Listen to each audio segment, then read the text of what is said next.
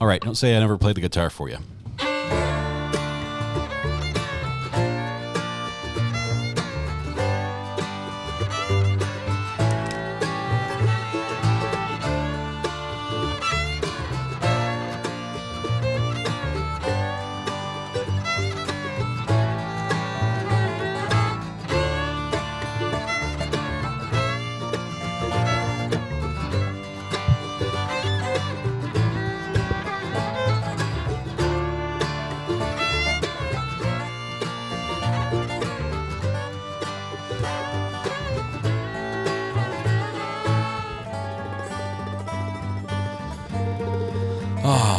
Good afternoon. Good afternoon.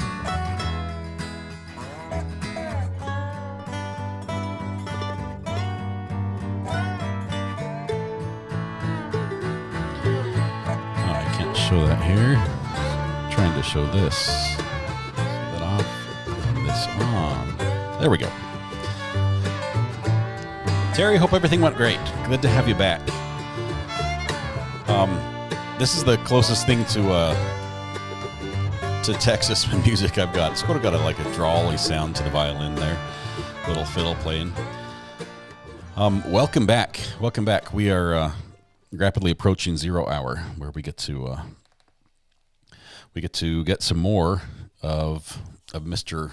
Ortiz, Mr. Juan David Ortiz versus the state of Texas, which is super exciting.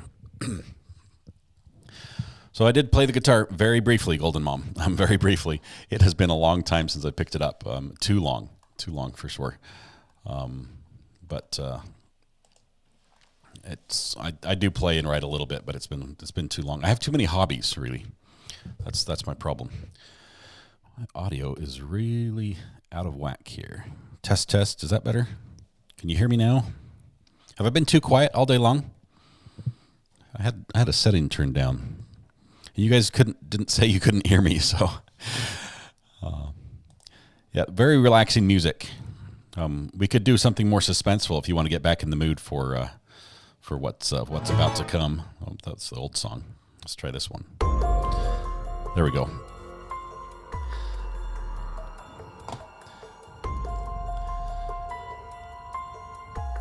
Wonderful to have everybody back here. Looks like the crew is filtering in. I don't see a mod yet, so you guys can really sort of do whatever you want in chat without a mod here. So, feel good tunes. Terry, it's starting to snow. Got an injection for my shoulder. Terry, hopefully that wasn't like a cortisone shot. I've had those, and those are not fun. Debbie says, "Oh, I'm out of breath. My body's as young as my mind. I just danced to Footloose." Kick off your shoes, Debbie. That's awesome. Thank you. This is spooky. Yes, this is more spooky. We're trying to get back into the trial mindset. No mod, party time. Right. When the mods are gone, never. Shh, everyone. Shh. Quiet. Toxics here. The mods are in the house. Judge is releasing documents for Delphi, but will be redacted.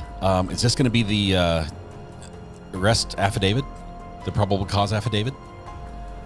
And do we expect those today? That would be fantastic. Thanks for keeping an eye on that, by the way. Okay, awesome. All right, enough with the music. Enough with the music for now. Wow, that'll be interesting. Will Ortiz be taking the stand, or too early to tell? I very much doubt he'll be taking the stand.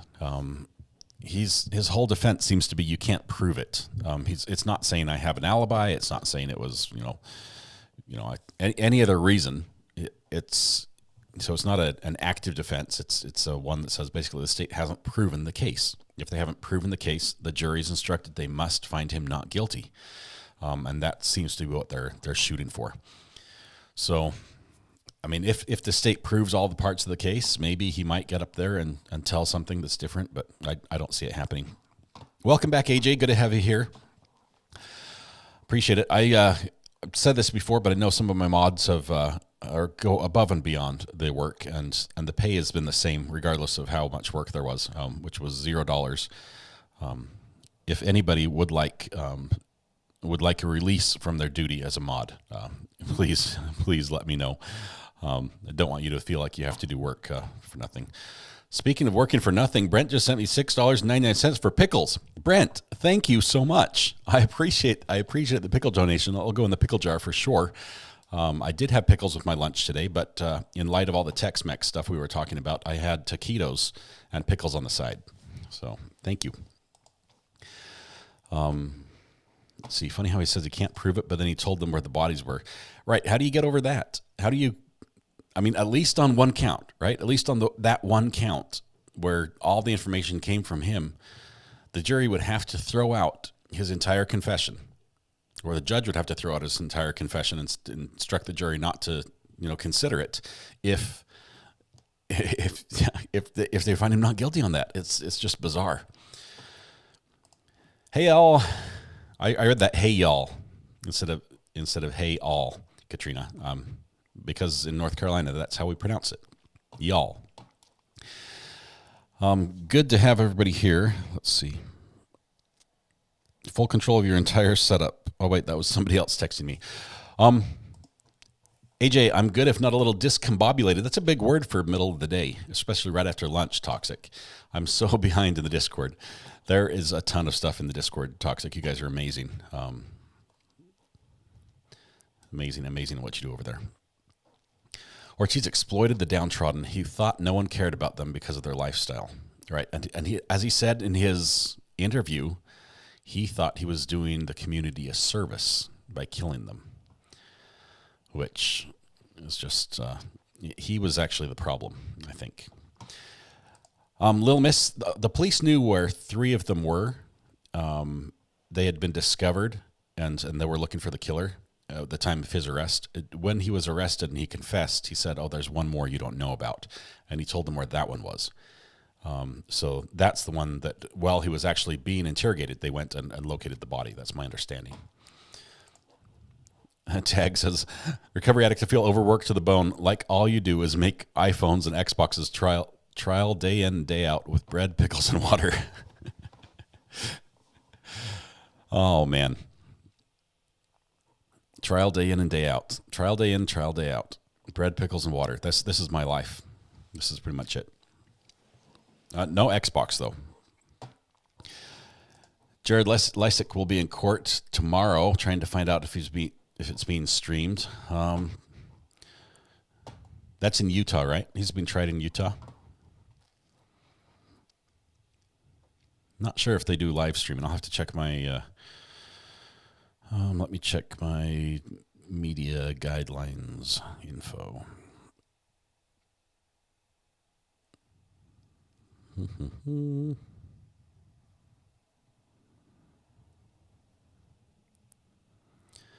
have to do some checking there. I don't have it pulled up just right now, but some states are friendlier than others. Let's put it that way when it comes to streaming. No live streams yet from the courtroom.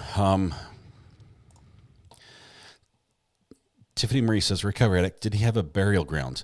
You're talking in this case here, Mr. Ortiz? No, he would just shoot them and leave them right where he left them. One of the women was not dead when she was found. She was left to die, and she passed away at the hospital or en route to the hospital. She was found by a truck driver. But he would just shoot them in the back of the head and leave. So it's... Yes, that's just sick thinking. Yeah, he targeted people who would be the least missed. But they got him, luckily. Jimmy, on that AWP issue, as far from a YouTube perspective, let me just tell you that they shoot a lot of stuff far in advance, and it's possible they have a backlog of videos to release without before the events happened, before his arrest occurred. And so they're releasing videos that were shot before all this came to light. I'm sure that will phase out pretty quickly. Another song, Money for Nothing, says Debbie. And your chicks for free, isn't that how it goes? I want my MTV. He dropped them off drop them at exits off the freeway, right? Just easy places you could just pull over off the side of, I-35 or something. Tag says, I'll grab an Xbox off the assembly line for you. That would be awesome. Just go ahead and email it to me. By the way, we started off with Laura coming in with a bright and early hello. Not just early, a full half hour before this live stream came back, she dropped a hello. And with her lowercase question, she purchased the entire internet. And so, Laura, we will send that out to you right away via email. And you are responsible for everything IP related until we gift it to another unsuspecting person. But thank you for all you do. Ginger, thank you for the super chat. No message with it, but just a super chat. Thank you so much. I appreciate everything you do, being a part of this chat and what you bring to the community. Thank you so much. Tiffany says, oh, wow, didn't even attempt to hide them. Must have been convinced they wouldn't catch him somehow. It's the arrogance, right? His arrogance that just shows right through. Okay. Law and Crime is showing an exit sign, but that's the only people who have a feed up so far, so we'll hold off just for a little bit. Law and Crime's the most delayed feed as well. AWP only belongs to him. Everyone else quit. Maybe he's still trying to earn money for his defense. Do they know how long he's been doing these killings? Pauline, these happened very close to each other, within just a couple weeks. This was 4 years ago, but it was just within a couple weeks of each other that these were found. Some of them 10 or 11 days apart. Tag is going to fax me an Xbox right now, which is awesome. As soon as I find a fax machine to receive it, I'll have an Xbox. That's awesome. Thank you, Tag. First time purchasing a super chat, so I didn't realize I could leave a message. Well, Ginger, thank you. Thank you very much. I appreciate that. And if you ever want to leave a message, you don't have to purchase it, of course. You're welcome to do so, but just tag me in it and I'll read it. LNC sucks. I refuse to watch them, says Little Miss. They're useful at times. There are some cases where it's the only way to get the information. Brenda, AWP is Adventures with Purpose. It's a group that did underwater sonar scans for missing vehicles and persons. And it turns out the owner of the company had something that the law wanted him to talk about and to talk to him about. And that's catching up. Recover Addict, beep, boop, beep, says Tag. The fax is coming through right now. Just 3D print an Xbox. It's that easy, right? Yeah, it's not quite that easy.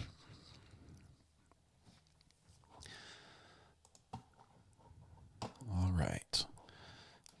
Yep, there are several other groups that are doing that as well, and I will say that the service they perform in closing out these cold cases, missing person cases, is amazing. The skill they have with their equipment, as far as the underwater sonar, the side scan sonar, live imagery through really rough, murky water, it's impressive, and it's been able to solve cases where law enforcement has not been able to.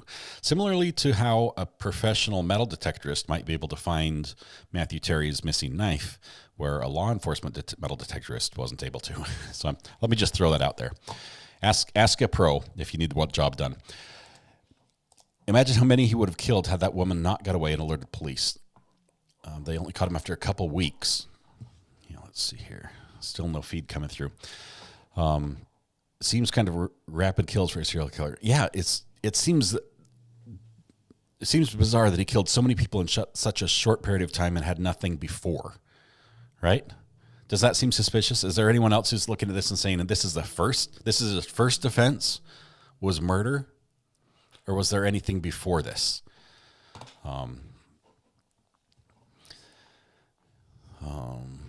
Oh man, school on lockdown. Where's that at? Music Man.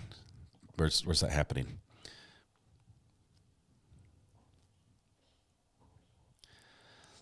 They usually have longer cool off time between kills. More like a spree killer. Yeah, it was fast.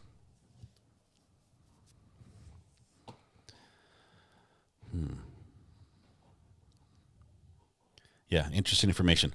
Well, keep us posted on all the documents that drop, especially with the Delphi case.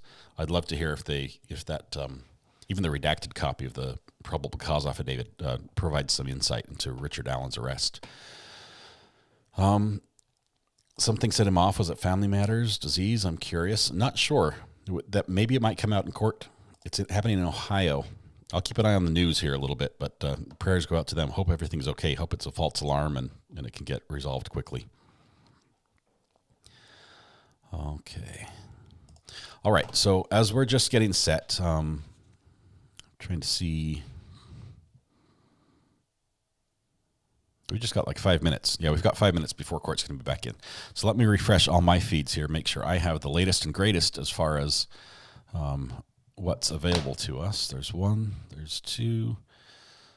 Let's check 3 here. I'm going to have to play some music so I don't... let's see, we already did that one. We did that one. Do you want upbeat music or something relaxing? How about this one? This is right in the middle, right? Okay, doing a quick scan of the channels here on my end.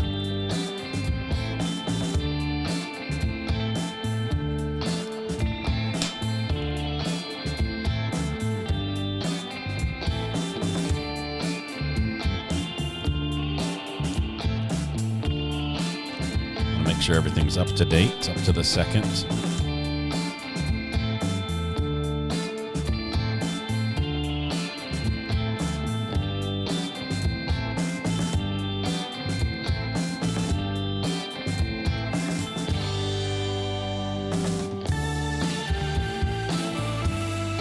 Okay, I think we're good. Still nothing coming through on a couple of them, but it's all right. Debbie's pickles for everybody. A full round of pickles around the chat room here. Thank you very much, Debbie. Appreciate the super chat and the sentiment. I hope everyone enjoys the pickles. We'll email those out as well. Thank you so much. Appreciate everyone's support. Okay. Oh, Brenda, I'm sorry about that. I'm not going to post your chat, but at the same time, I'm sorry that happened. Maybe it was his separation divorce that turned him into a woman hater. Prostitutes were easy targets. He clearly was blaming them when I think he was probably the problem. He was friends with the girls. Pauline, I think he was a customer with the girls first. But just bizarre. The pickle fund is growing. It is. We're going to have to get some more pickles. I'm on my last jar. I bought 3 last time I was at the store, but I'm down to the last jar. The kids seem to be eating them faster than I am. Just be patient on the docks. Our guru is working. Toxic, let me know how she manages that. She is incredible at how she drums those up. Joellen says, watched Emily T. Baker during break. Glad to be back here. I like Emily. She is a fan of the cursey words, so it's a little bit different experience over there, but she's also entertaining. First super chat for you, Debbie. I'm glad your first could be right here in a safe environment. No little miss about fights, but I don't know till then. No, it's about fights, but I don't know. So this is the lockdown you're talking about there in Ohio. Okay. It's probably going to be in Twitter. It's probably your best bet to find information right now on that, just because it's breaking news. Twitter tends to not have the gatekeepers that regular news media outlets have, and so things tend to hit there first, but it's also a lot of misinformation to sort through. Let's see what we've got. Yep, we do have a feed here, and I don't know why I'm not working. Let's see. Oh, that's why. Let's switch this to that and this to that. There we go. Too many buttons.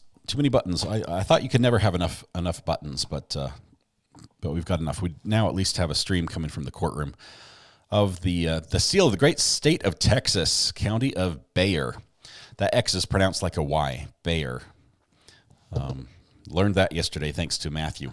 And a few others of you who educated me regarding Texas pronunciation. It's in Akron, Ohio.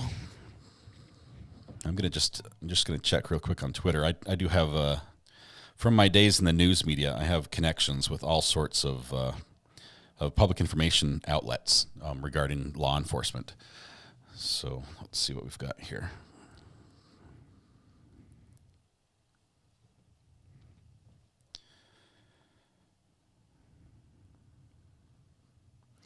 Might not have hit yet.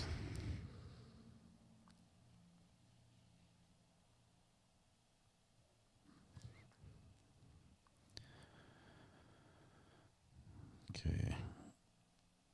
I'm not seeing any major news outlets covering anything yet. But is it Akron or Akron? Akron? Yuck, I hate the dentist. Good luck. Every time I go to the dentist, he makes me make a boat payment. It seems to be I'm paying for his houseboat, but it's neither here nor there. Still traumatized from yesterday's language, says Mac. I'm sorry, Mac. I'm sorry. It was victim impact statements, and it made an impact on all of us. And I do apologize. I did not know that was going to happen. I'm glad you made it back, though. Debbie, we love that you're here. The people here are amazing, and you are one of them. So thank you so much. She does cover different topics up there, Melody. I really like her, and you get colorful hair too. I mean, what more could you ask? I don't give you that. I give you a little bit of gray. That's all I give you. I'm going to eat some ice cream. You're a bad influence. I did, the true confession, I did eat ice cream with my lunch. I had a bowl full of vanilla ice cream because I saw it, and I have a seafood addiction. When I see food, I want to eat it. My, that's an amazing courtroom. It is. It's absolutely wonderful. You forgot to watch the impact statements. Oh, Little Miss. Watch it with headphones if kids are in the room, because the sister of the victim, I believe, read the defendant's text messages from his phone for about a year's worth of text messages. And most of them have to do with getting high or getting drunk or blacking out, things like that. But there are some that are X-rated, I guess you could say, and there's a lot that are R-rated. And I happened to tune into, I think, both of them live on the show the other day in the morning on accident, and we had to jump out quickly. But yeah, it was a little rough. The family is very, very upset that this guy is got a guilty or not guilty by way of insanity. Just crazy situation. Okay, so the judge was early this morning. He's making up for it now with it being just a few minutes after, 15 after the hour, and he is still not back on the bench. The jury was instructed to be here by 15 after, so we're just a few minutes late. Danessa Johnson, welcome. She says, I just saw where Judge Jennifer Darrow's husband said she was running for Wisconsin Supreme Court. She is supposed to announce tomorrow. Cool. That is great. I'm so excited for her. I think she'll do a fantastic job. Holy gavels, Batman. This courthouse is nice. I'm going to book a suite. Is it that good? Is it that good? I know it has amazing lighting.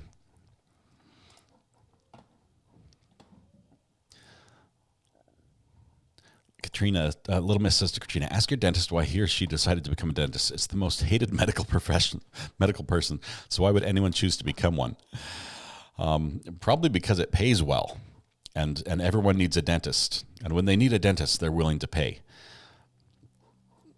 Little Miss has a little confession here. I'm not sure if we can read it. Let's see. We hired someone.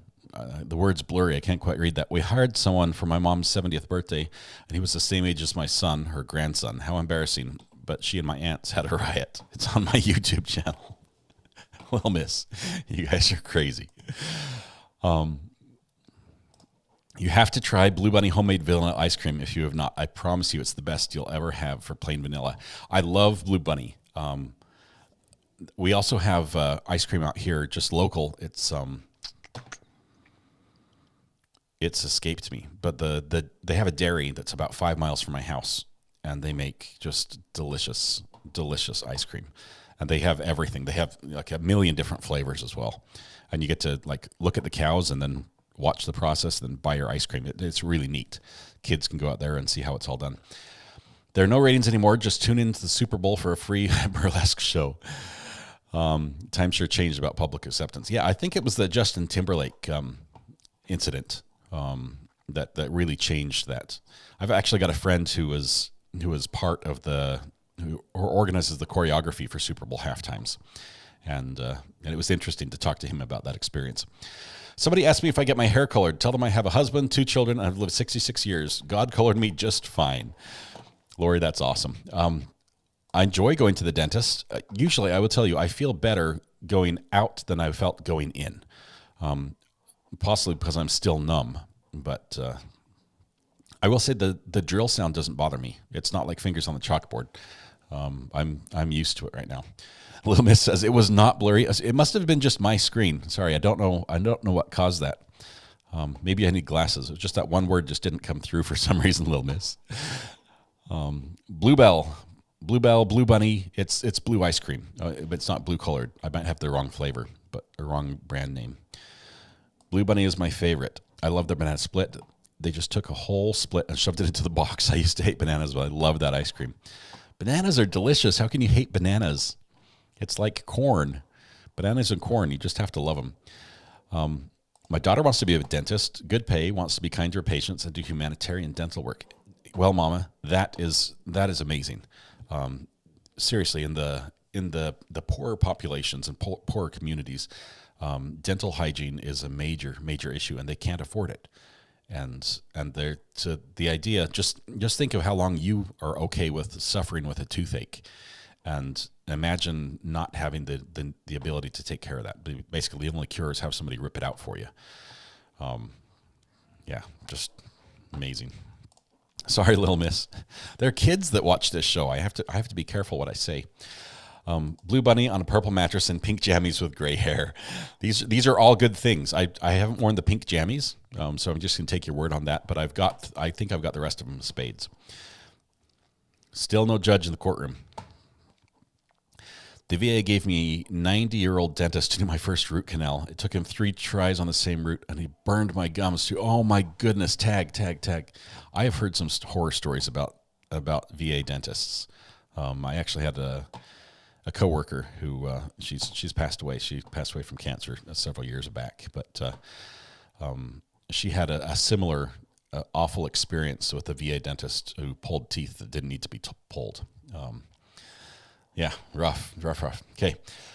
Bluebell is out of Texas and now Alabama, Kansas City. Blue Bunny is a contractor service that may be nationwide. They ship a recipe to regional ice cream makers and do their own labeling. Good to know, Ollie. You are the expert of all things ice cream brand related. We'll go ahead and crown you that right now. Thank you for that. Okay, don't forget to smash with the icon. Smash that like button, everyone. Helps the channel grow and may be seen by more people. Or just bring a friend, Tiffany. Either way, that works. But I'm just happy you're here, really. I'm just happy everyone's here. They sell it in Ingalls in North Carolina. Cannot remember the name right now. Somebody in North Carolina, please help me out. What's the... I'm going to have to call Mrs. Recovery Addict. Just one second.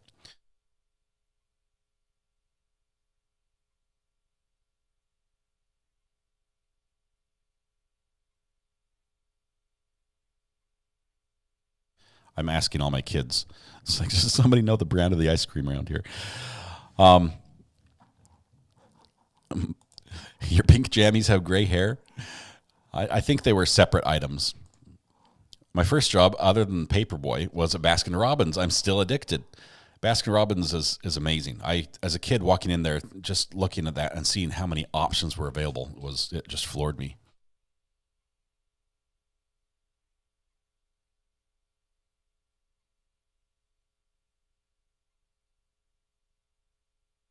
All right.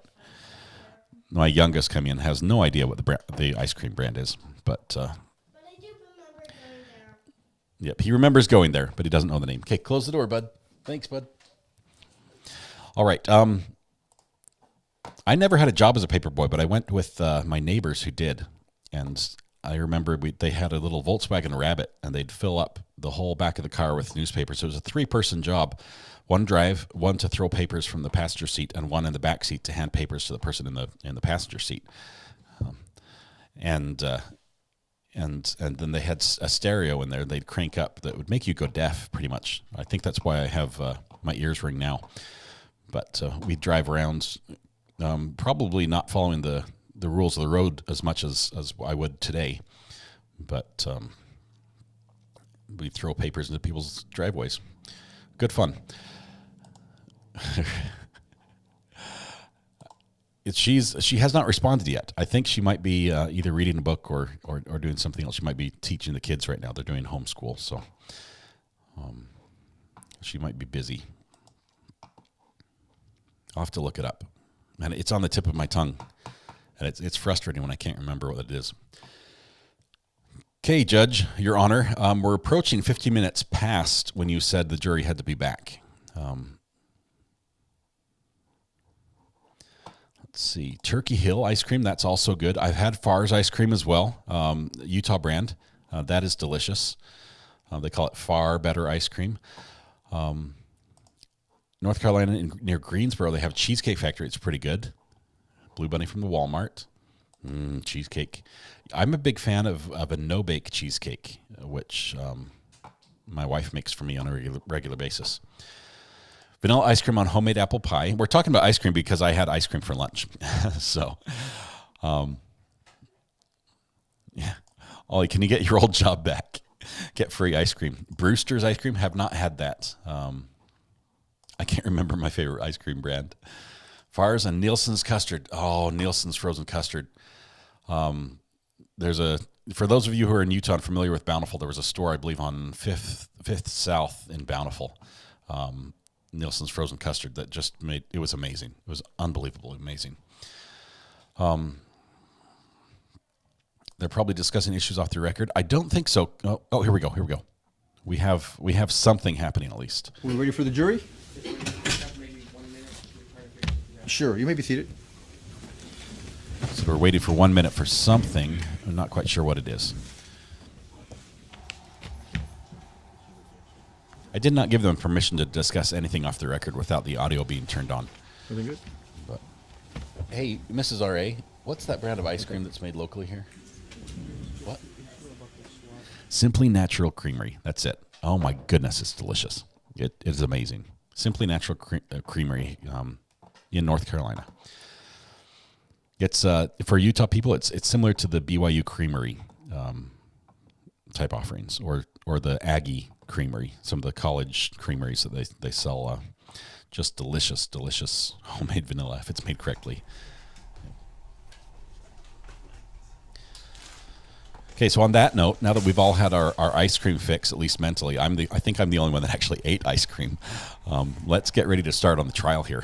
This is Juan David Ortiz Texas versus the state of Juan David Ortiz. He is the Border Patrol agent who is accused of being a serial killer in his spare time. He's accused of killing 4 women who were prostitutes and drug users. And the 5th one got away and ran to an officer, was able to get safety there and provide enough information to identify his house. They were able to identify his truck.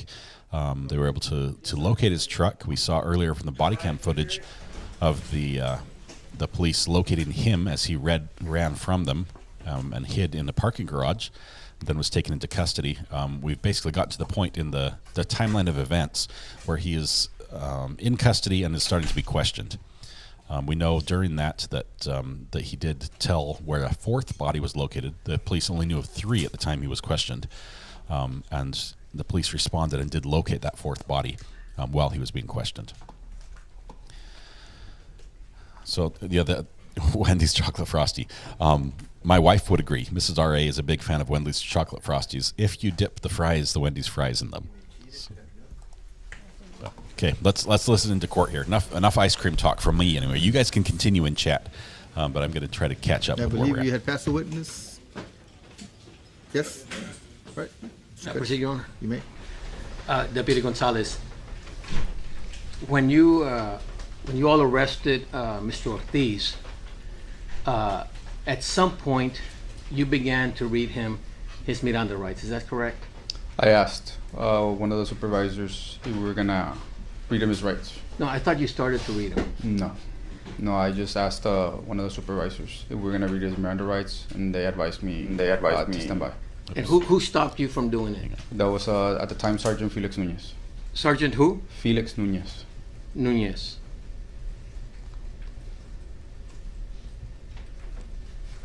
But had he allowed you, you would have done it. If I was instructed to, yes. Yes, sir. Got two different angles of him right here. And then I don't remember if they asked you. Did you see the keys that they took away from Mr. Ortiz? I don't recall the keys, sir. Okay. Now, you said that those items were placed in an evidence bag. Several items were placed in an evidence bag. I believe the last item that I recall was a box of cigarettes or something in that manner. Okay.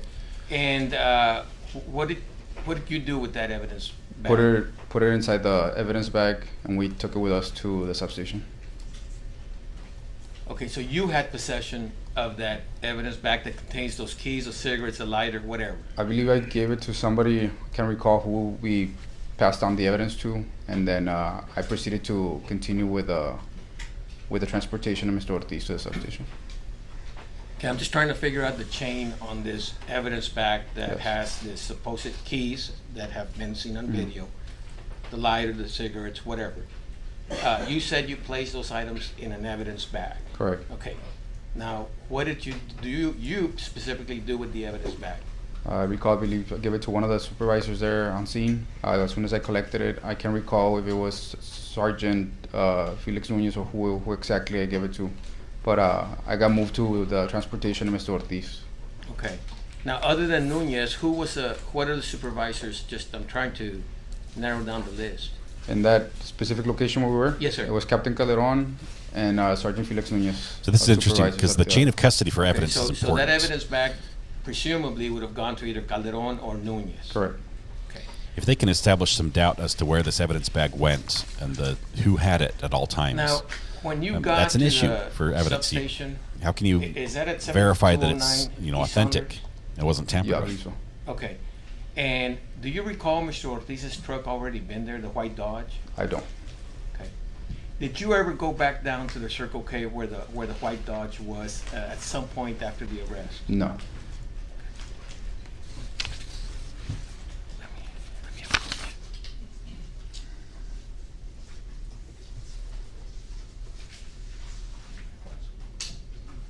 look. I'll have to take a look at that.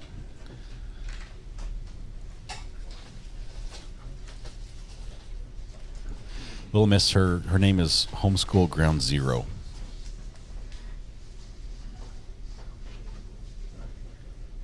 She has her own YouTube channel where she posts videos about homeschooling. Does a great job over there.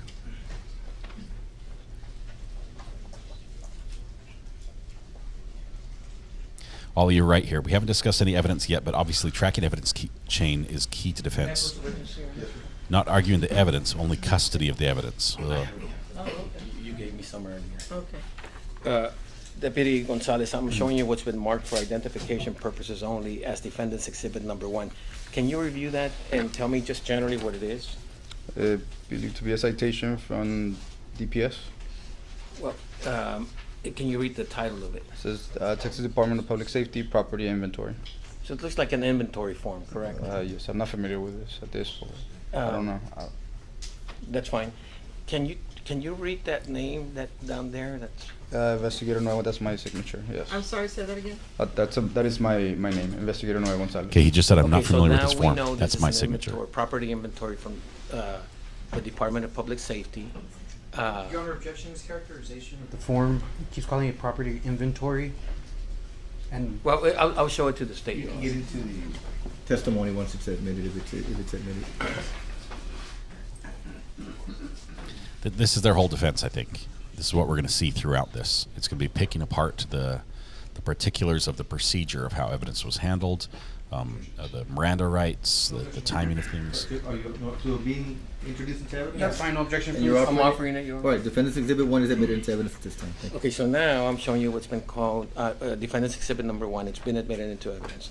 And so the title of it is what, sir?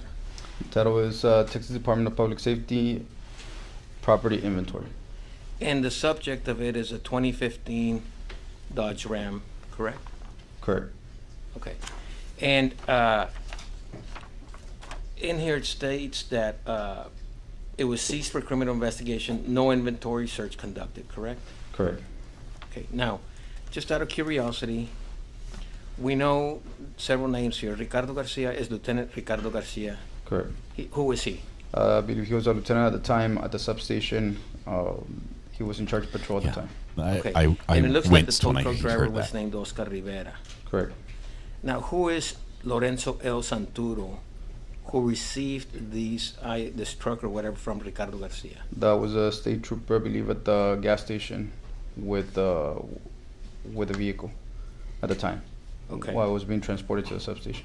Okay, just because we couldn't tell. So Lorenzo Santuro is a DPS trooper. Correct.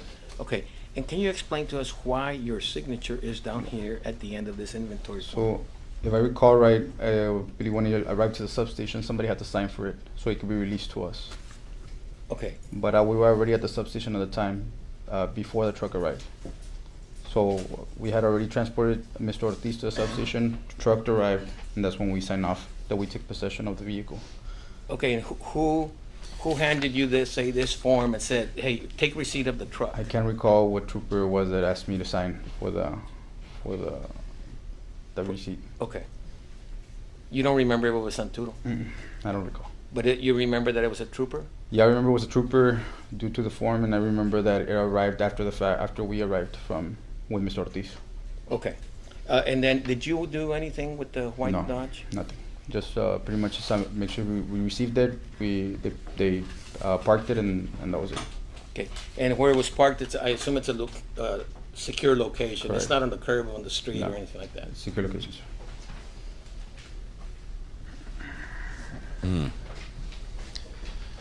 I didn't hear any gotcha moments. I didn't like the fact that he said, I don't know what that form is. Oh, wait, that's my signature at the bottom. But, interesting. Hey, Color Me, welcome back. I love the sketch of the Grinch that you sent me that's in your avatar, whatever you want to call it. Whoa, somebody's playing a very loud stereo outside my car, or outside my house, in their car. Yeah, Brooks defending a killer did not turn out well for him. No further questions, Your Honor. You may step down. Thank you. Okay. Do you think the defense really didn't know what the chain of custody was? Do you think they haven't been able to ascertain which officer did what? Or was this new information for them? And I guess with defense's consent, if this witness can be released from the rule, unless they're gonna, You can go back to Laredo. because also he needs to go back to Laredo. Yeah, we can be released, Your Honor. Released. Excuse, sir. Well, You're free to go back to wait a business. Well, he's going to Laredo. You're excusing. We're asking if you're okay with releasing him from the rule. Yeah, to excuse him. Yes. But we don't want him staying here. He's free to go back to Laredo. Right. Oh my goodness. You're released from the subpoena. You're excused. You may. You want to approach the bench, sir?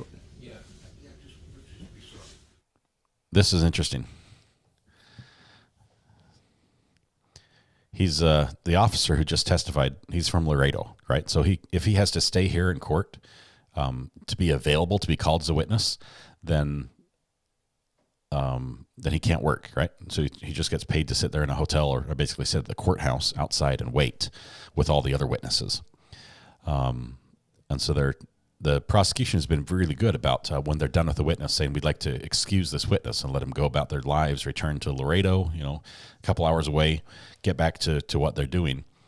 But defense has hesitated on at least one of them and said, no, we'd like her to wait because we might need her later on. So we'll see what if the defense. The thing is, if the defense gets information out of another witness about this chain of custody that's pertinent, they might get a bit of information that would relate to this officer's interaction. And so for them, it would be important to have this officer available where they could call him back and say, hey, what about this? It's new information. So that's what they're doing. This is the game they're playing. AJ says, I blast my car stereo, but I turn it down when I drive through neighborhoods because I'm not a jerk. Thanks, AJ. What do you blast? What's your song of choice? Not familiar with the form. Looked like a traffic ticket. He's not the guy that usually takes trucks in. No biggie. Okay, yeah. I don't think the jury's going to be like dun dun dun, as far as that testimony goes. I think they're really setting up for a bigger argument, and this is just one little tiny piece that they might point at. The defense is truly interested in how often they object to almost everything, and it seems like they're deciding on the fly. Like every time they confer amongst themselves, they seem to be like, I don't know, can we let this guy go? Can we release this witness? Are we going to need him later on? It's like, how do you not know that? How do you not know what you're going to do? Kept looking for a little Tesla model, then realized that's a different case, right? Different judge, different state. No model cars on this one. The judge in the Matthew Terry case in Florida had a little model Tesla on his bench, right up there on the edge. Do you think Ortiz looks worried? If I were him, I'd be worried. Definitely. I think he may already accept that the odds are he's going to spend the rest of his life behind bars, but not sure. Let's take a wider view as well, just to see what's happening. Witness sentenced to time on the Riverwalk in San Antonio. Life is tough all over. Ollie, what's that from? What the heck is with both sides holding witnesses captive today? I don't know. I think the prosecution should release their witnesses when they're done. I don't think they get the first bite. They get to present all the evidence. It's just common courtesy to release them, unless there's really an issue that's going to come up that you anticipate. Yeah. Okay, sorry, I'm trying to catch up here. I want to say proudly I've never been in trouble with the law or been in jail. Got a clean sheet here. 80s, I'm glad to hear you've never got caught. Never committed any crimes. I will say that I had a little bit of a lead foot as a youth, and got treated quite nicely by a prosecutor who let me get a plea in abeyance and get my record clean. Just because I like to go fast, and I like to I got caught going fast too often. Are they going for death or life? They're going for life here. I think the family's requested life in prison. Life without parole is their hope in this case. Florida just passed a law prohibiting loud music playing from your vehicle. Seriously, Lori, I know my town has that same law, but it's the one that's most flaunted. Nobody follows. Shouldn't take too long, but it needs to be addressed before the next witness. So I'm going to go ahead and excuse you again for a few minutes and remind you not to discuss the facts of the case. Thank you. All right, to the jury.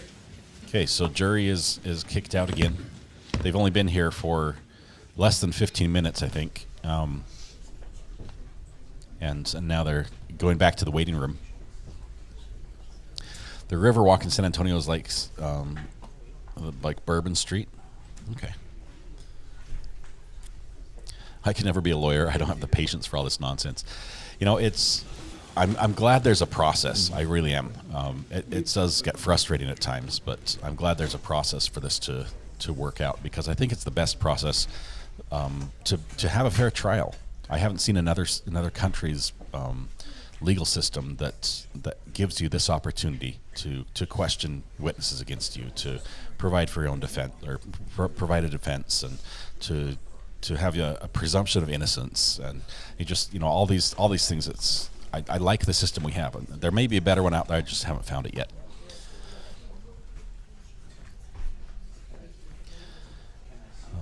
Lori's going to go feed the ducks. Throw them some bread, or do you throw them grain? I'm not sure what you feed them. I have lead foot too, but I never get caught. That just means you have a faster car than me, Lil Miss. That's all. I had a slow car. It could speed, but not by much. My first car I drove to high school was a 1976 Ford Country Squire station wagon with wood paneling. It was not quite the chick magnet that most high schoolers wanted to drive, but it got me to school and back. There was one day I forgot I drove to school and left it in the parking lot, took the bus home, and had to walk back to school to get the car. That was a rough day. I do like these sidebars. I like that we have multiple camera angles so we can sort of see what's happening as people are trying to... the defense and prosecution do seem to be working together. I mean, not like together for the same team, but they seem to be able to work professionally in a good way.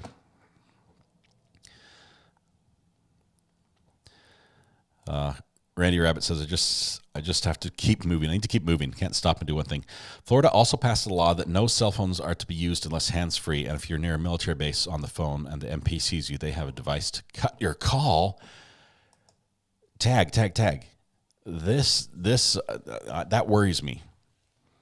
That worries me because that's near a military base and on the phone.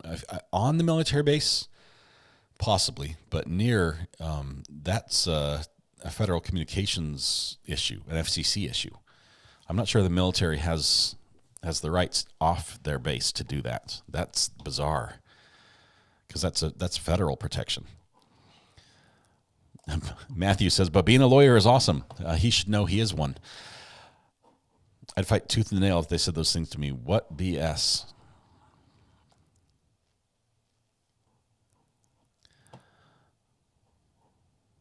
Oh, going back and seeing what Toxic said. Oh my goodness. Yeah, that's not okay. My daughter attends a private Christian school. I'm waiting for my hubs to get home before I lose my mind completely on school.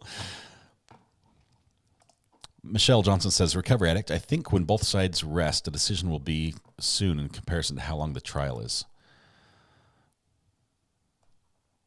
So as far as the deliberation, it won't take very long. I'd agree.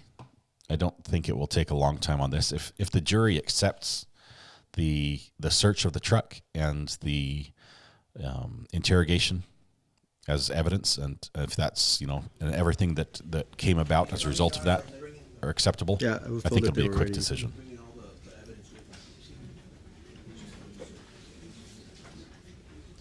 Look, they're bringing in a cart full of evidence.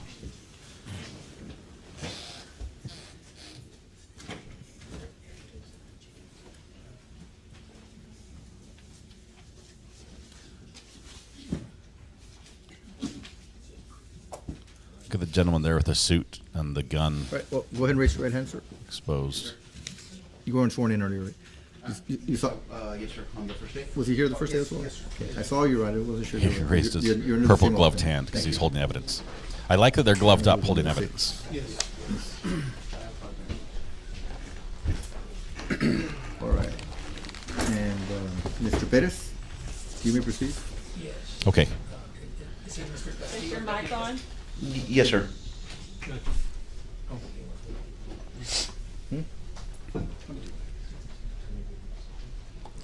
That makes sense. I understand that part. I've worked on a base enough to understand what you're talking about there.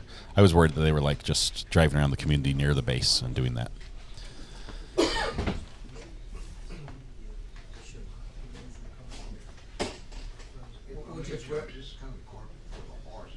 Well, I thought that was a request by Mr. Perez. The request was for them to make their proffer, and then we would take him on voir dire to see what the chain was. They're going to offer this evidence through him and have yet to show a chain. And what we were proposing was do it out of the presence of the jury to speed it up. Yes. That's fine with us, Your Honor. Then go ahead. Proceed. Well, otherwise, there's no. Sure. Proceed. Please state your name for the record. Oh, your mic. I'm sorry. Is mine on?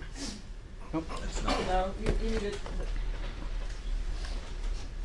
They have wireless mics, which is good. Please state your name for the record. My name is Roberto M. Castillo. I am Okay. employed with the Webb County Sheriff's Office, sir. What do you currently do at the Webb County Sheriff's Office? I'm a sergeant in the Criminal Investigation Division. Okay, and what are some of your duties as sergeant in the Criminal Investigation Division? My duties include supervising some of the other investigators, handling cases myself, and I also assist with the property room and evidence management. Okay, when you say I assist with the property and the evidence management, what is it that you do there? For the most part, property is organized by my partner, a fellow investigator in the Criminal Investigation Division. I will assist him by pulling evidence if need be, putting evidence back in, running evidence if it needs to be tested, things such as firearms, narcotics, weapons, things of that nature, sir. Are you the custodian of the evidence? In this particular situation, yes, sir. Does anyone else have access to that evidence? The evidence is stored in an access-controlled room. So, no. Okay. As to this evidence, does anybody aside from yourself have any access to it? No, they do not, sir. This evidence was delivered to this building at approximately 10 a.m. on Sunday morning, and This is outside the presence of the jury. And the key to the room that it was secured in was then passed over to the custody I'm that sorry, the key to the room that was secured, what? I'm that sorry. it was stored in was then passed over to the custody of the Bexar County Sheriff's Office. Okay. Did you have any involvement in this case in particular aside from that? No. Okay. Is there any other deputy or officer that also has access to the evidence room? My partner, Investigator Nenke. Okay.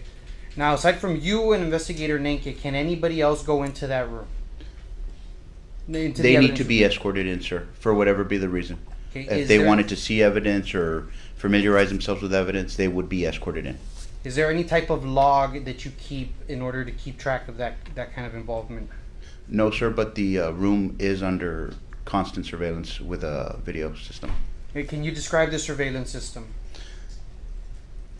If this was the room, the door would be roughly where the doors are to enter and exit the courtroom, and the camera would be in the corner. So it's I'm assuming it's a wide angle camera, and if I'm not mistaken, it captures both video and audio. Okay. Video for sure, but I believe it captures audio. That would capture the entering and exiting of anybody that goes into that room. In addition, it is in our conference room of our substation. 80% of the time, I would say, majority of the time, it is staffed with deputies. Okay, is there Yeah, that pay raise With would this just bump case me in right up into the particular, next tax bracket, AJ. you had mentioned that you I brought couldn't it up handle that Sunday either. morning. Correct. Has this evidence been in your possession the entire time, or have you been the only one that has access to this evidence? From the time I was subpoenaed, I believe last week on Tuesday or Monday, I made myself familiar with the evidence, gathered it, organized it to the best of my abilities, labeled it if necessary. And as far as the custody goes, it hasn't been physically within my custody. It's been secured, passed over, like what I mentioned. When I released it, one key secured the room, and it was passed over to the care of the Bexar County Sheriff's Office. Okay, if you needed to open a box and pull something out, what kind of information would you need in order to do that? One such example was when I was asked to secure the weapon during the lunch recess. That seal has not been replaced. However, in situations where the evidence needs to be viewed or reviewed or what have you, you can see various pieces of tape. So we would open it. It would be a controlled entrance. And the reason for the controlled entrance would be so that we could secure it properly. We would retape the entrance, and then we would sign an initial to where if that seal was broken, the initialing and the dates and such wouldn't match up. That's the process. I believe it's an accepted standard. Now let me ask you. You mentioned the gun earlier during the lunch, or you mentioned it during your testimony, but something about the lunch break. Correct. Were you present when that gun was opened, or when the box was opened? I was present, as was a member of the Bexar County Sheriff's Office and members of the court. Yes, sir. And that was just for the safety of the court to make sure it was secure. Okay. Ollie, it's just a matter of perspective. by secure, I Just mean put in the unloaded. hours, you'll be rich. Okay. May I approach, Your Honor? Some of the evidence. All right. Okay, so Let's see what's in these boxes. I'm curious now. We know there's the weapon is what they've said.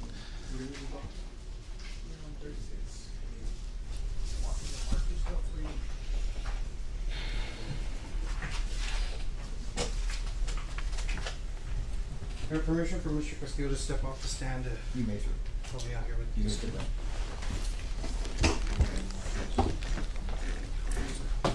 Is everybody going to glove up? Yeah. So the first item I want you to grab for me is the H&K handgun. I think that's the H&K USP, which I do love that firearm. It's a great model. Now, since you've taken custody of this property, and you mentioned earlier that that's been opened by yourself and the Bexar County Sheriff's Office to make the weapon secure, Has anyone else had access to that weapon? No, they have not, sir. Okay. I don't think we're missing Do any. you mind opening that weapon?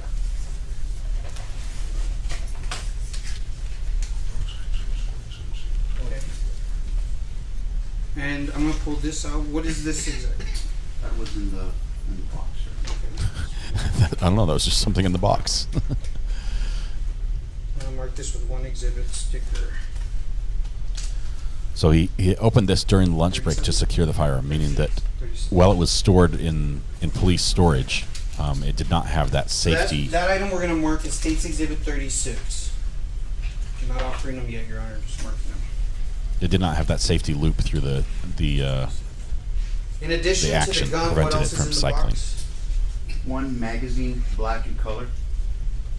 We're gonna mark that one State's Exhibit 37.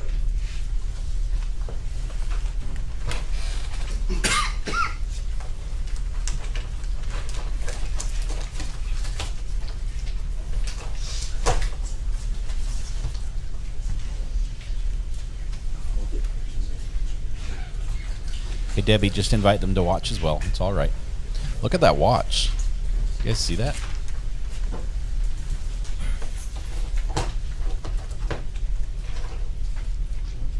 Yeah. Excuse me, what was the envelope inside the box? That's right. Okay, that was inside the Yeah, box. it's sealed though. We haven't opened it yet. Okay. We don't know what's Well, in Your that Honor, envelope yet. since our objection is going to apply to all the evidence from this witness, may I take him on voir dire? At this point? I think so, because whatever objection I have to that, it's going to go to everything. I'm fairly certain. Yeah, I was just hoping that we would mark the evidence, because even when the prosecutor was asking questions, it was when fine. the That's witness was fine on if the that's- stand. One second. He was saying this evidence, this evidence, this evidence. It's not clear on the record as to. They're doing this what out of the items presence of the those jury are. So, because you have them the labeled at defense Yeah, is trying to that's get fine this with us, evidence Your Honor. excluded. Okay. That's okay. And it's very hard to get that evidence out of a jury's mind if they've already seen it, if they've already seen the gun, if they've already seen the clips, the magazine, the shell casings. 38. That's hard for them to forget. Then saying, "Oh, disregard those."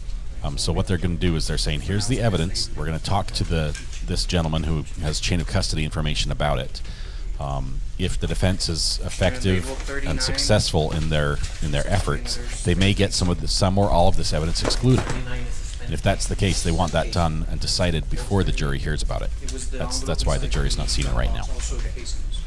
It means it's redundant for us because everything we go through here outside of the presence of the jury will happen again once the jury's there."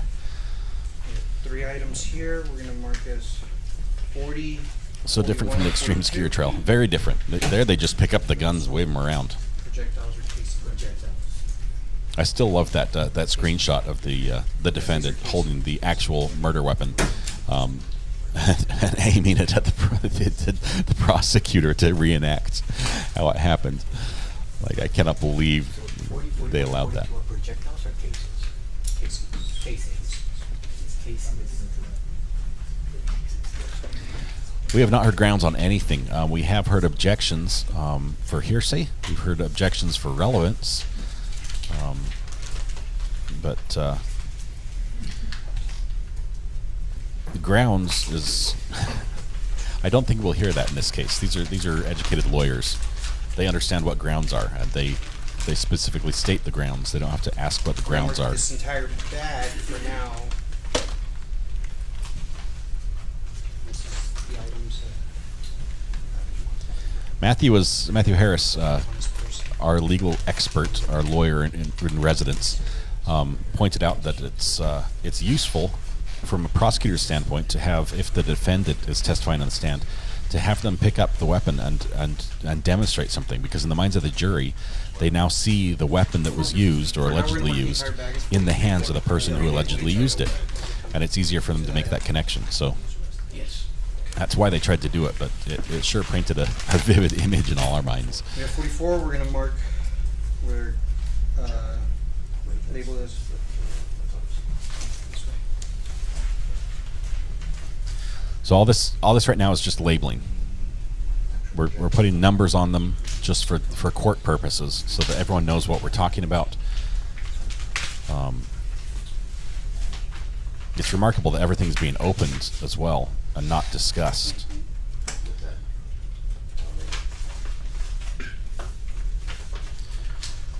I wonder, does anyone with legal expertise have any concerns about what they're doing right now and how they're doing it? Are they making a mistake that might come back and bite them? That's my question. A projectile 44, another projectile 45, and projectile 46. That's where we recover from others.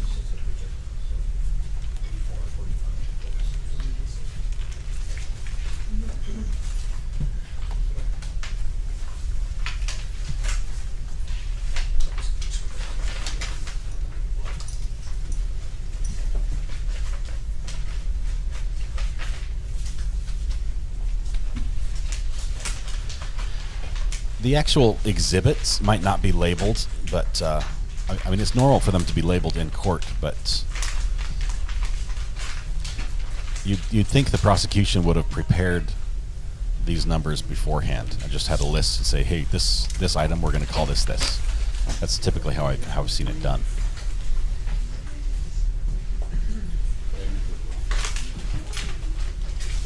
And then the court just records it as it's submitted. And they say, this is state's evidence number 45, 46, or whatever it is.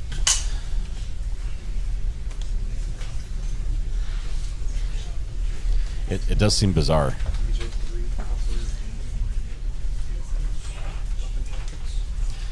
Now maybe, let's think this through. The state knew, or the state knows, and had known all along, that the defense was going to challenge the legitimacy of this evidence.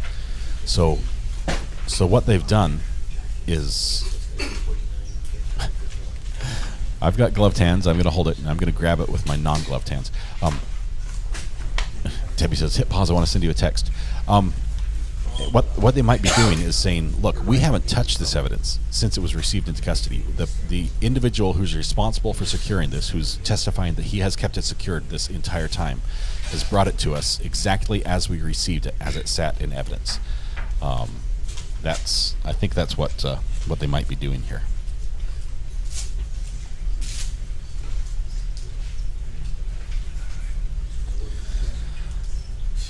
Okay, let's see.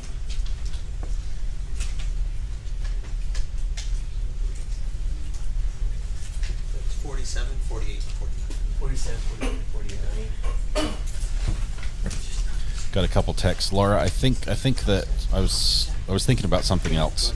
You sent me a link. I'll check out that link after the live stream. But I was talking about something else. And I've got a funny story from Lori, so I'll have to hold on to that one and read it after. It's a little bit longer, but it involves a Ring doorbell.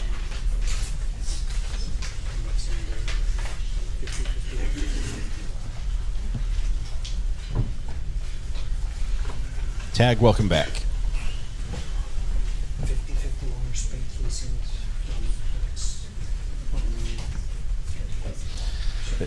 The thing that concerns me is there's just a bunch of hands all grabbing evidence up there. And lots of bags are open at the same time. Does the judge look frustrated there in the background? Sort of rocking in his chair, like, why are we doing this?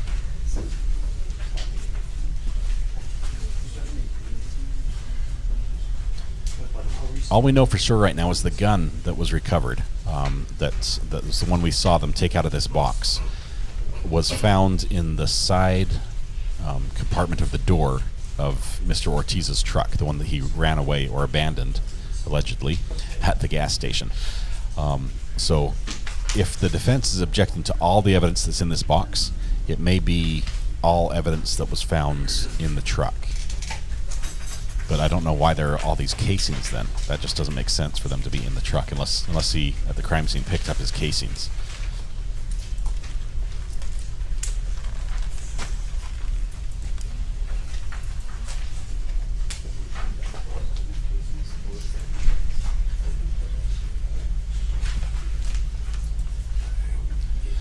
Yeah, Lori, that's what I'm thinking. The challenge in the chain of evidence,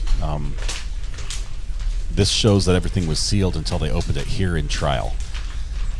But I mean, it's not happening in front of the jury.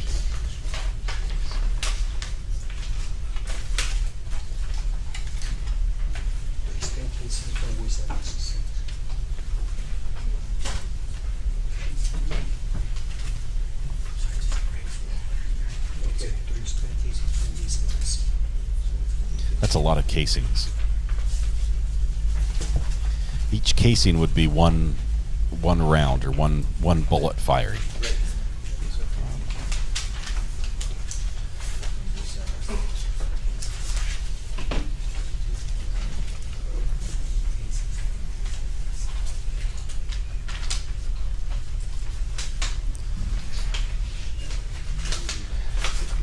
They've got a whole tire up there, some bullet fragments too, lots of good stuff. Could have just taken a photo of the tire. I think they do stuff pretty weird.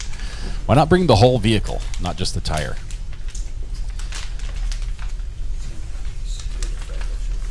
They're taking up time the jury should be there for.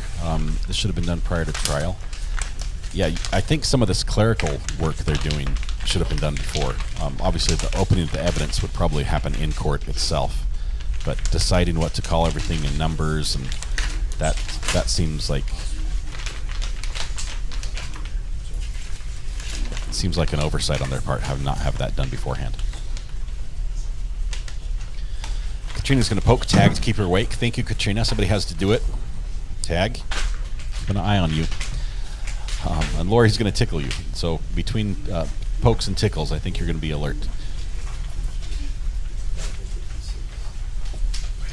Yeah, you can see that tread. It's got to be like a semi-truck tire there behind the officer.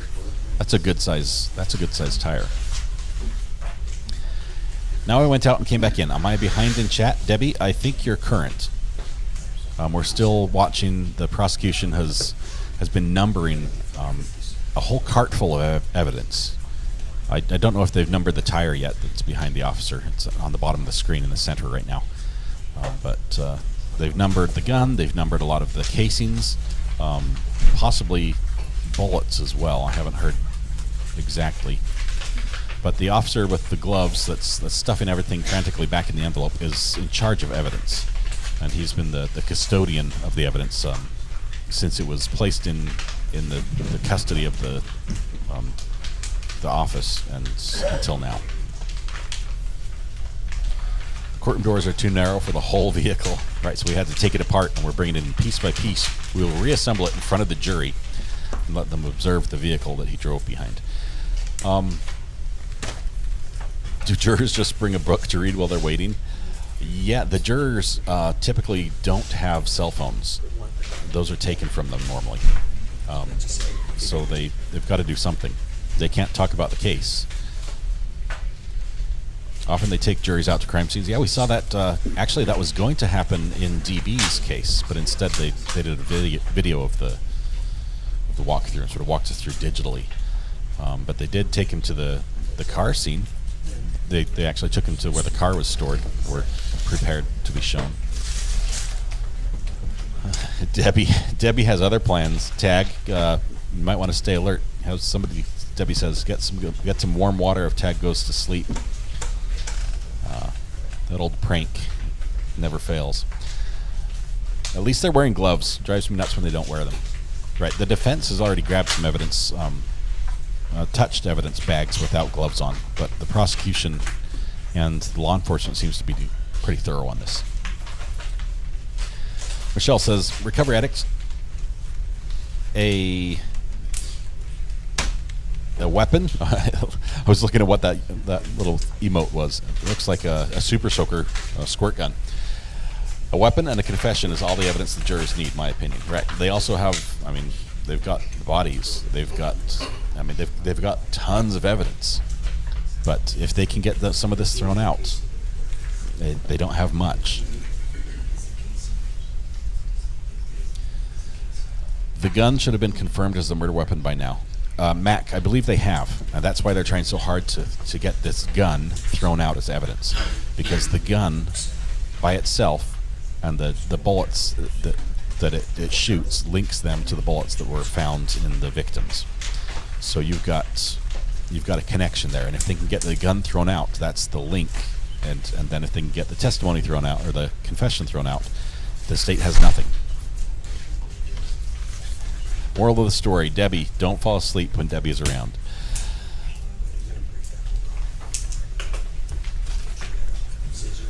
Yeah, it's a gun. I saw it. It was just I think it's a super soaker, like a water gun type. On my screen. It was in that blurry section. Little Miss knows what the blurry section's about.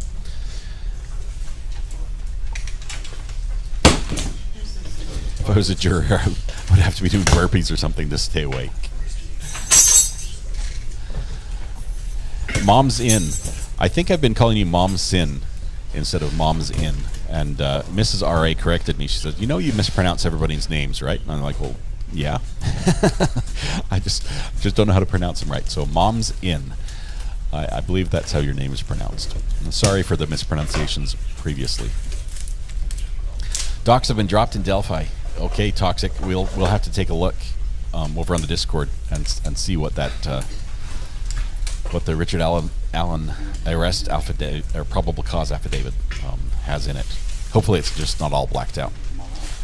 Ooh, what is that? It's a roll of wrapping paper.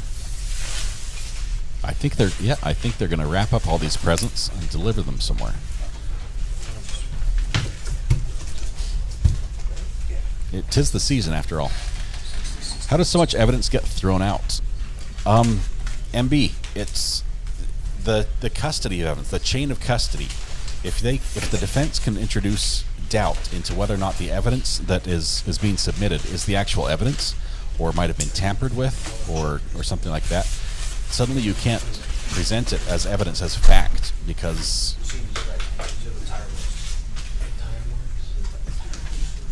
just listening. Those rolls of paper, they're the tire marks. They rolled tires across the paper to get tire prints.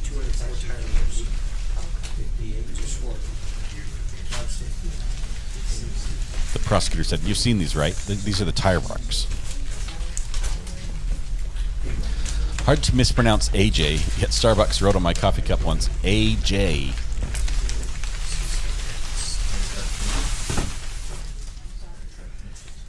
Abby, thanks for posting the burner phone number. For those of you who are new here, Recovery Addict has a burner phone that will allow you to contact us and leave your true crime confessions, or just send a text message or a voice message. Sometimes we'll play those voice messages on the air if it's appropriate. There's a little bit of instruction on the recording that tells you how to do that and how to pass by my my very strict screening standards. But feel free to give me a text message, send a text, send a picture. If you purchased one of our mugs, one of our True Crime Addict mugs, it's always appreciated if you send a picture with you and the mug in the picture. Castillo is opening up the tire cast, which we're going to mark as State's Exhibit. Okay, so they're opening a tire cast. So first they have the tire in the courtroom. They have rolls of paper that they've probably inked the tire and then rolled the tire across the paper to get the tire print. And now they have a tire cast where they've made a like a plaster mold of what the tire looks like. So they're going to a great extent to get this the tire footprint included in here. Randall, thank you for the super chat. Says, I sure hope there are no chain of custody issues. Randall, 100%. One person really dropping the ball on their job can put this whole case in jeopardy.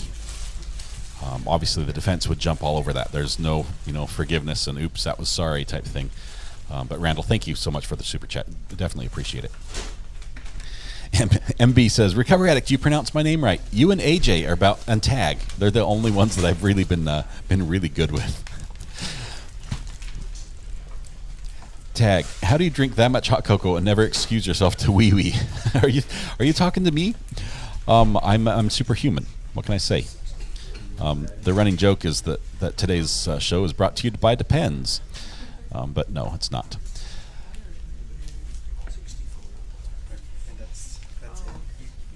Ollie says, Recovery Addict, is it possible for you to post the mug link and burner phone on your more comments section, or do you need to retype that each open thread? I could put it in the description if you want. I hadn't thought of that. That's always been an afterthought for me, but I'll try to do that. For the record, we've marked several items of physical evidence with different exhibit numbers. Is that correct? Correct. And anything that was opened here today Holly, was love opened it. by you. Is that also correct? Yes, sir. To the some of these items were originally sealed, as you saw from the lab. Other items that had seals broken were broken in preparation for this trial. Okay, but everything that we labeled here today and brought out, you have put in I guess a box or storage to bring up here, Correct. and nobody else has had access to this or moved it or anything. Correct. Okay. We're gonna go one by one real quick, just to get each one on the record. But we have marked the H&K gun as State's Exhibit 36. I'm gonna show it to you just so you can verify that that's what you brought with you today. Okay, his gloves were off when he opened that, but After opening the box, I do see one H&K P2000 P2000 is pistol not a with USP. one 12-round magazine. Okay, and those are marked as State's Exhibits 36 and 37? A 12 round would be Correct. considered a high capacity magazine for a 40 caliber. There's a bag pistol. there. It's marked as State's Exhibit 38. From what you're seeing, do you know what that is? There are some I states. do not, sir. Was sent to the Texas DPS crime lab. There are some states where a high capacity magazine like that would be illegal for a civilian to own. I think California is one. Metro B They limit them to 10. So in this case, the 12 round magazine would be a police officer's issue. Jury is still not in. There's still, the defense is still going to fight to exclude this evidence. But they're going to go through all the evidence and identify it first now that it's all been labeled.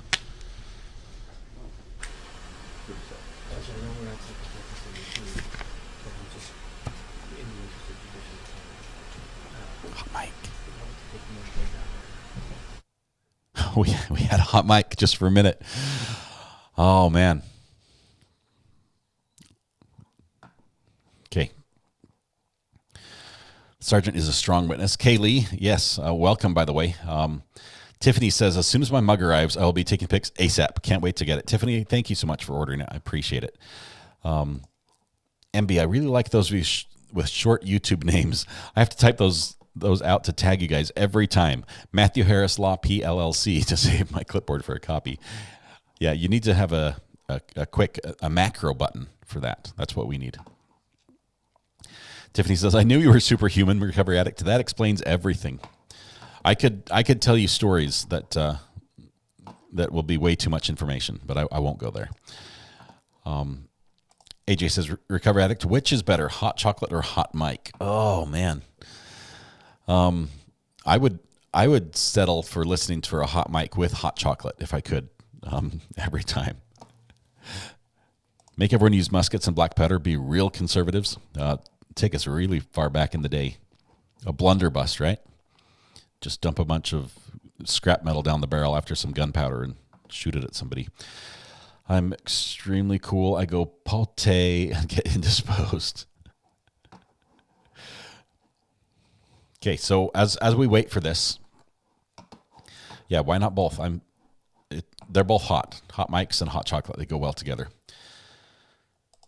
Okay, as we wait for this, I'm really anxious to hear what the defense has to say, how they think they can keep this evidence out, because this is key. This is like a missing link as far as the state's evidence goes.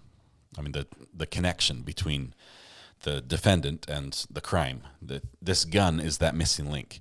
Granted, he did say that he did all this stuff, but he's trying to recant that. He's trying to get that thrown out.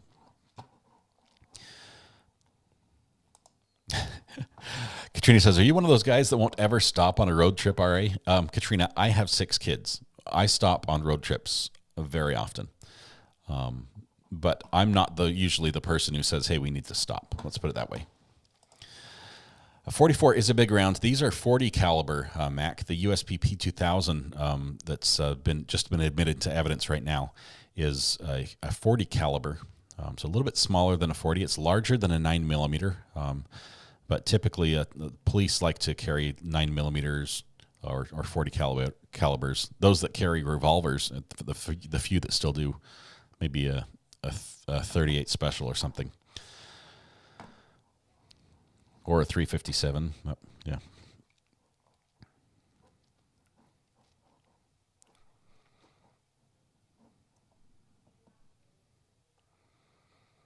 Okay. The defense. This is so key for them. If they lose this point, I think it will be like, I don't know how they can get to where they want to get if they lose this point. They might as well just say we're changing the plea to guilty. Color Me Abstract says, recovery, blues, country, or bluegrass, or oldies. What's your poison? I listen to everything, like everything from Gregorian chants through rap music and everything in between. I do appreciate a lot of folk music, like David Wilcox type style. Not his recent stuff where he seems to get really crass and vulgar, but I like a good lyricist. So Dave Matthews Band, I like him as well. Country, I like all the country because mostly that's what I play on the guitar. But the blues hold a special place in my heart. Do you like the blues?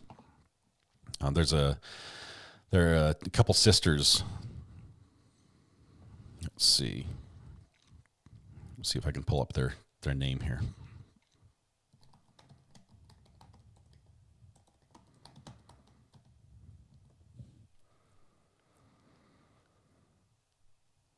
Okay. Larkin Poe. That's who I'm thinking of. There are a couple sisters that sing the blues and cover a lot of music that just do an amazing job. If you ever want to listen to that, they do a great job. Great harmonies too. AJ says, I think hot mic is better. You can have hot chocolate anytime. Mr. Perez. Mr. Perez. Yes, you are. So we don't have to bring the jury in and then excuse them again. Are we ready for them to come in and go forward with what we addressed? Yeah, the question, he's the end of the chain. The same thing we addressed here? Yes. As long as that's done? That's it. And then we're going to be done with this witness, right? Yeah, this witness is only for the chain of custody. Okay, jury's coming back. Here we go. I'm a ska girl. Awesome, Chandra. James Taylor, great in folk music, wonderful. Tiffany says, 6 kids, that's double what I have. God bless you and the missus. Just my 3 feels like a zoo at times. I tell you, one changed my life completely. Just like, holy cow, the amount of difference my day had. My day, not just my wife's, but my day with one child was unbelievable. And 2 was exponentially more confusing. Number 6 was not nearly as bad as 2 and 3 as far as the amount of disruption in my life, just with what I was used to.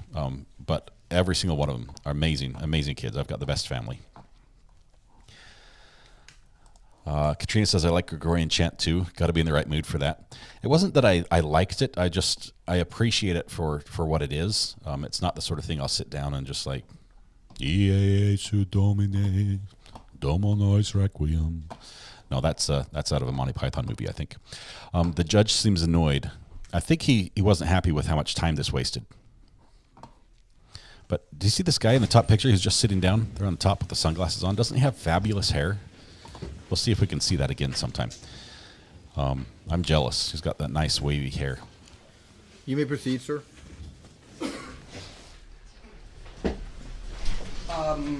Not sure if I asked you this when the jury was here, but can you please say your name?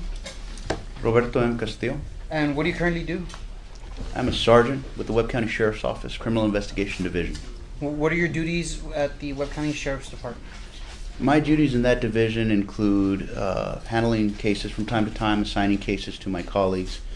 I also assist in property management, evidence management. In this case, what role did you play? In this case, I was subpoenaed, I believe, sometime last week. I was was requested of me to gather all the evidence which had been previously secured by my partner, gather it, make sure it was all there, make sure there weren't any issues, and then transport it here to Bexar County. Okay, we've previously marked all the items that you, well, let me ask you this one.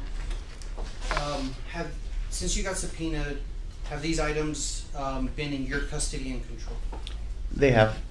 Okay, were you the ones that brought all these items up from Webb County, Laredo? I was with the assistance of 2 deputies from the Webb County Sheriff's Office. Okay, when did you get into San Antonio with these items? I got in at Sunday at approximately 10 a.m. Where have these items been stored since you got in? These items have been secured from that morning to this point in a room, a couple of courtrooms down, I believe. It's a walkway down. Okay, and who has access to that room? Upon leaving, I relinquished the key to a sergeant with the Bexar County Sheriff's Office, and I believe that key was given to court personnel. Okay, and aside from that, who do they give you back that key once you come back to the courtroom? They do not. Okay, when you need to request any evidence, do they give you the key and they go in with you? They do. I go through the court to get that key to get access to the room. Okay, back at Laredo, does everybody have access to this stuff? They do not. The property and evidence in Laredo is stored in a controlled access room. Access to get into the station where that is stored, you need card keys. Can be programmed and deprogrammed very easily. At that point, to get into the actual property room, you need a code. That's what makes it controlled access. Okay, so we previously marked all these items as States Exhibits 36 through 64. Okay, is it your testimony here today that the items that I've marked as States Exhibits 36 through 64 have been in your care and control since you got subpoenaed and brought up from the property room in Laredo to here today in the courtroom in Bexar County? Yes, sir. Okay, that's important. I'll pass the witnesses. They're going to try to knock a hole in this. My name's Juan Ortiz, this is Raymond Fuchs, and we represent Mr. Ortiz. Okay, you mentioned that with regards to the property room in Webb County, that it's a controlled access area, correct? Correct. And then you said my partner has access, so we know you, Deputy Castillo, has access. Who else? In my personal knowledge, on a daily basis, it would be my partner, Investigator Nenke. We're the ones that handle the processing of the evidence. Okay. What about Ugarte? Ugarte, when he was employed with the Webb County Sheriff's Office, I believe he did have access as well, sir. Okay, so Ugarte is no longer employed with the Webb County Sheriff's? Correct. Okay. And would those be the only 3 people? I do not give out the access, but those have been the people in my personal knowledge that have had access, yes. Okay, and when you say access, is it you have a key or is it a code? It is a code that's entered on a numerical pad. The door is closed by an electromagnetic switch, so you can't open it without entering the code first. And can just your average deputy, if you're on the front desk or whatever, I don't know where you would be, say, hey, can I access this? Do they walk in with you? They would have to have a legitimate reason to want to walk in with me. It's not a free-for-all, at which point they would be escorted under my care or my partner's care. Whatever the business would be handled promptly as possible, and then they would be escorted out. And with regards to then the custody here in Bexar County, once you transported it over here Sunday at 10, you said that you delivered it to a room here in the Justice Center on Dolorosa Street here? Yes, sir. Somewhere right behind here in the courthouse, in the courtroom? In this building, sir. In this building. And you secured it into, I guess, a room with a key? Correct. And then what happened with that key, you said? That key was relinquished to the Bexar County Sheriff's officer that was assisting us for that morning, and I believe she turned that key over to the courts. To the court?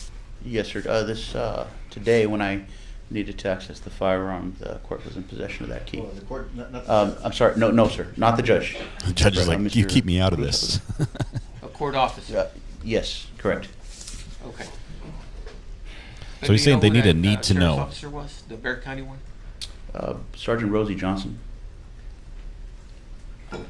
I think they're grasping at straws here. They're trying to find somebody who doesn't know or might misspeak or something.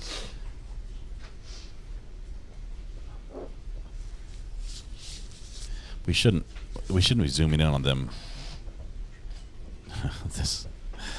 This camera's bad. When they're deliberating amongst themselves, we shouldn't be zooming in close enough that we can read their lips.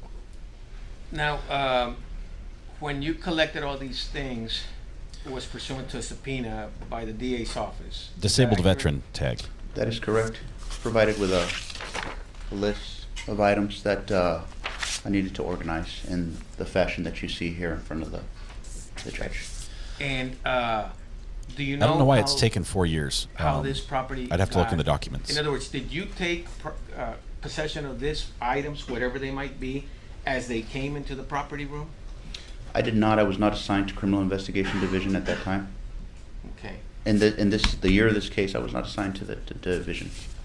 So, to your personal knowledge, other than what's written there somewhere, you don't know who took possession at the property room of any one of these items? At this moment, I could not answer that question. I would have to refer to the labels. Okay. And so you wouldn't personally, again, from personal knowledge, know how they got into the property room? I mean, general personal knowledge would be that the protocols and procedures we follow as if I may, deputies. if I may, Yes, sir. I know routine and habit, and I know protocols and all that. I'm talking about personal knowledge. You were not there when, let's say, item number 37, if it's in there, you were not there to see it come into the property room. You lack personal knowledge of that. Correct. No further questions, Your Honor. Real briefly, Your Honor. You mentioned labels. Is that correct? Yes, sir.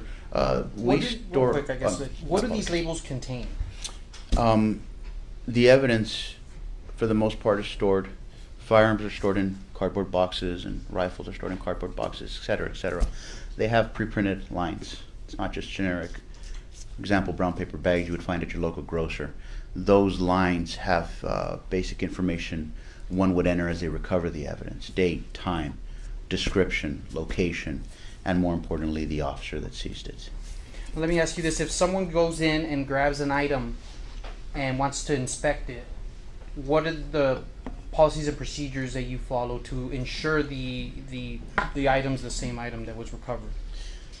The policies and procedures that I follow is that the integrity of the evidence is protected at all times. First and foremost, we would issue latex gloves for the protection of the individual as well as the protection of the evidence.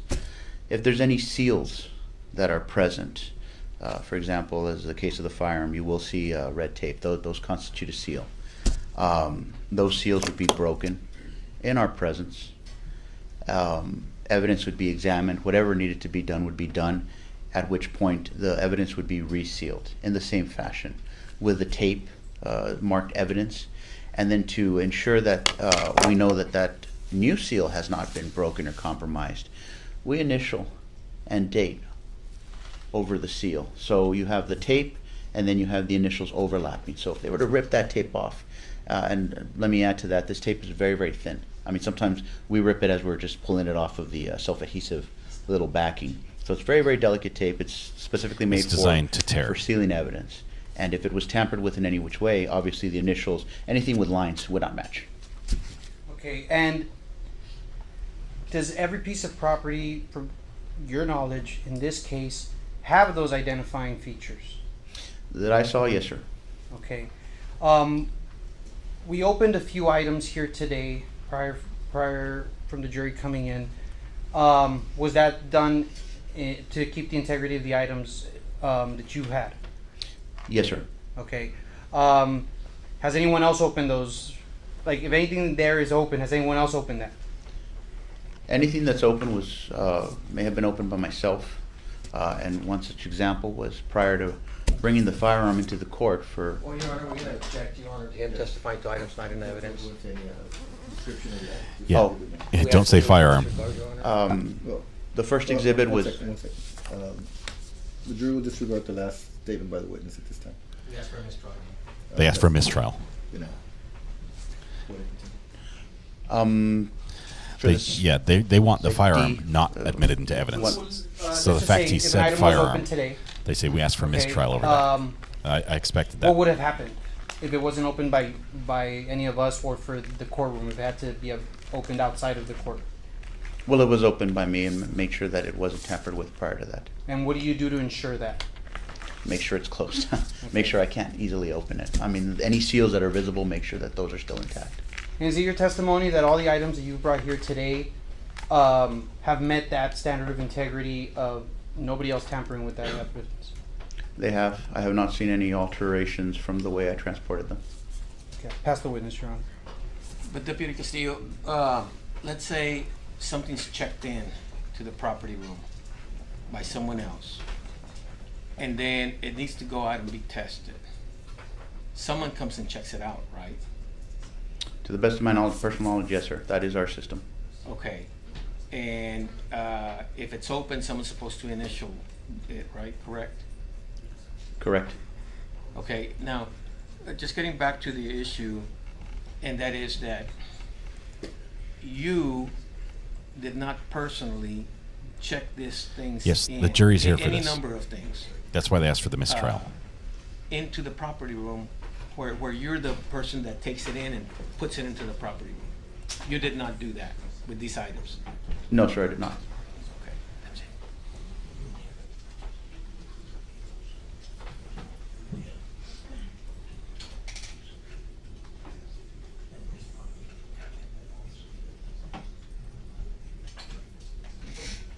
And if any of these items were taken out and sent out to the lab, you did not send them out. No, I did not. And then if it came back from the lab, you did not take it in. In reviewing and preparing for this case, I did see some supplements that I did create where I did receive some of this evidence back from the crime lab that we sent items tested to. What that constitutes is when I show up, usually for evidence drop-off, personnel at that lab will say, hey, we have some evidence ready for return. Would you like to take custody of it at that time?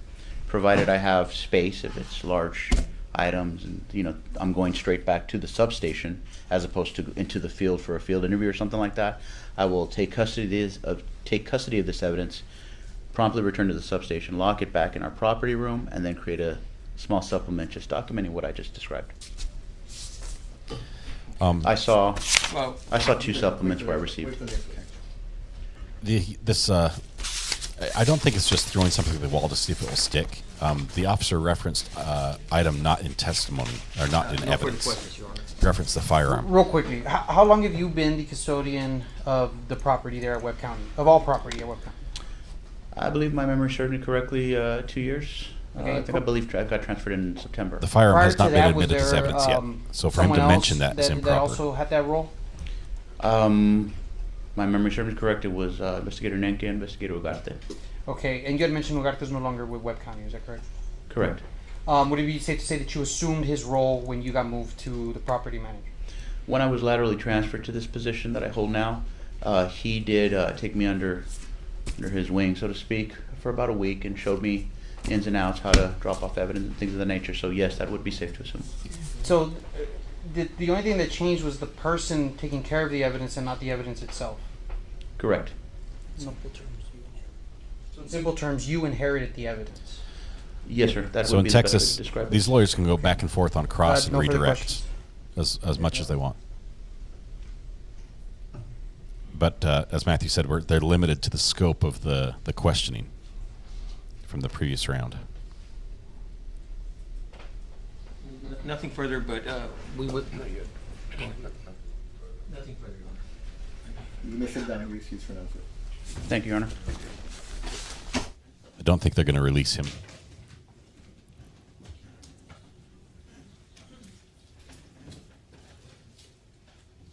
Sir? So he didn't do anything wrong. This witness is not excused from Yes, you're not speaking. released from the rule yet, Mr. Castillo. You're still subject to the rule and be on standby in case you're recalled as a witness. Yes, Your Honor. Thank you. So he has to sit here and wait. Let's take call our next witness, please. Calls Brandon Stern.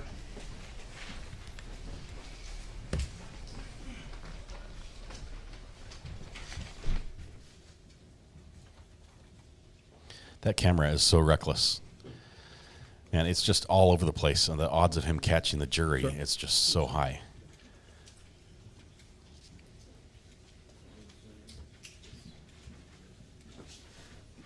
Good afternoon. You're under the same oath you took on Monday. Thank you.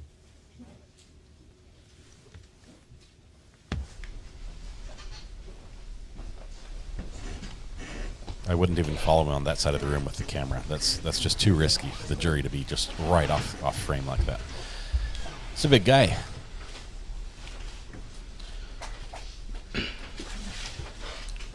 He just got bigger because I took it full screen. You may. Please state your name for the record. My name is Brandon Stern. And Mr. Stern, what do you currently do? I'm a deputy for the Webb County Sheriff's Office, Mental Health Division. Okay, how long have you been a deputy with the Webb County Sheriff's Department? A little over 4 years. I think we've got 2 weeks on the And get a schedule little for closer this. to the mic. Is that better? Yeah, and you can speak up a little more. Okay, thank you. Okay, Mr. Stern, remind me, how long have you been with the Webb County Sheriff's Department? A little more than 4 years. Okay. When did you start working with the Webb County Sheriff's Department? My hire date was August 13th, 2018. Okay, and do you know more or less the dates of when these events occurred in question? No, I don't remember. He's Okay, a hoss.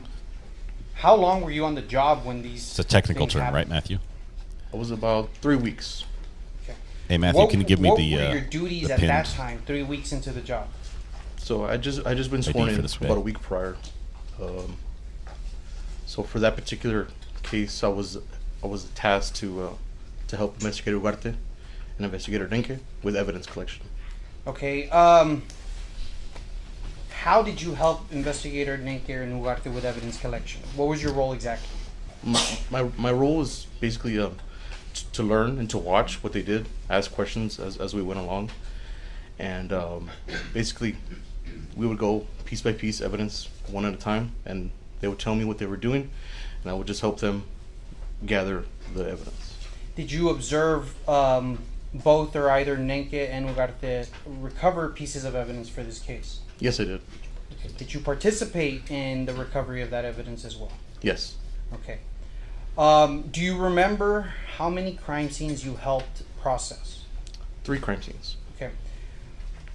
As part of your training, because at the time you were training, is that correct? Yes. As part of your training, can you explain to ladies and gentlemen of the jury what it was that the investigators told you to do when you come across a scene like this in evidence collection?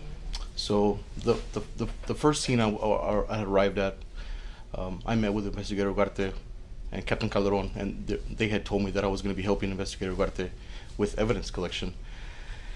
And in speaking to Investigator Ugarte, he kind of explained to me, first, it's pictures. We document everything, we take pictures of everything that we see, and then we go from outside of the scene inside.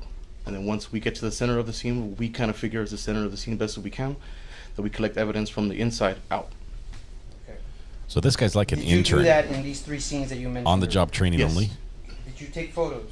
No. Thank you, Matthew, by the Were way. you there when photos were being taken? Yes. Okay.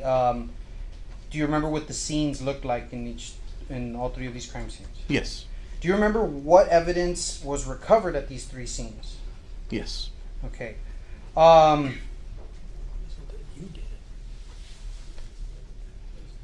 Now, let's go to the first scene. Do you remember what you did at that first scene? Yes. Can you explain to ladies and gentlemen of the jury what it was exactly that you did? So, like I said earlier, I had arrived there, spoke to Investigator Ugarte, spoke to Captain Calderon. They told me what my duties were going to be. So from there on, I basically stuck to Ugarte's hip, and he walked me through everything he did, and I helped him as much as I could. So when we first got there, we started taking pictures, documenting everything that we could as best as we could, and then once we got to the center of the crime scene, we marked everything that we thought was evidence, importance to the scene, and then we took pictures of everything that we marked, and then once everything was marked and photographed, we would gather the item, put it into the bag. He's like a CSI intern. Label the bag, and move on to the next item. Do you remember the scene of this, or the location of this first scene? Yes. And where was this? That was on 255, Highway 255. Okay, is that in Webb County? Yes, North Webb County. Yes. Is that in Laredo? No. Okay. You mentioned a labeling of the bag. What kind of information goes on that label? This guy gathered the evidence So at the crime scenes, way I like was the instructed, scenes way I where they was taught found was the victims, I first, believe. First and foremost, what it is, and then second, where it was located, what time it was located, and then a case number, and then the initials of the individual that was collecting the evidence, and then that bag is closed and placed into a larger bag where the evidence is held. Okay, so at the first scene, was that done with the physical evidence that was recovered? Yes. Okay, permission to approach, Your Honor? I'm going to show you a few pieces of evidence.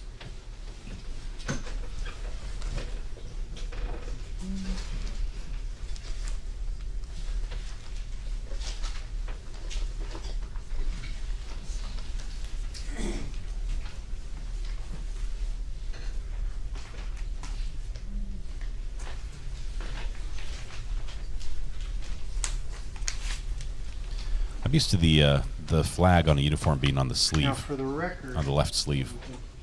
keep track of this. Not on the worn on the chest, but I guess they have patches on both arms. Is that just me? Is it just strange to wear the flag on the front? This envelope as State's Exhibit 65. Okay.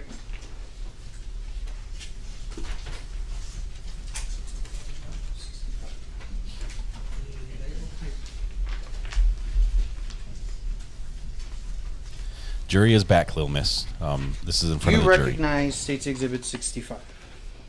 Yes. Okay. Can you, based on what you're seeing, how are you able to identify that this exhibit, State's Exhibit 65?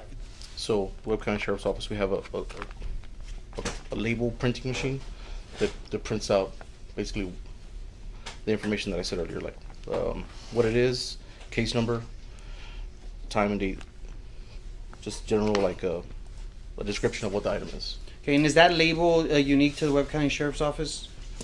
This one, yes, it is. Like you'd be able to identify that being Webb County Sheriff's Office label? Yes. Okay.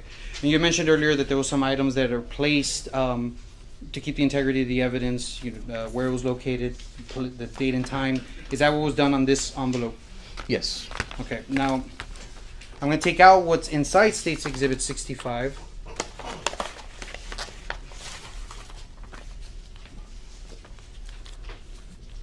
I'm going to show you State's Exhibits 47, 48, and 49. 47, 48, 49 are inside 65. Okay. Is this like a Russian doll Do thing? you recognize these three items? What's inside those three Yes. items? Okay. Do you remember recovering those items or assisting in the recovery of said items? Yes. Okay.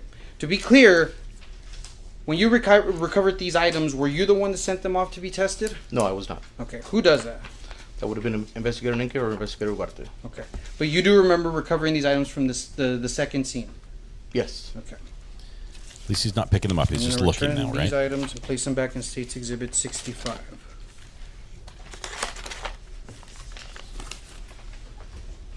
At the end of trial, there's just bags of evidence open all over the place.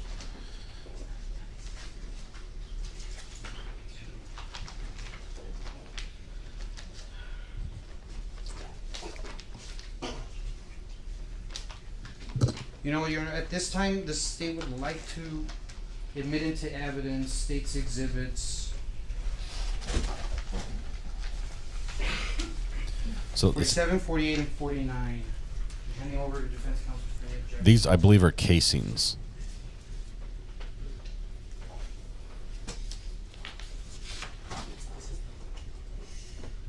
Possibly casings or bullet fragments of some sort. I'm guessing casings, though.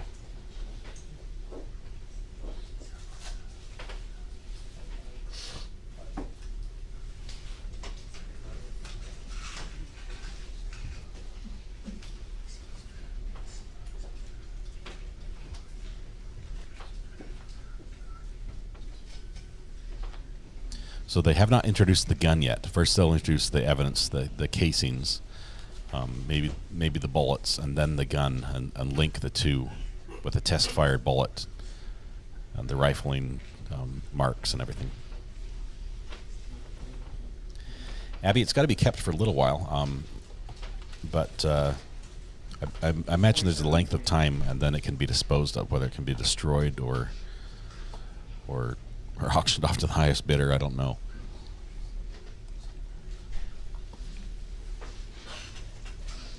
I know when I was in the UK, I'm not sure if this was legal, but police officers could buy the bobby hats from other officers that had either passed on or something, because they're kept at the police station.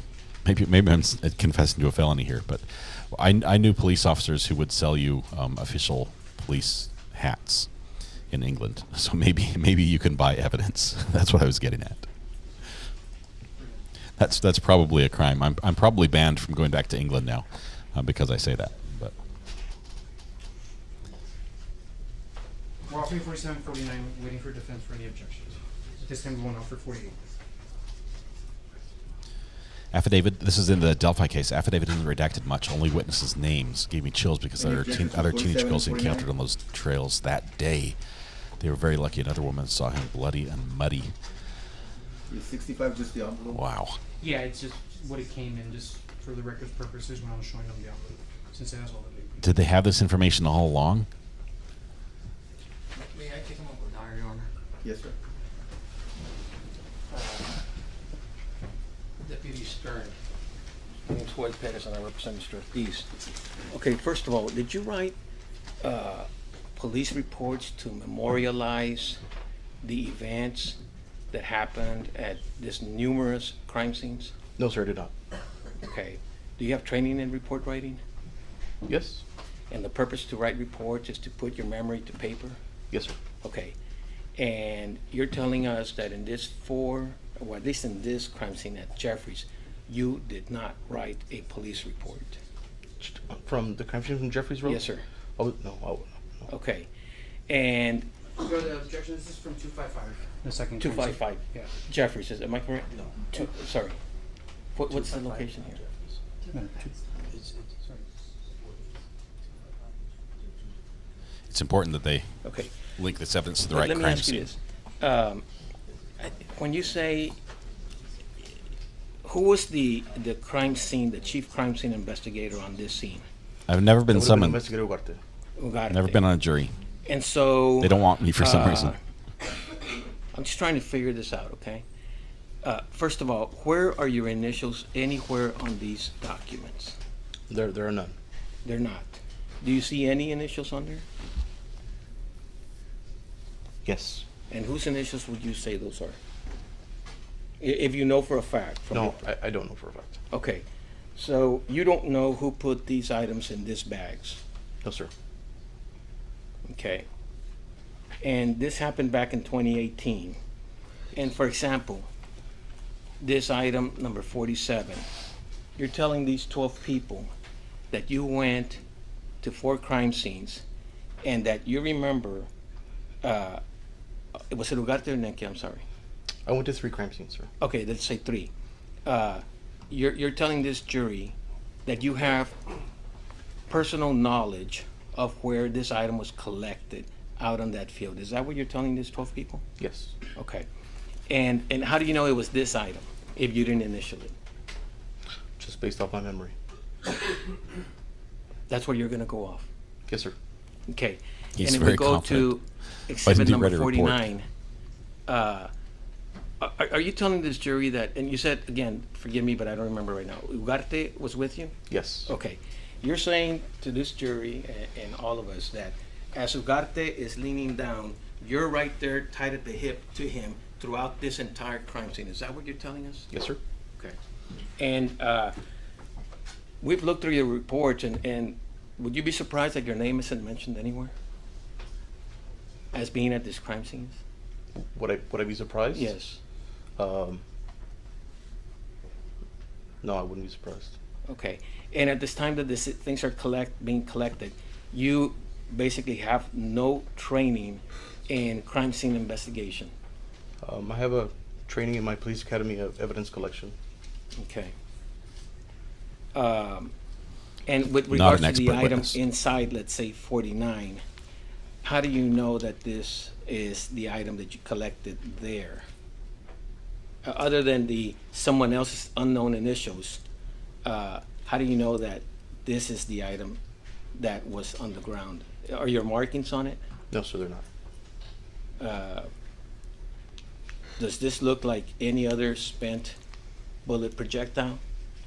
It could, yes. Okay, so from even this item, from your personal knowledge, you cannot tell us that this bullet fragment, this one inside this bag, is the one that was collected out of the scene where you were? No. Okay. And also, you don't know where it's been since the time that you saw it, if it is even that one. In other words, you don't know if it went to a lab. No, I do not know. Okay. We'd object to relevance at this time, Your Honor, and also to the chain of custody.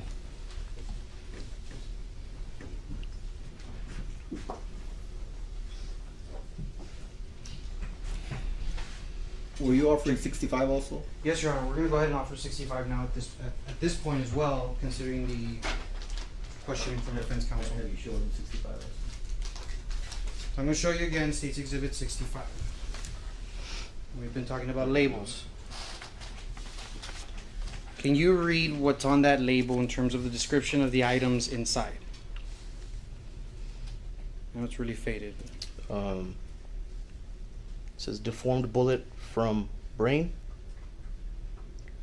copper jacket from hair, copper jacket from under the seat.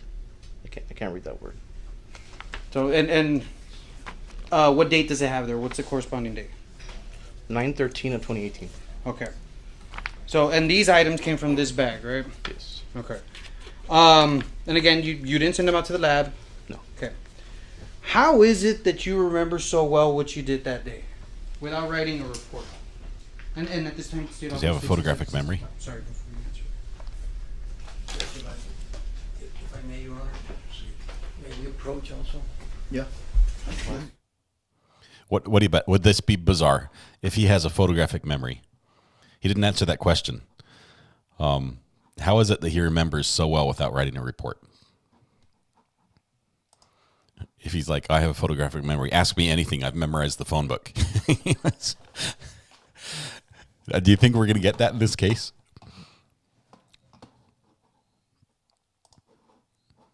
Hey, Kenny, watch the language in here. We got some kids in here.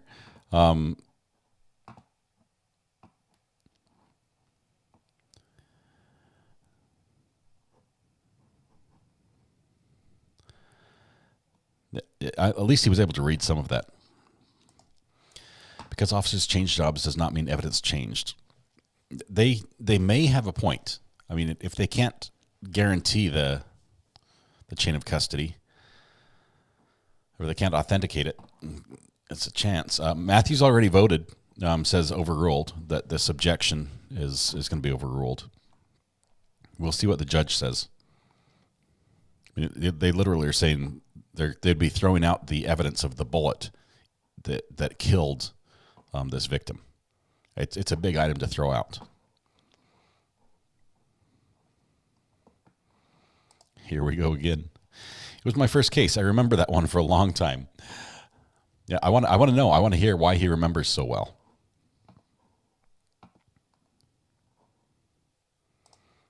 Yeah, Pauline, you asked earlier about my kids. I'll just say my oldest is an adult, and my youngest is under 10, and I've got the range there.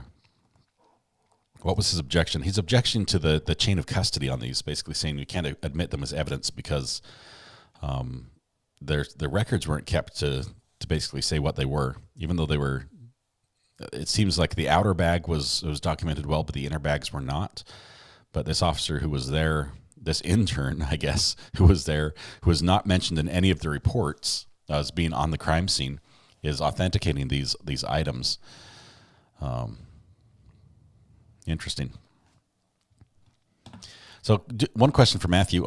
We saw in Matthew Terry's trial in Florida, the defendant had a headset where he could listen in to the conversation that was happening on the bench. In Texas, is that normal for the defendant to not be party to the deliberations at the sidebar like this?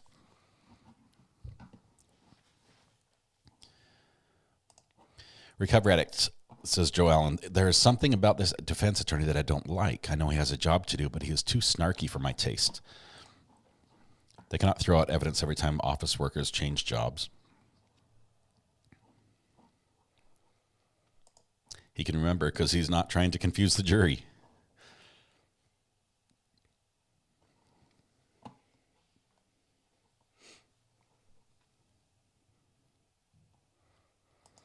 I think he does have, he's getting at something. I don't know if it's enough to get it thrown out or not.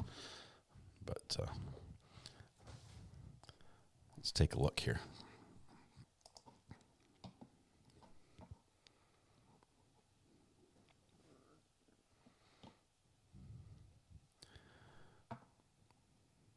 He's trying to be all Perry Mason standing by the witness stand.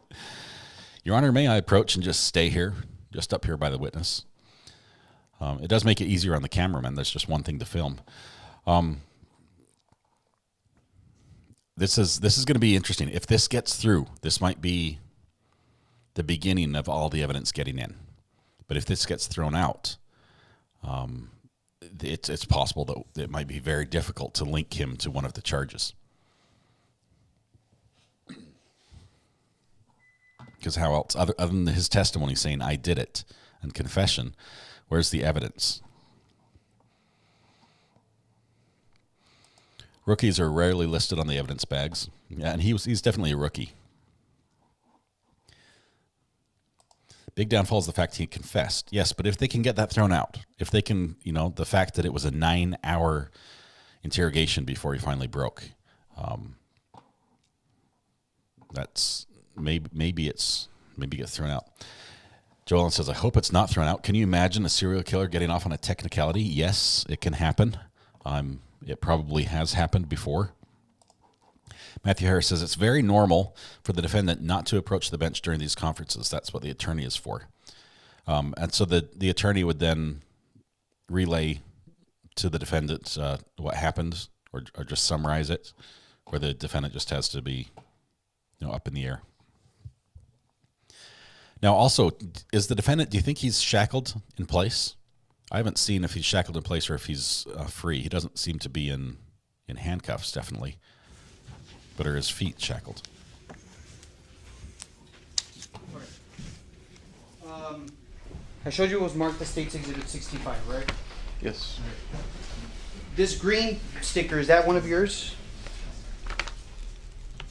I'm not familiar with it, no. Okay, which one is yours? That'll be the white one. Okay, what is the purpose of writing this information down and labeling it on a package like this?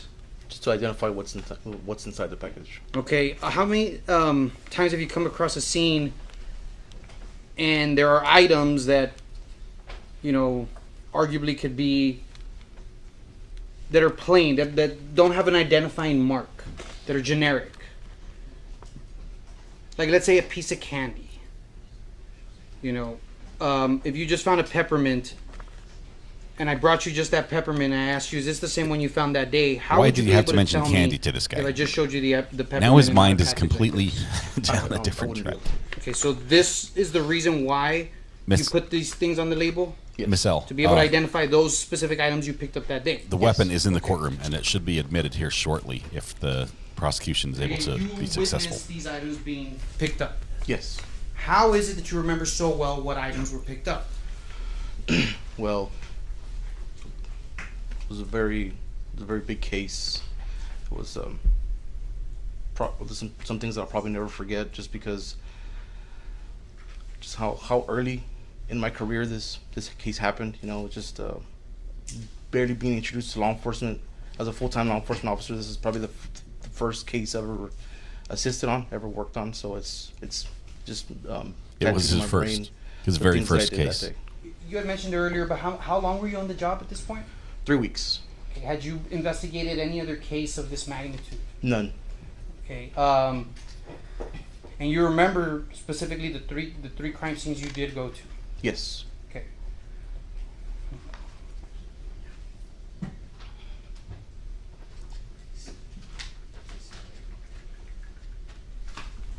Again, Your Honor, we're going to rearrange the items in State's Exhibit 65.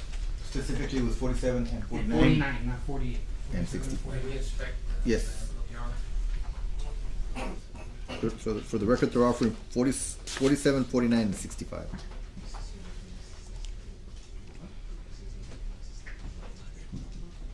Not 48 at this time. Yeah, where's the detective that collected this? I mean, and assuming he hasn't passed away, is he still out there and able to be? Only because I couldn't tell from testify? over there. Okay. Yes. The DA asked you, do you recognize a label of some sort?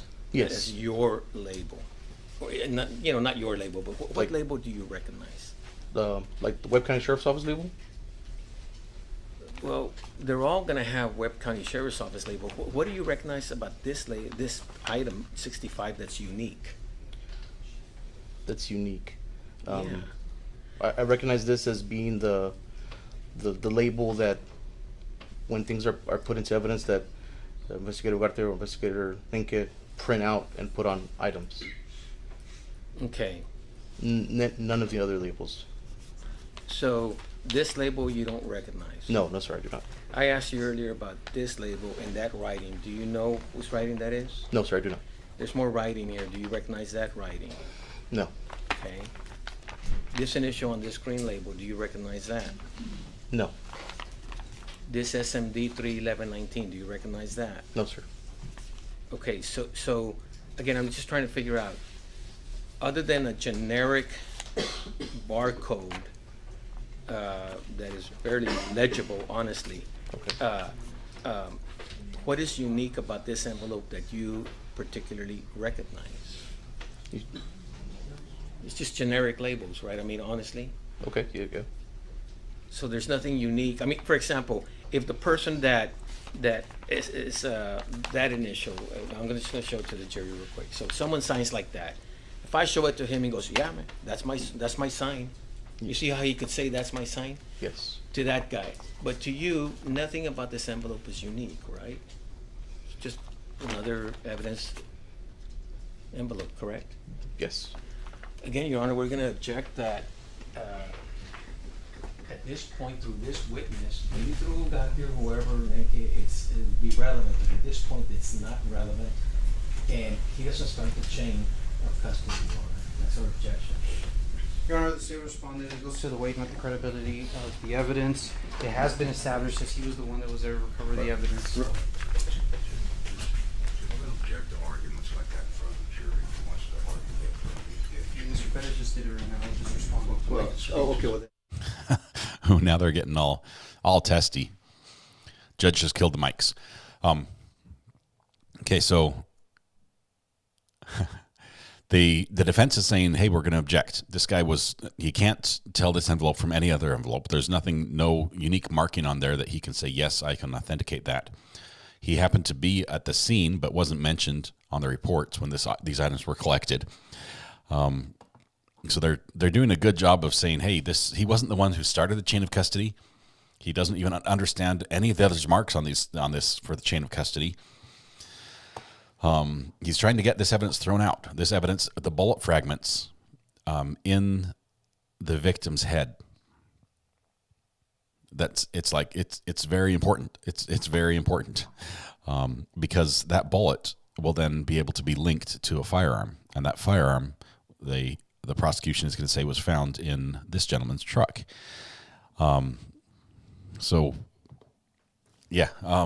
Crazy. If they can get this thrown out, it's bizarre. 3 weeks into your first job and you're dealing with a serial killer. Oh man, it's almost like he's being friendly. He's not being 47, 49, confrontational. and 65 would be admitted into evidence. And they're admitted. Boom. Matthew was right. Way back. Permission to publish, Your Honor, State's Exhibits 47 and 49. Judge, don't make argues like that in front of the jury attorney. He started it. Yeah, it was a little back and forth there. Yeah, I wonder what the story is. Where's the actual individual who collected this?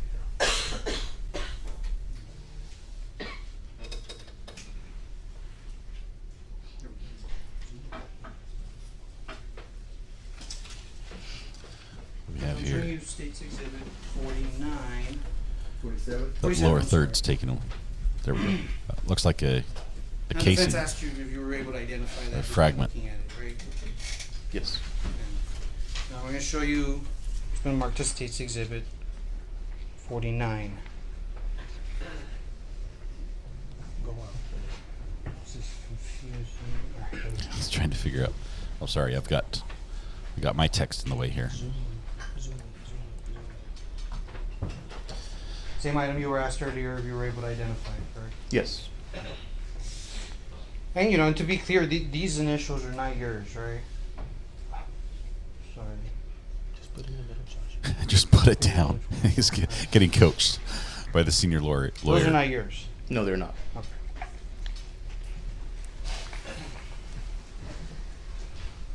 Where do you place this? Where do you want me to place this? Just right here? Yeah, that's fine. I got these tickets over there too. Moving on, Deputy Stern. They do look like hollow point We had rounds. talked that you were at the second crime scene, correct? Yes. Okay, do you remember? Or you know what? We'll move past that. Did you go to a third crime scene?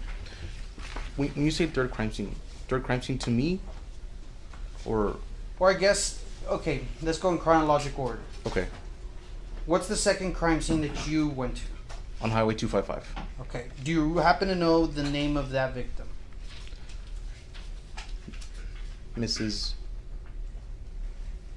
That's a good start. If you don't know, that's fine. Yeah, it slipped my mind. Yes. Okay. I remember which bullet I picked up when, when, but I don't remember the the victim victim's when name. you first got there. Well, Your Honor, may we approach again, Judge, please? Come on. Man, they're Edward. You're right. There better be a good excuse for not having the investigator there to testify. Why do we not have the person who actually collected this up on the stand? I'm sure there's a reason, but just you literally you got the intern 3 weeks into the job, who has no idea what he's doing, and arguably still doesn't. He's not the image of confidence that the prosecution would like to present when they're authenticating key bits of evidence in this trial. Oh, man.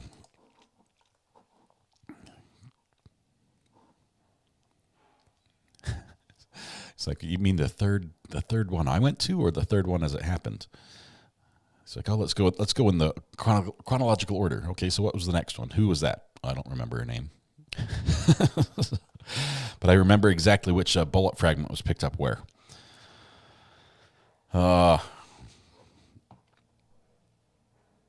He's not just standing next to him. He's almost badgering him about labels he knows nothing about as a rookie in chain of custody. That's intimidating, in my opinion. Yeah, but the way he stands, almost facing the same direction as him, it's sort of non-confrontational. I think he's trying to lead him to an answer, getting him off guard. But definitely, he knows exactly what he's doing there. And somebody stood up right in front of the camera, so thank you for that. The defense is picking him apart, and they're picking him apart as it goes. But once the evidence is admitted, it's admitted. They can't unadmit evidence.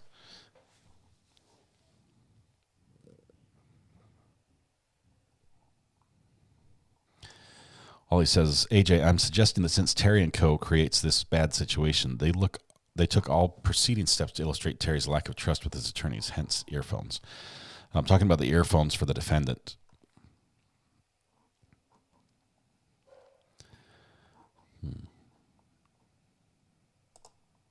I can't trust my attorneys. I got to listen in. This trial is going to be better than I anticipated. Randall, this one, after watching, I wasn't going to follow it. I mean, at least not closely, but I watched the opening statements from both sides. I'm like, hey, this has legs. This is going to grow. This is going to be bizarre. This is going to be crazy. And it's not disappointing. I think it's going to get better and better.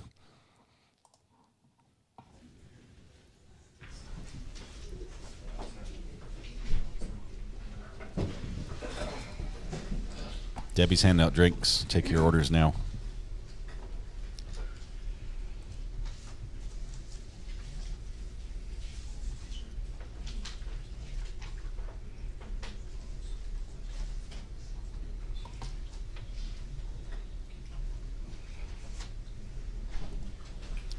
See, Mallory understands. Based on the bench conference, Mr. Davila, are you passing the witness subject to recall?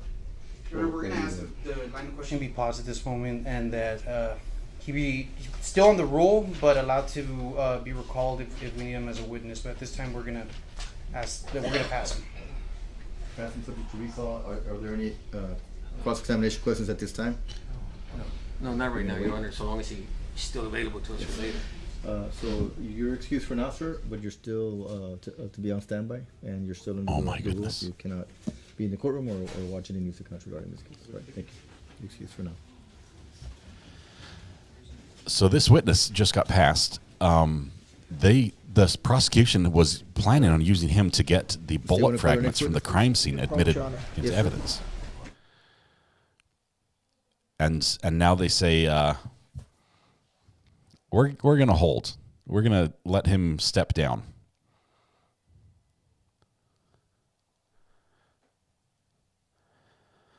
What do you guys make of this? Matthew, what do you think about this? This seems bizarre to me. That is this the prosecution saying, never mind, we're going to use someone else to bring this evidence in? Ladies and gentlemen of the jury, while we wait for the next witness, there'll be a few minutes. I'm going to give you about a 15-minute break this time for sure. Last time was a little longer than anticipated. And I'll just remind you not to discuss the facts of the case or watch any news accounts regarding this case.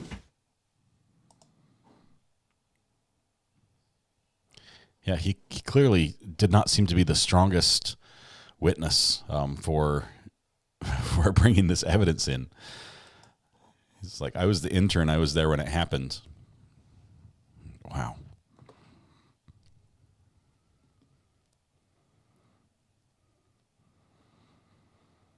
Let's see if they actually go on break or if they do any work here in the meantime.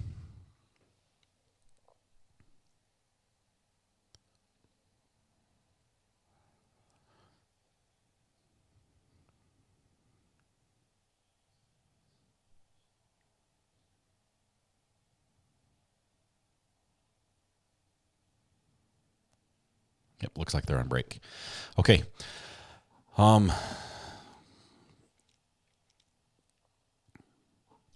Yes, I think they already know that time is on their side after 3 p.m. and they can put someone else on the stand who is stronger for their case. Okay, so you don't see it as a threat. I'd be really worried if this was their man, if this was their guy to authenticate this evidence and get it submitted or get it entered into evidence. Yeah, they must have somebody else. Hopefully they're chasing down the investigators. They made a quick call. Hey, Roxanne, is she okay? Is she in the line of the storms? What's happening there? And I'm sorry to hear something's going on.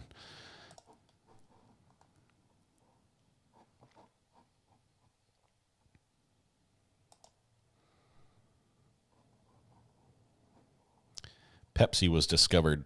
I say discovered. It was created here in North Carolina. Not far from me, just down the road.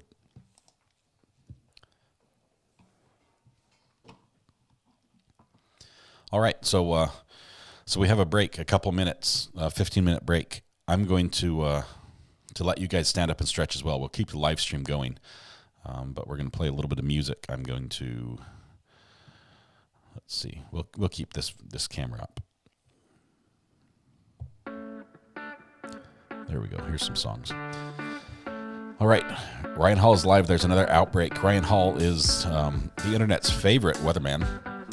He was a professional weatherman who became a YouTuber and does a fantastic job. Chases major storms all around the country. Chases from the comfort of his command center.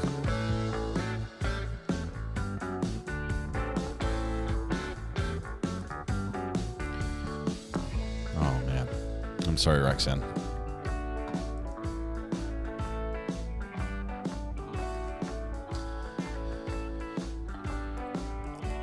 Kenny says, Coke is what I like better, and my ancestors, the Candlers, made it. Really? You're related to the founders.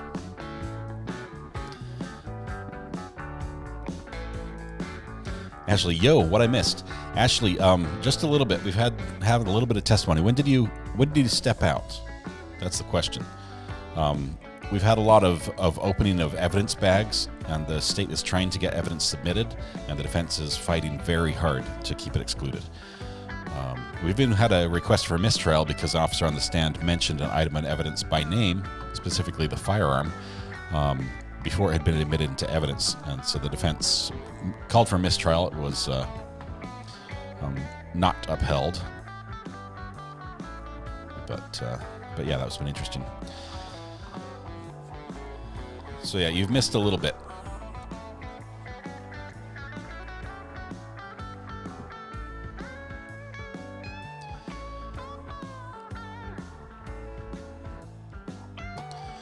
Not been back after lunch. Okay, so we had a few officers testify. Is it pickle time? I've only got sliced pickles right now. I don't have whole pickles. Of course, thanks to some generous donations today, I can rectify that as soon as I run to the store. And I appreciate that. Those are those who submitted super chats and purchased the mugs as well. That's very much appreciated. Support of the channel is I'm very grateful for that. I don't drink much soda anymore. Last time I drank soda I was on a live stream, and it was Mountain Dew, and I drank too much. Well, I take that back. I had some root beer with ice cream. I had a root beer float. Katrina's still at the dentist. Oh no, it's never good when you have a long trip at the dentist. Favorite pickle brands? I used to be a Nally pickle fan because that's all I knew. But after that, let's see, we've got these gherkins, which are great gherkins, which are absolutely phenomenal. Although the last bottle I bought weren't as good as the first bottle I bought. Let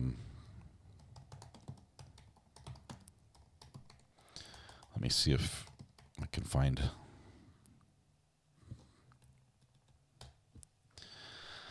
The other one that we have a lot of here is Mount Olive pickles. Mount Olive is a town here in North Carolina, and I get a lot of those, and they're good. They have a wide variety of flavors, but it's been fun to experiment. And then I've got a good friend who made me some pickled jalapenos. I know those are mentioned in the morning stream. Really delicious. This trial calls for a beer and a review. It's a little early for the review right now, but yeah, this has been interesting. This is going to grow. This is just going to get crazier. I really think so.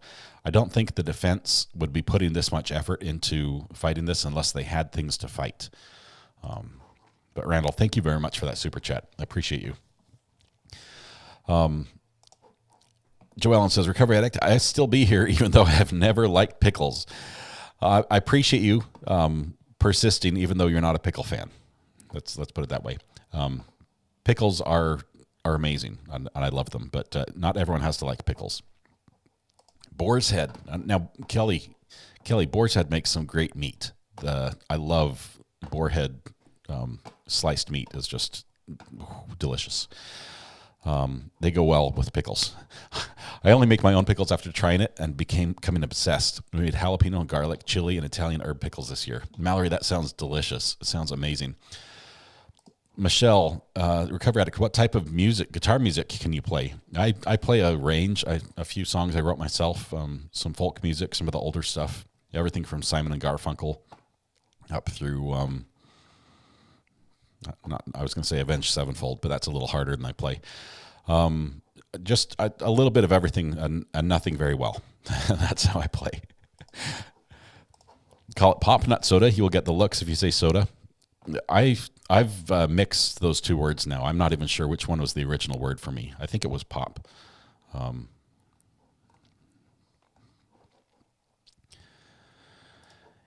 And it's more arguments between the prosecution and defense about allowing evidence in, even a request for mistrial because of a slipped word in front of the jury. Soda tastes like pancake syrup to me. I'm a unsweet tea lover. I switched when I ran out of soda last winter during a snowstorm. All I had left was tea. Then I tried soda and it was nasty and never went back. Awesome tag. Loomis says you have to try the Clausen Deli Dills. Those are the best. Now, I've been told I have to try some pickles that come in bags, little plastic bags. They're sealed individually. And the local, the Piggly Wiggly down the road, Piggly Wiggly is actually a store name for those of you who aren't familiar with the stores over here. It's a grocery store. They have an aisle of pickles. I know a lot of stores will have like a section of pickles, but there's a whole aisle. Well, one side of the aisle, and this is a full-size grocery store, one side of this aisle is entirely pickles. So if the pickle is made or if a type is out there, it's probably going to be on that aisle. So I'll have to look. The only pickles, gherkins, I like are in McDonald's burgers. I used to work at McDonald's many moons ago, and their pickles weren't bad. But I think they were too thinly cut. Boar's Head, another vote for Boar's Head, or is that the same, Kelly? I think you said that last time as well. Tag only drinks it if it's cola beer.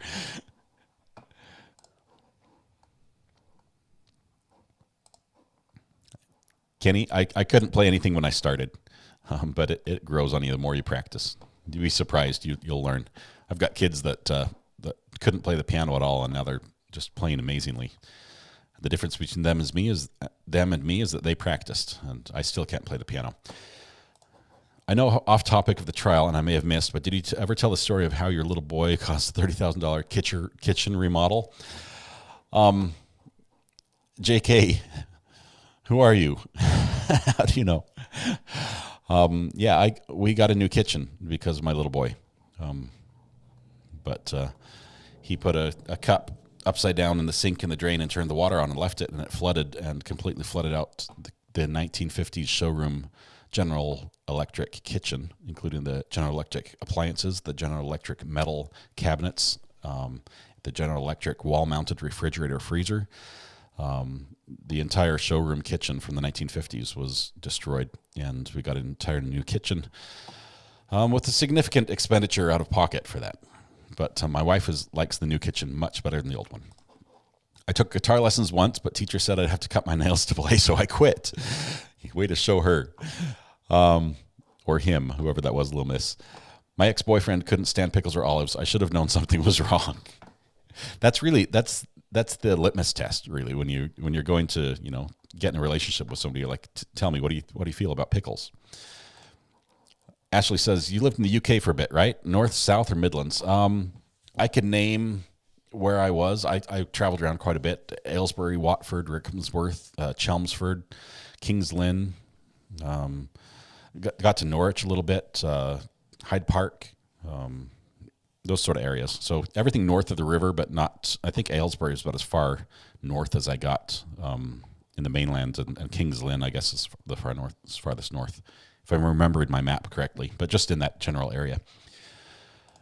The diamond necklace I got from my girlfriend for Christmas came in today, and it's so hard not to give it to her early. 7. It's like, you have a month, but you've got just shy of a month to just sit on your hands and zip your lips so you can have that amazing surprise on Christmas morning.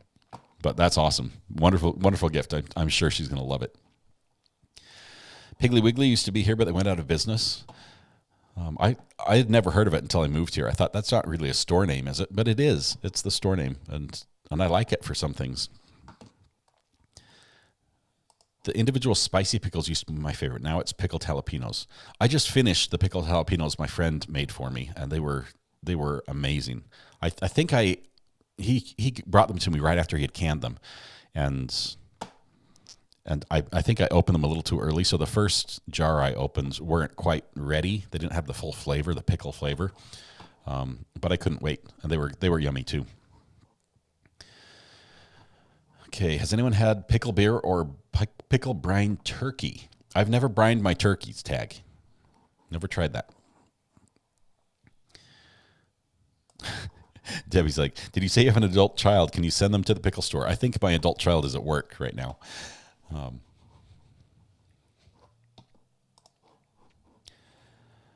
Oh, man. Roxanne, I'm sorry to hear that. I know several people in chat as well have said she's in our thoughts and prayers. Hope everything works out here. Joellen's son played the guitar. If you can't play the game, stay out of the stadium. You guys are great. When I was first married, I got ice cream and pickles. My ex totally freaked out.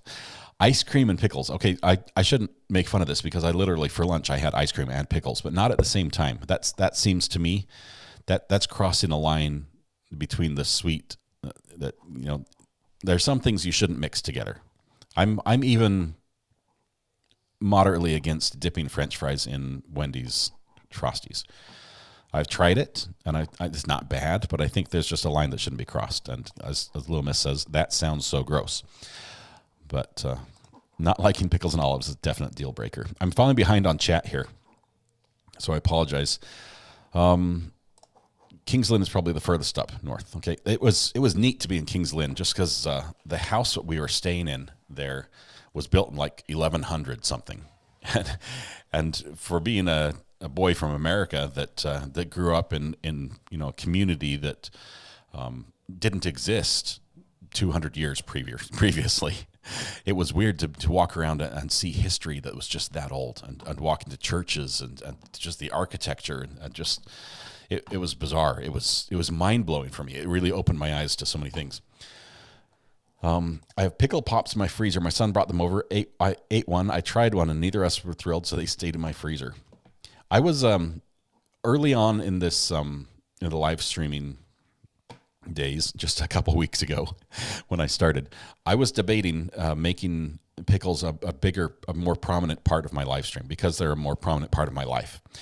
And so I was debating having certain events that would take place in the live stream where if they occurred, say like a benchmark occurred for a number of subscribers or something, I would take a shot of pickle juice. But I decided against that because I think some of you just might like to see me chug pickle juice too often, and you would make sure that I was punished on a regular basis. Texas is on high alert for bad weather right now. Yes, we're hearing a lot of the country has that. It's going to sweep up through that over the next day or two. Nothing still from the courtroom, so we'll just we'll sit tight. This is actually, that's what we're seeing right now. The court's pretty much empty on both fronts. Black olives were my favorite. Linda, I was a kid, I'd stick one on each of my fingers, and then I'd eat them off my fingers. Black olives were that and the little tiny pickles at Thanksgiving time. That's what you'd eat while you're waiting to actually get the turkey and gravy. Pickles and ice cream is a pregnant thing. Haven't been there. That's probably why.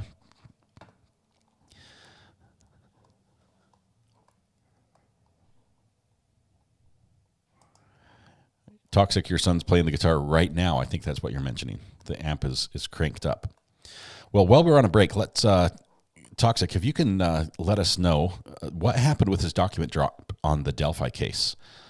Is it worth trying to read in here, or is it going to be too much information? Let's see. Let me pull up your Discord really quickly.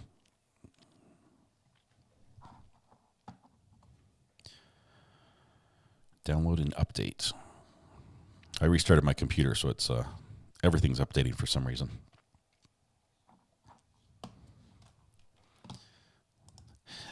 Joe Allen, you're welcome, even if you don't like pickles. Don't worry about it. Okay. As the gavel drops.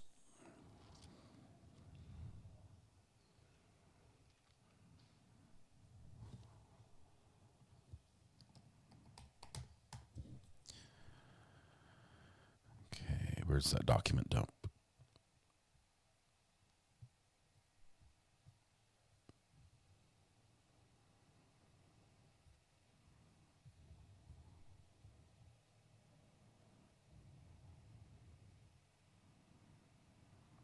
Do we have the actual document yet, or is it just a report, Toxic? I'm just seeing the news report right now. Debbie says, do you have TG and Y? Refresh my memory. What does TG and Y stand for?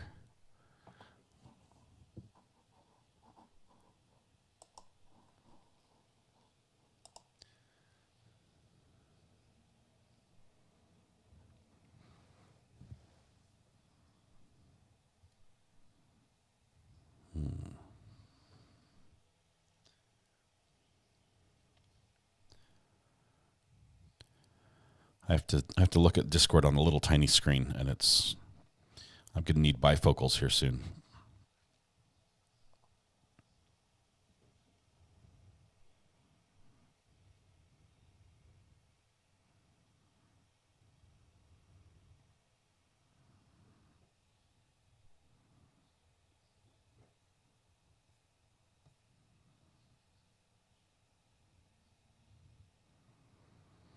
Okay, I think I've got him here.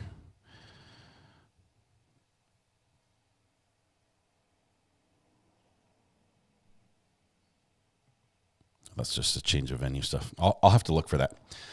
Little Miss says, we have the actual document. I'm just, the file folder into the case file. I'm looking. Where are we at?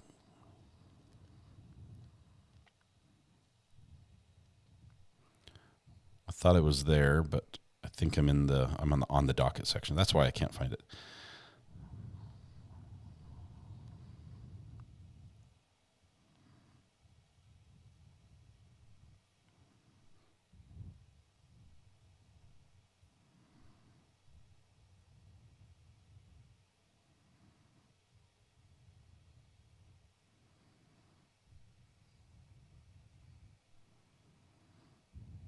I'm completely lost now.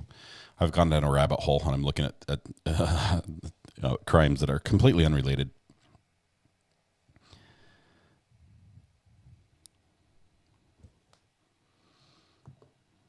I'm not sure why I'm getting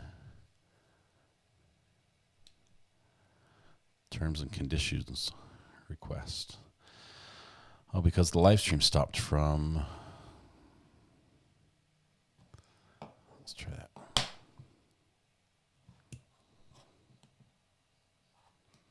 Okay. I think that's it. Let's see. Where was the actual document? Do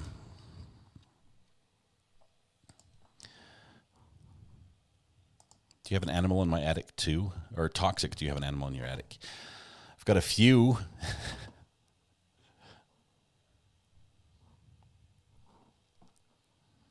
The first docket heading. Okay, thank you for that. Steer me to the right place.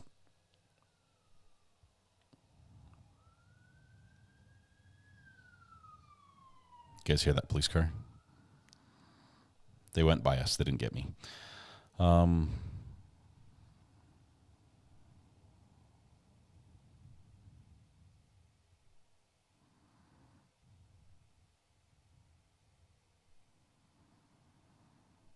Trial documents. It's just listed under Delphi, right? Or is it Richard Allen?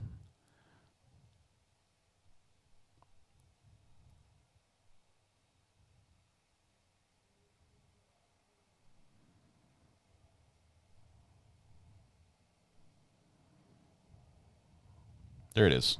I don't know why I couldn't find it. Today...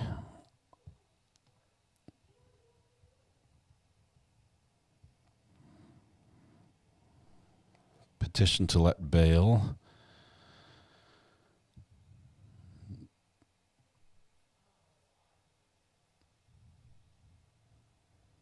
Thanks for tagging me in this, by the way.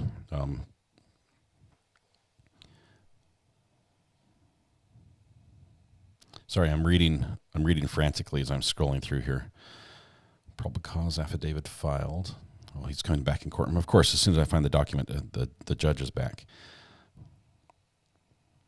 Okay, that's just the summary, updated summary.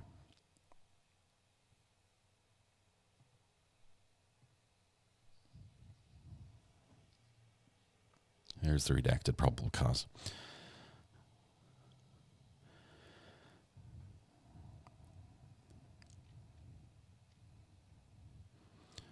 Okay, February 14th, victim 1 and 2 were found deceased in the woods approximately 0.2 miles northeast of the Monon High Bridge in Carroll County. Their bodies were located on the north side of the Deer Creek. At the time, the Monon High Bridge trail was approximately 1 mile gravel trail terminating at the Monon High Bridge. The Monon High Bridge is an abandoned railroad trestle approximately 2.25 miles long, spanning the Deer Creek and Deer Creek Valley on the southeast end of the trail. Okay, a lot of description about the area.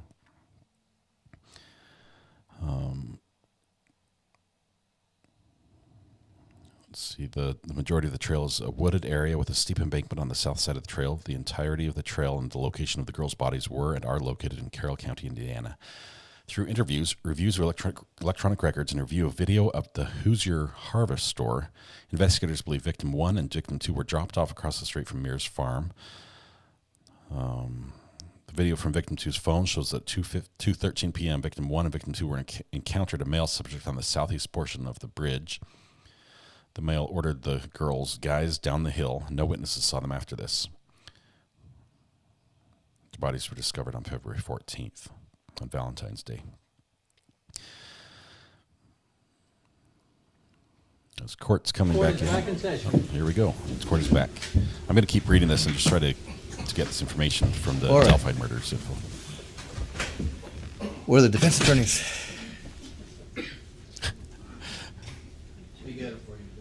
We just started court back in session without any defense attorneys. Well, you may be seated for now.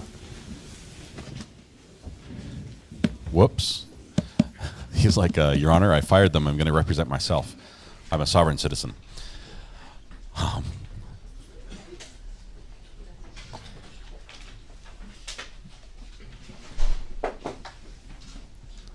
This is bizarre. You ready, sir? Where are the defense attorneys? Does the state have their next witness already? So Yes. Okay. Go ahead and bring the jury in now. All right, to the jury.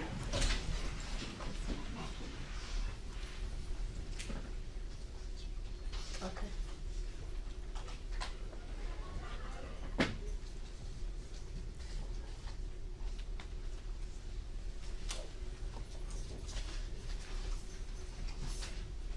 Yeah, I'm gonna keep reading this document. It is fascinating.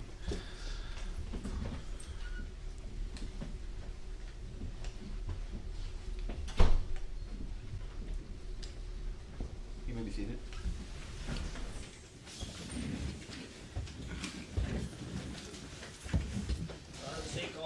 Captain Federico Calderon. Yes.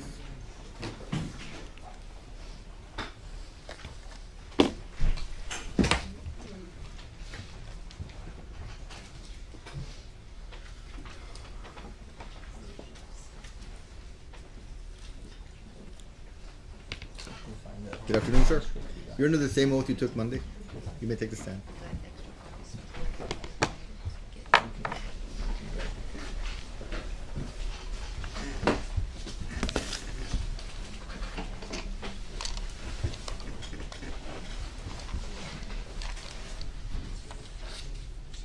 You may proceed.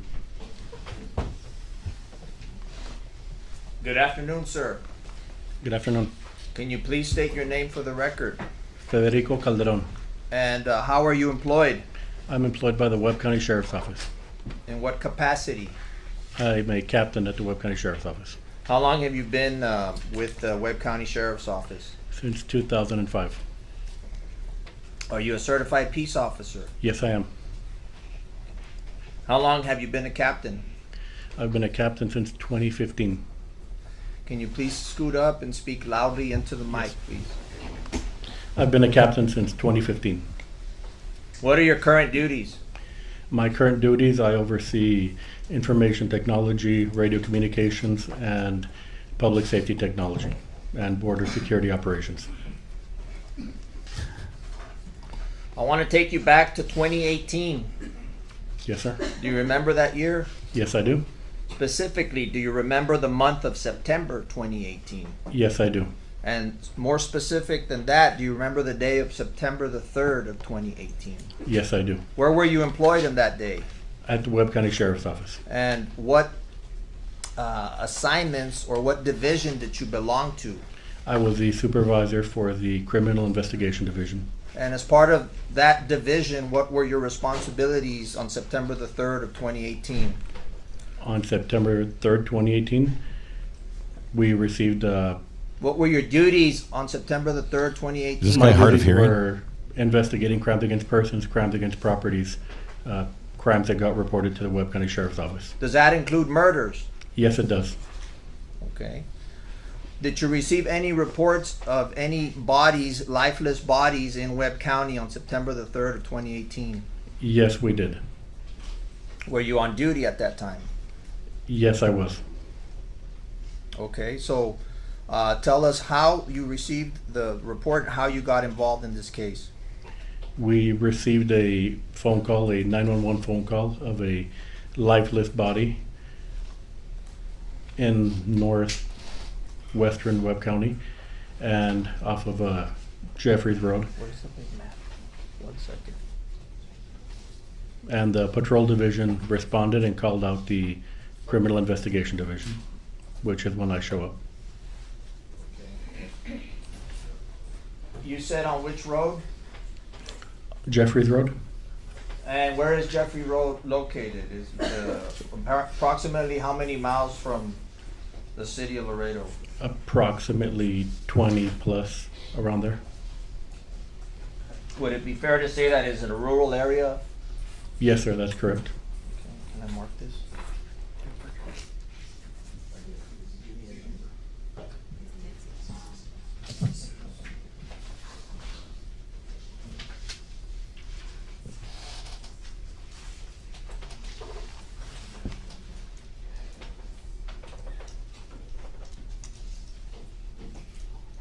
Can I approach?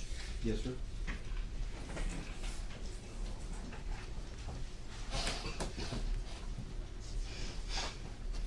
I'm going to show you where I marked as State Exhibit 66.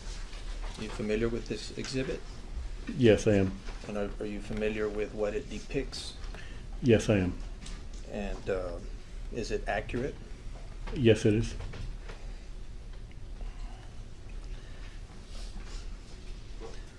And basically, what is Exhibit 66? Exhibit 66 is a map of the locations of the bodies that were discovered during my investigation. And you are the lead investigator in this case, in the case against Juan David Ortiz, is that? For the Webb County Sheriff's Office, For the yes. Webb. This investigation was a joint investigation. Correct. With what other agency? The Department of Public Safety. Is that DPS? Yes. More specifically? The Texas Ranger Division. The Texas Ranger Division. So you guys ran a joint investigation. That is correct. And as part of this investigation, how many murders were you tasked It's a bailiff, Karen. in investigating? 4. Can you give me the locations of those 4 murders? We had one off of Jeffries Road, one off of Farm to Market Road 255, and 2 off of IH 35. Specifically? The 22-mile marker and the 15-mile marker. Okay. The geographical map here would be fairly described as a satellite image, Correct. and this will assist the jury in orienting themselves on the geographic location around Laredo, Texas, North of Laredo, Texas, correct. where these crimes occurred. Yes, sir.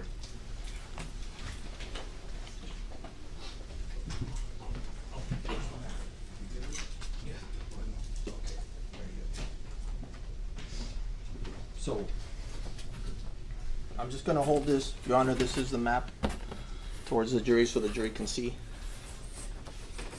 We're going to offer this into evidence. 66, State Exhibit 66 is admitted into evidence this time. Thank you, Your Honor, I may- apologize. Now, if you can swivel around. Yes, sir. On September the 3rd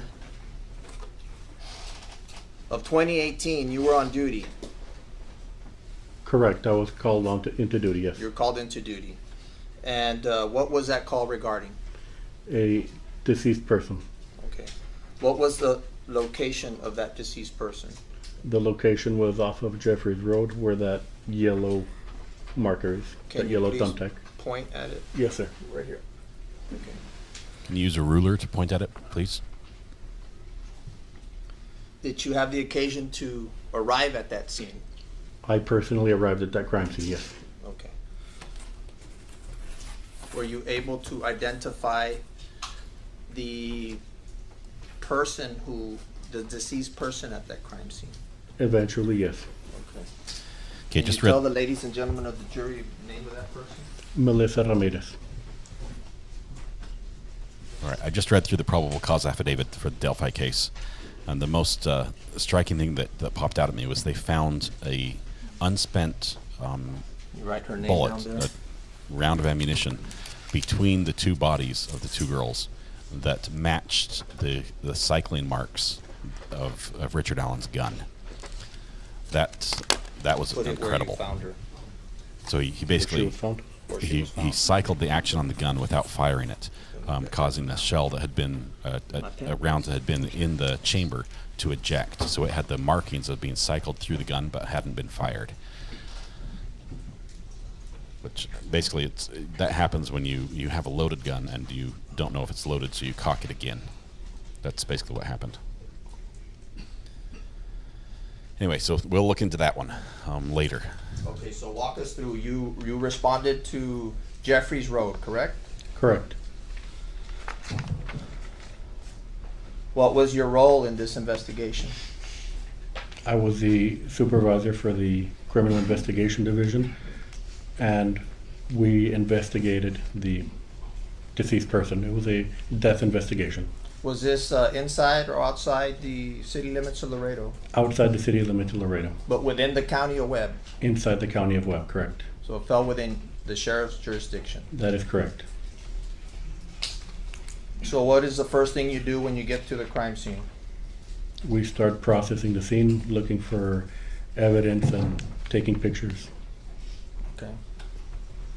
Tell the ladies and gentlemen of the jury what it is that you saw, and tell us what time you arrived and what you observed. I arrived sometime after, I don't recall exactly, it might have been 8 a.m. Actually, no, it was, may I refer to my note and I can tell you exactly when I arrived? Would it help you refresh your memory if you look at your Yes. notes? Yes, sir.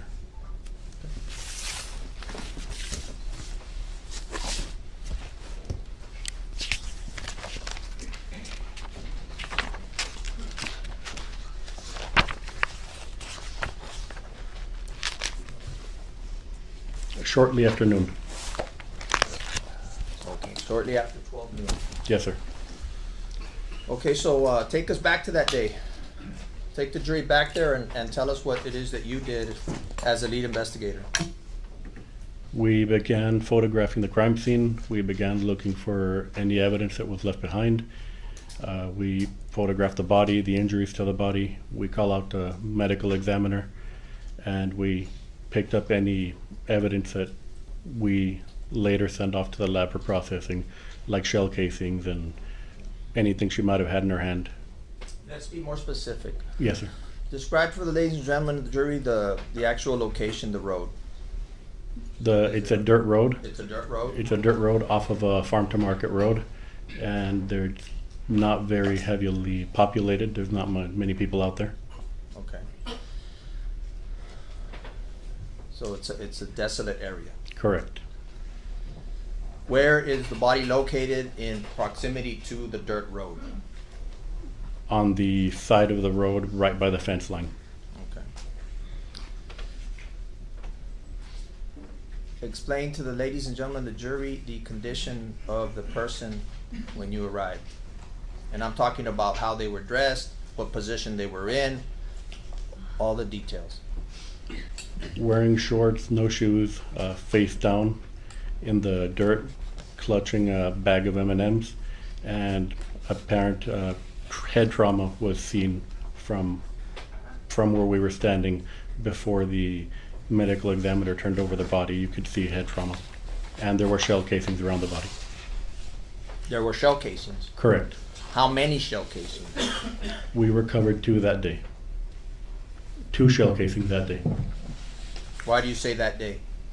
We went out the day after and continued looking to canvass the area, and we recovered a 3rd shell casing. So from crime scene of Melissa Ramirez, first day, 2 shell casings.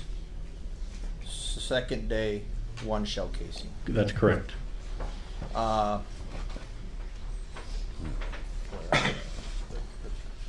This is family. What do you personally do with the evidence? While we're investigating, we mark items of interest, and we have our CSI officers photograph and recover it. Evidence technician, CSI officer. CSI officers, Crime scene investigator. crime scene investigators. Correct. At that time, who was your crime scene investigator? We had Deputy David Nenke and also Mr. Ugarte, Jose Ugarte. What is Deputy Nenke's status today, right now? Right now, he's injured. He recently had surgery. What is Ugarte's status at this moment? He works for another agency in Laredo. He works for the Texas A&M University Police Department. Nevertheless, they were charged with processing through their CSI duties the crime scene, correct? Correct. And you, as the one of the Take care, lead Roxanne. Hope everything investigators, works out well. directed them to the evidence that ultimately was photographed and collected. That is correct, yes.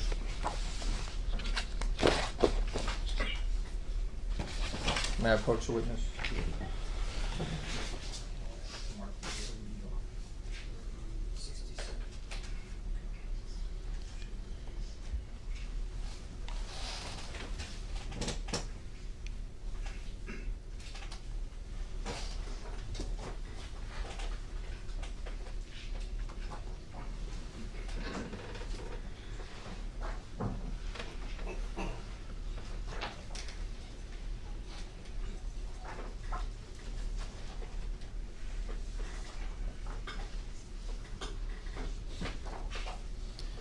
Why is he labeling all the pictures right now with a pen? He's like just writing on.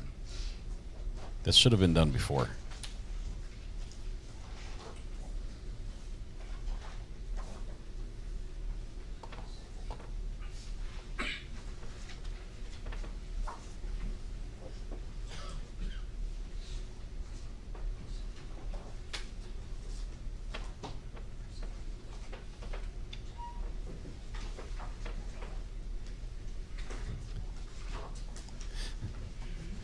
Ollie, this is hilarious.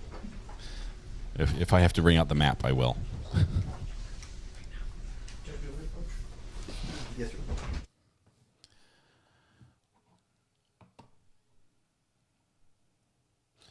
Why is the defense, or why does the prosecution seem like they're so far behind on just clerical work of preparing for court?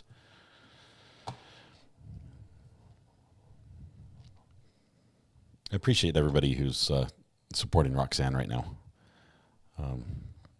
This little community we have here is awesome, and I'm just grateful for all of you guys being part of it.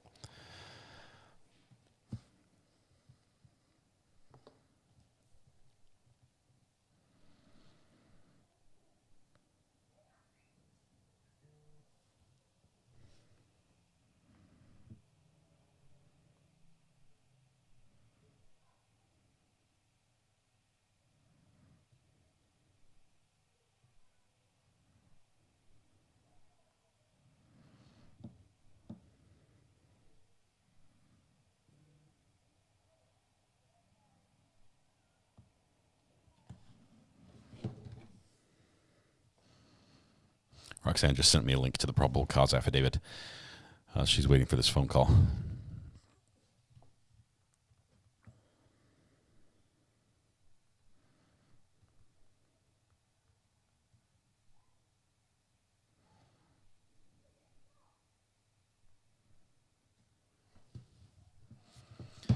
Okay, looking back at chat here, let's see. They are two different states. Debbie's correct.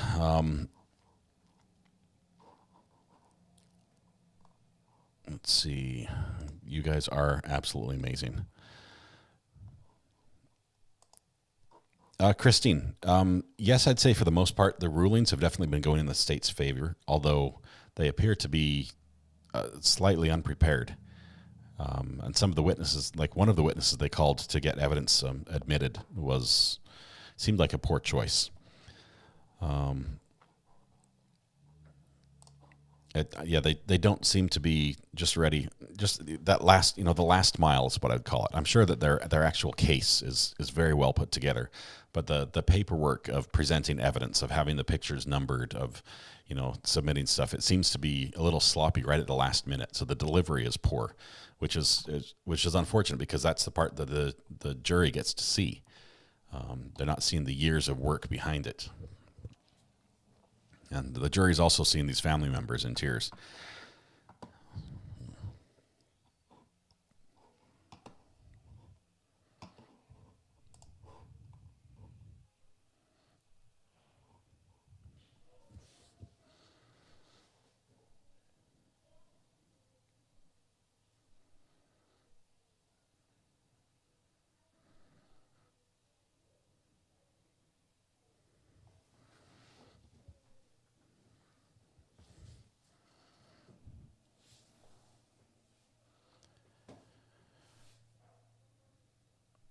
I wish we had some audio. Hot mic right now would be great. If somebody could arrange that.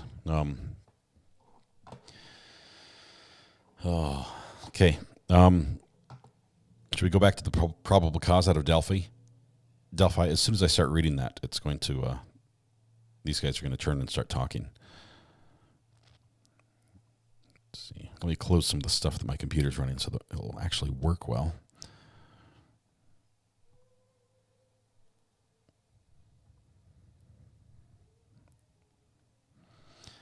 Generally, if they have a really long break like this, the judge will excuse the jury.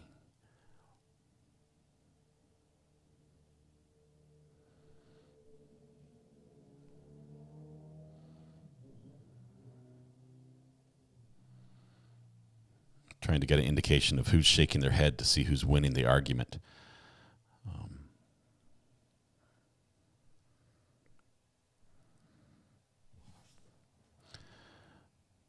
Let's see here. What is she reading there? Can somebody see the book title?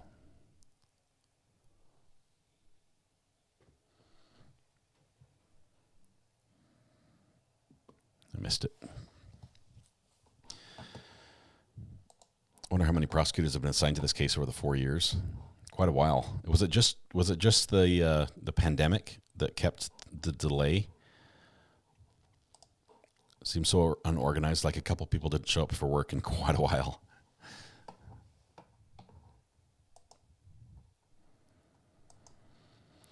I'm imagining every complaint we have about prosecutors not doing clerical things long ago was echoed by the jurors. I don't know. I think just day 3, I think they're doing okay. Things are moving along. It's not like the Pike County case, which I believe is just now the case should have gone to the jury. So they should be deliberating right now in the Pike County case. I'll have to see if that comes back quickly or not. I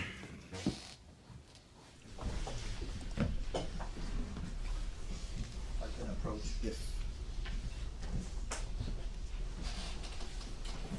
Captain, I'm going to ask you to look at State's Exhibit 67 through 83 that I have marked.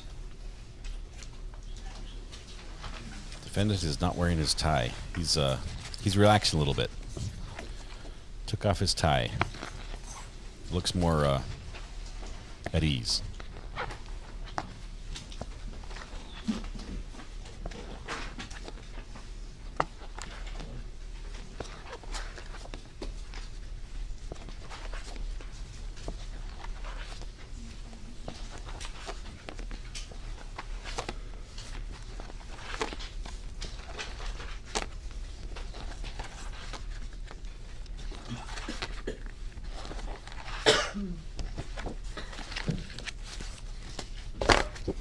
Yes, sir. Have you had the opportunity to look at these photos Yes, I have. before this? Yes, I have. Do these photos accurately depict what is contained within this photo That is correct, yes. on that specific day that you arrived at that area in Webb County? That is correct, yes. And have they been altered in any way? No. This is probably crime scene photographs. with markers. Is this how they're going to try to get the evidence brought in?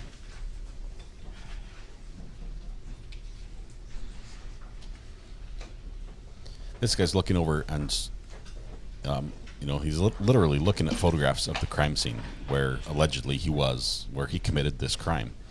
Wonder what's running through his head right now. Like, why did I leave those? Why did I forget to pick up the shell casings?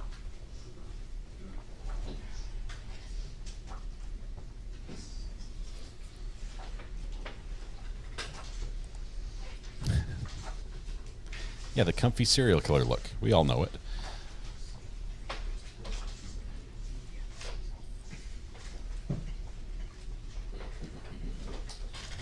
Ollie, the videos aren't in sync. They're coming from two different sources, but sometimes they show different aspects or perspectives. So I bring one in, even though that the other one is, you know, a couple seconds apart. I'll bring the other one in as well, just to show you what's happening in the courtroom, to sort of give you a better feel. You know, for instance, you know, you can see everyone's sitting up at the desk up there going through papers. The witness is still up on the stand.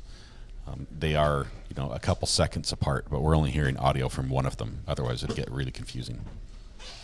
It's just part of the video magic I make happen here with all these buttons.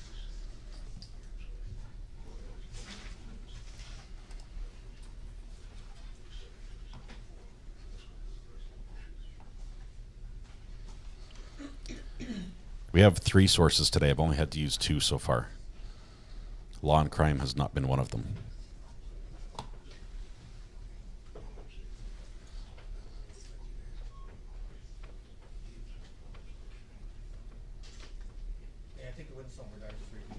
You may. Captain Calderon, so what's depicted in States Exhibit 67 through 83, you personally observed all this? I was there, yes, sir. I personally observed that.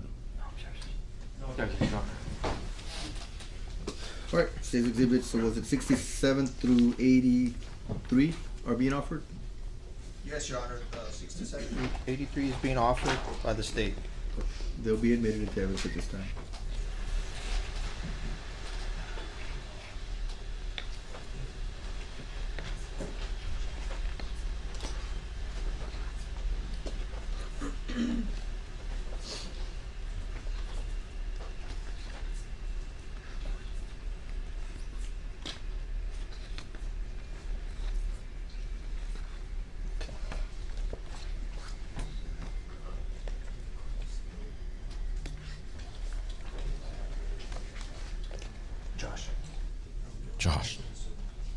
Josh, what do we do next?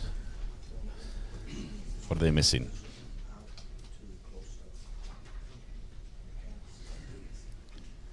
Are they redacting some of the, or removing some of them?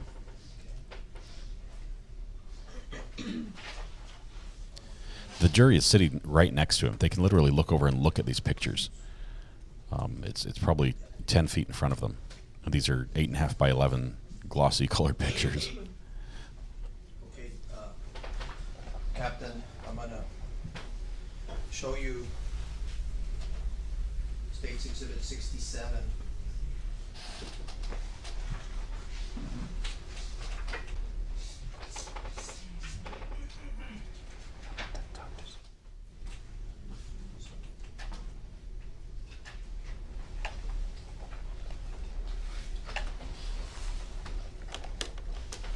Tell us where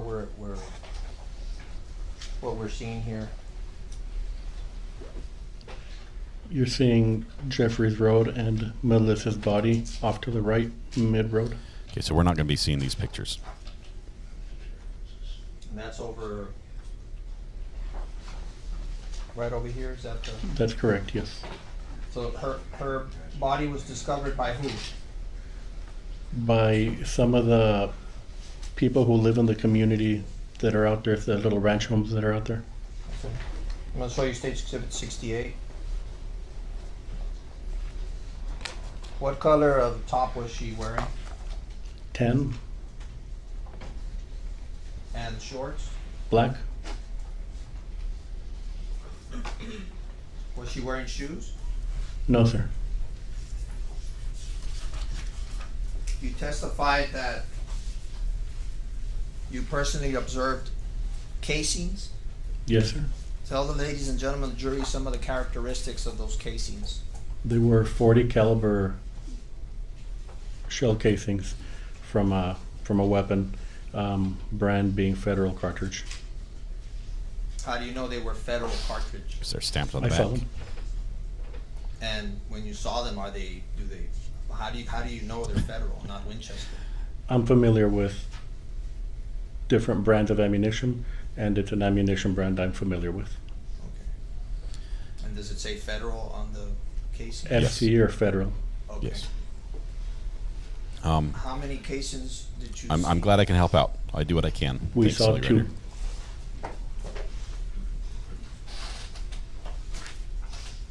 I'm gonna show you State's Exhibit 83.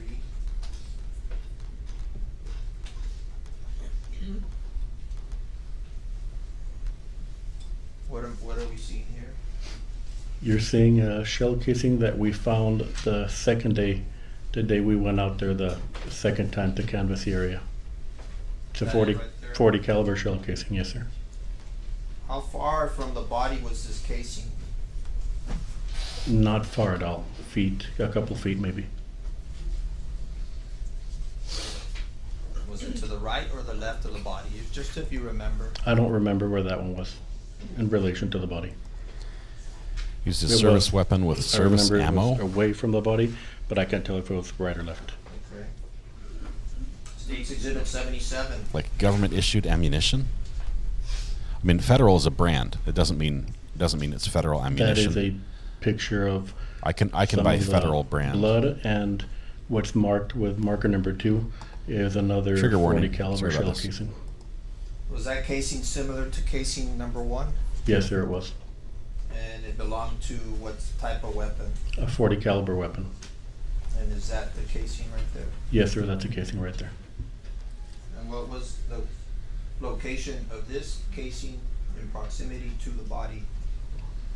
Same, couple feet away. Very close. I'm gonna show you State's Exhibit 79.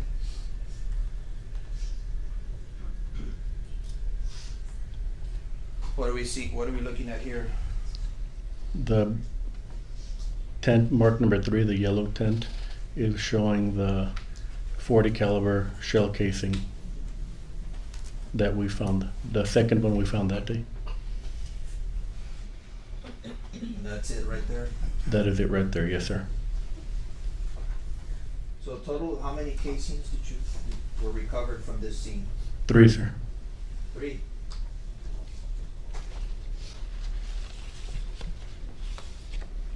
All of them being 40 caliber 40 caliber Smith & Wesson Federal.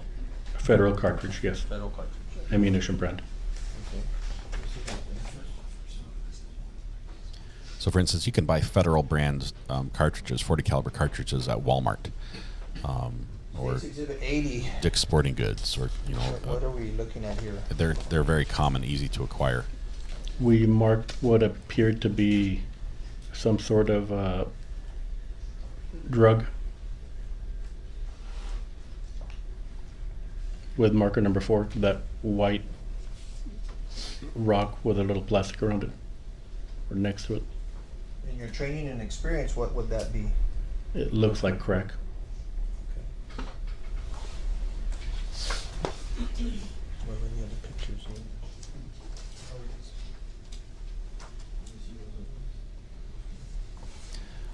I have some Federal 40 ammunition ammo I could bring and show. I'm not sure if I can show. Exhibit 82. Probably can't show the gun, but I can show the ammo on the live stream. What is this?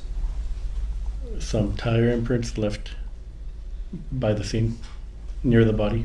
Did you conduct any analysis, being the one of the head investigators, did you try to obtain an analysis of these tire tracks?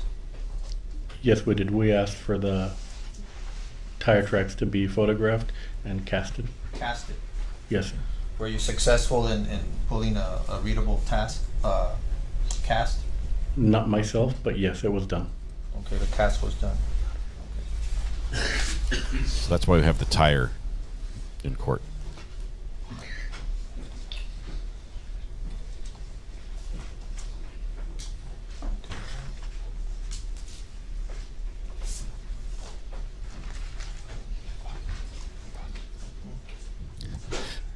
Who's looking for arrowheads?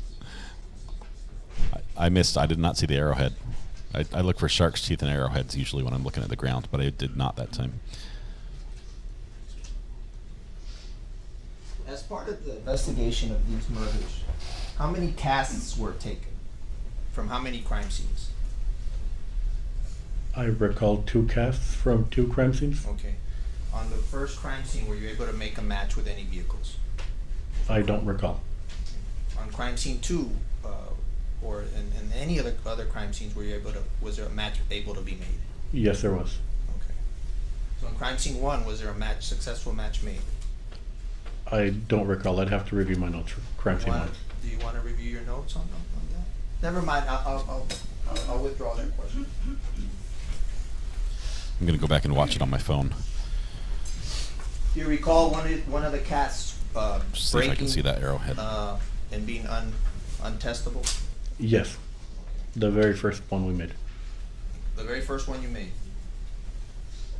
What is this? Another set of tire tracks. So this would have been the first set of casts would have come from this crime scene, correct? The first set of casts would have come from that crime scene, correct? So ultimately that cast would have broken. Yes. So you were unsuccessful in making this cast readable. Correct. On the first one, yes.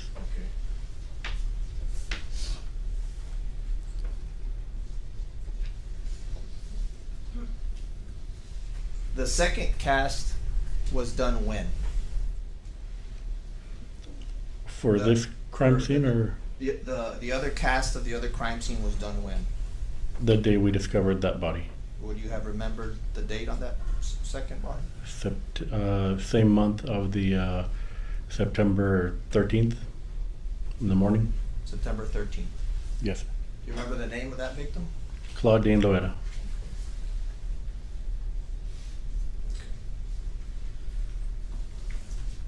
Your Honor, the state intends to publish photos of the victim that are graphic in nature. Okay, And this I is a know trigger that, warning.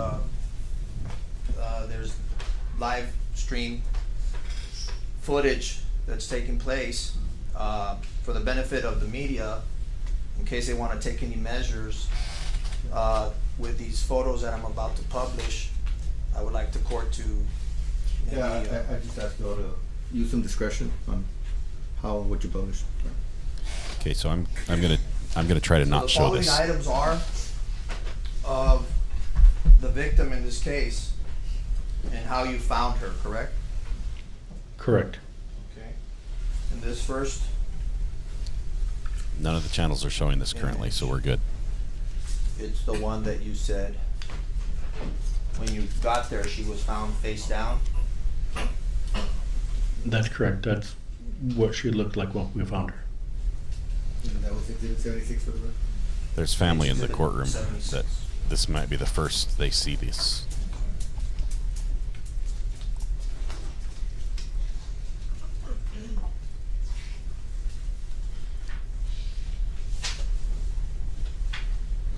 What do we see here? Same scene from another angle. The side shot. The direction of the blood, is that a slope, or why is it pulled in that manner? It's a slight slope downward toward the fence. Did you have the occasion to approach the body? Yes, I did. And based on your training, how many years at this time were you an officer? In 2018, 13, 14, 13, 13 years? 13. And at that time, had you had the occasion to see people who had been murdered or killed? Yes, I have. Okay. Did you attempt to see if she had suffered any injuries and where those injuries were located? Without disturbing the body, yes, we looked to see what we could find before the medical examiner got there. Okay. Based on your training and experience, what could you determine? That she had head trauma, and it appeared that she had been shot. Shot in the head. Correct. Okay.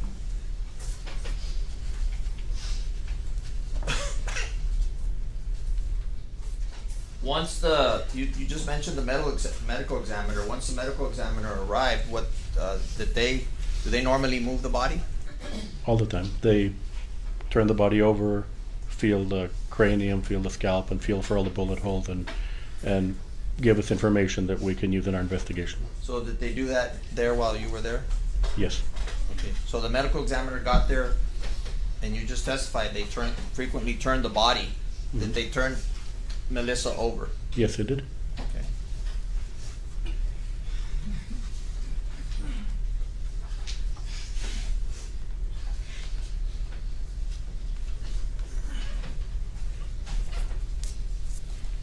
Don't know the relation, but these are clearly family.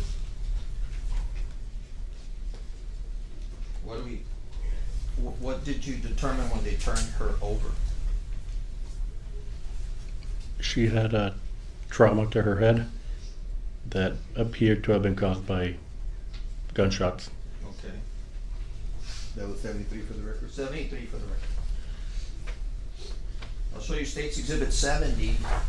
What did she have clenched in her hand? A bag of M&Ms.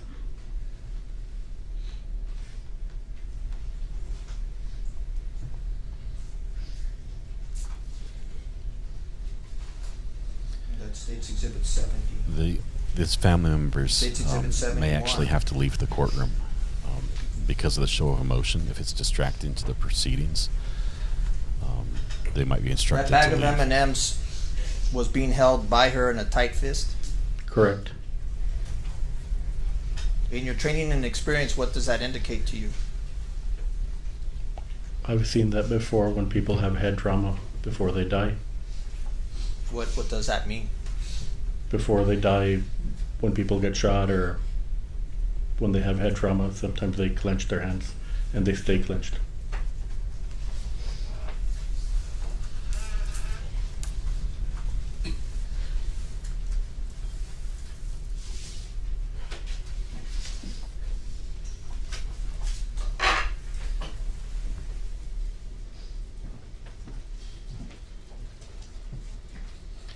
He seems unfazed. I mean, he's actively looking The at the evidence pictures. that was gathered from this crime scene Amounted to what? What was actually gathered? Everything that was coned, or? Everything that was coned that you see there, the shell casings, and what wasn't coned as well, the M&Ms and everything she had on her. Okay. Okay, did she have any personal belongings on her? No cell phone or anything like that, no. No? So she had no personal belongings on her? No. An ID? No ID. How were you able to determine her identity? Eventually, she had her fingerprints checked, and they came back to her.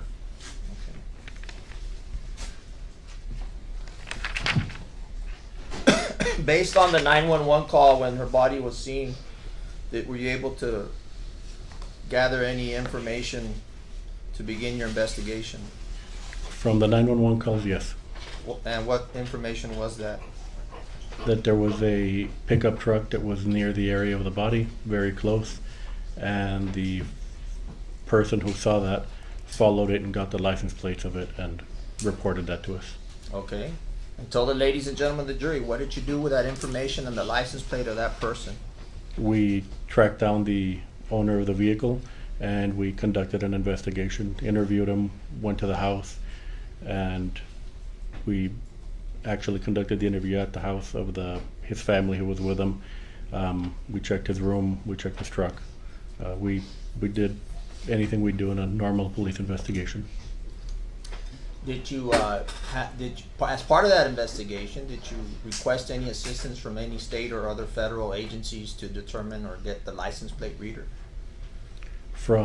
Since the family or the person who had seen the truck took a picture of it, that was something that we could run through normal means. Okay. Run the license plate and it comes back to the owner and the address. So you found the individual and you all brought him in? Yes, sir. When I say you all, that is you and the Texas Ranger? That is correct. Okay. You conducted a search of his home? Yes, I did. You checked weapons that he owned? Yes, I did. What else did you do? We interviewed him and we interviewed his family members who were with him at the time. Okay. Ultimately, were you able to establish probable cause to arrest this individual for the murder of Melissa Ramirez? We were not able to establish probable cause to arrest him for the murder of Melissa Ramirez, no. So that person was basically released. He was never arrested, He was never arrested, no. just investigated. He was investigated, that's correct. Okay. At that time, was there any other suspects in this case of Melissa? I think he's talking about a At that different specific time, we began suspect. canvassing the area that Melissa frequented, and we started doing police work and getting names and checking addresses and checking on people. We'll see you, Debbie. Thanks for being here. Let me back up. The body from the crime scene on Jeffries Road of Melissa, who took possession of her body? Dr. Stern, the medical examiner? Okay.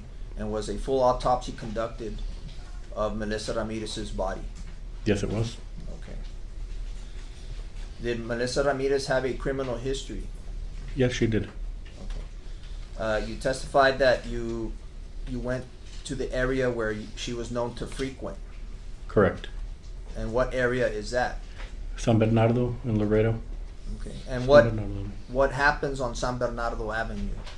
It's a place known for prostitution and drug use, stuff like that. How many people, if you recall, did you make contact with, interview, bring in, question in Melissa's case? Between field interviews and bringing people in, high 20s, maybe 30, give or take, high 20s. Was at any time during your investigation of Melissa Ramirez, was Juan David Ortiz a preliminarily a suspect? Preliminarily, no. Was he anywhere on your radar? No, not initially, no. Okay. Okay, so there was another victim. So that what they happens investigated, after or September another 3rd? suspect they investigated. While you're investigating the murder of Melissa Ramirez? On the 13th in the morning, we get a phone call. I get a phone call saying that there was another deceased female. Initially, they thought it was a auto pedestrian accident, but when the officers arrived, they saw that it was a similar crime scene to what we had with Melissa Ramirez, and that's when they called the Criminal Investigation Division out because it was not an auto pedestrian accident. It appeared to have been another murder. Okay.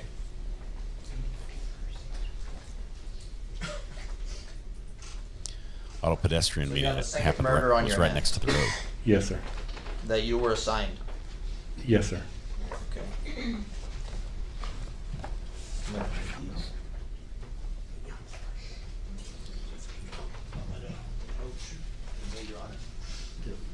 This second murder scene, I'm going to direct you again to State's Exhibit 66. And please describe geographically in relation to the first crime scene where this crime scene is. A very short distance away off of Farm to Market 255, When you say short distance, an approximation? a couple of miles tops. It's very short. He became a suspect as soon as Couple of miles? If that. as It's soon a very as short that distance. girl. Okay, so you said that Melissa Ramirez was on Erica, sorry, I couldn't remember her name. Jeffries Road. As soon as On Erica the ran and yellow said, thumbtack, yes. gave his Okay. information, that's when he became a And- suspect on this one. If you could write down, did you get the name, identify the name of the second? Claudine Loera. Okay, can you write her name down?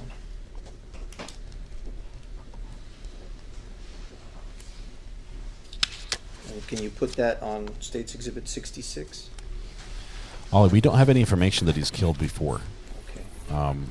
He volunteered information about the fourth person, but didn't say anything about anyone before. So you- it's The first murders on Jeffries very Road interesting. on September the 3rd.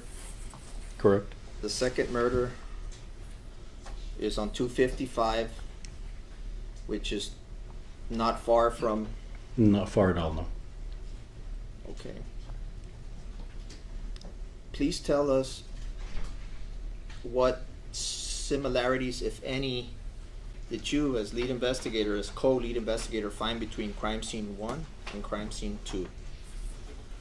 To begin with, they were both prostitutes with criminal histories. There were the same type of shell casings, 40 Smith & Wesson, at both crime scenes, and they worked in the same area as each other, off of San Bernardo. Anything else regarding where the injuries were located? All the injuries were above the shoulders, head, gunshot wounds. So crime scene 1, female, works in prostitution, shot in the head. Correct. 10 days later, female 2, works in prostitution, shot in the head. I'm gonna check the leading on. It's already said, I'm just repeating what he said. Just ask the question, I guess. Okay, Go so ahead. those, you had those similarities, correct? Yes. Okay.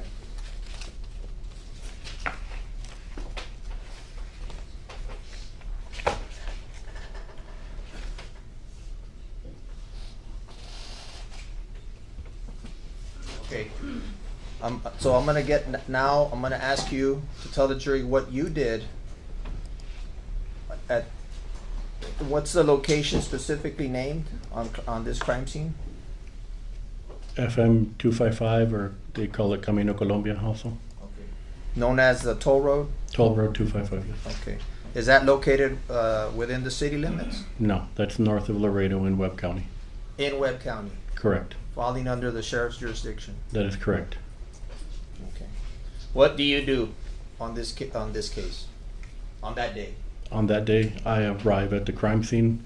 By the time I arrive, the body's already gone, and there's stuff all over the place from what appeared to have been her purse and some of her other stuff, her shoes.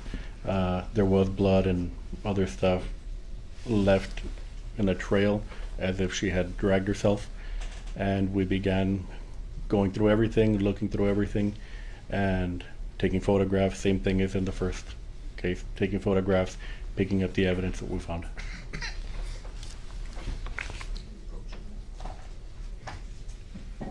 Let me approach her. I'm going to show you what I'm marking as State's Exhibit 84 to 101. I ask you to look at these photos.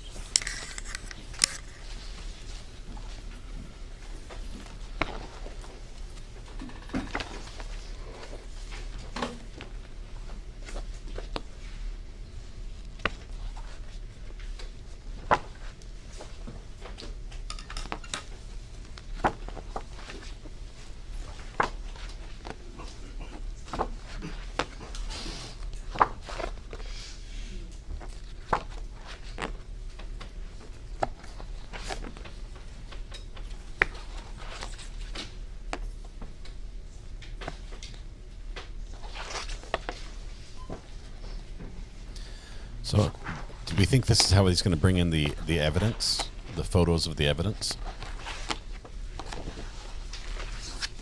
It's a lot of pictures. Have you had an opportunity to review these exhibits? Yes. Do these exhibits fairly and accurately depict what's contained within them? Yes, they do. And more specifically, do they accurately represent what you saw? I don't have information on FM David 255 Ortiz's family. I think he had a September the wife and 13th. kids. Yes, they do. Is that correct? 2018? Yes, they do.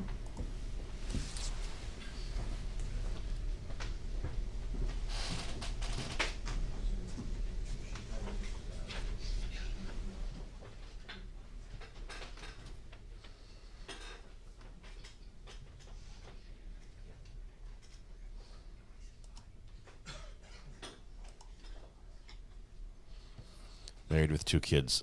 Separated, I'm guessing?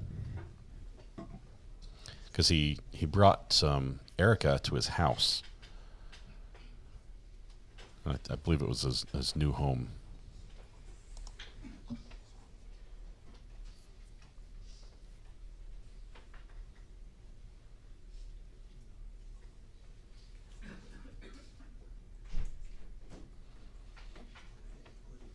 What do we have here? Oh, it's an easel, it looks like. It's going to set up some pictures. These might be pretty rough.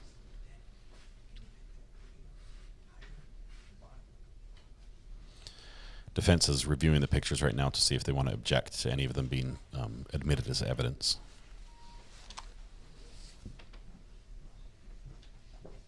I doubt they'll be able to, because he's going to say these are the pictures he took.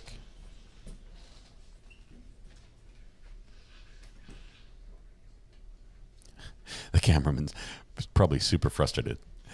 It's like, you just set up an easel blocking my shot of the witness. You know, I've got one spot. I can't move around the courtroom. You just set up an easel blocking some of the witness and the judge. But it's for the jury. It's not for the cameras.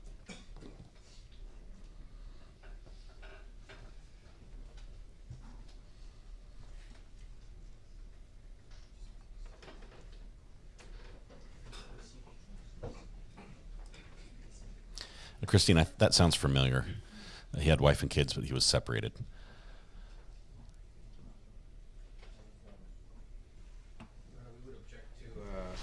I'm not submitting it. He's like, I haven't submitted. You can't object yet. I'm just showing you some pictures. I'm going to offer at this time States Exhibit 84, 85, 86, 87, 88, 89, 90, 94, 95, 97, 98, 99, 100, and 101. No objections to those exhibits. I'm not going to introduce these. All right, States Exhibits 84 through 90, Exhibit 94, 95, 97 through 101 are admitted into evidence at this time. Now, you said something in your testimony that by the time you got there, that Claudine was no longer there. That is correct. And why is that? She was still alive. So the EMS had taken her to the hospital, where she died at the hospital. So she passed away at the hospital. Correct. Okay. Who found or who discovered Claudine? Passerby, truck driver. Truck driver? Yes, sir. Describe the location for the jury of where she was found in relation to the road or the highway or Off the road, a few feet off the road, also into the grass shoulder area. Based on your training and experience, was she killed somewhere else and left there, or was she killed there at that location? I'm going to object to the speculation, Your Honor. Well, It's not sustain speculation. at this time, rephrase. He said based on your training and experience. I think that should have been allowed. I'm going to show you what's already been admitted as State's Exhibit 87. What do we see here? You're seeing part of the crime scene off to the right.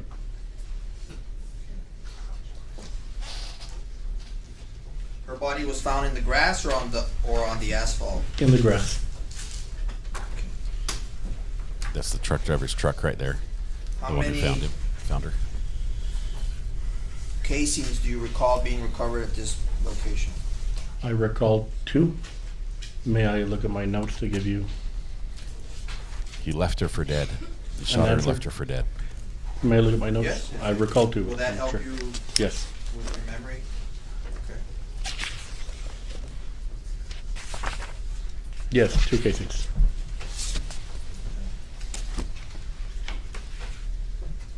What is it that's, you know?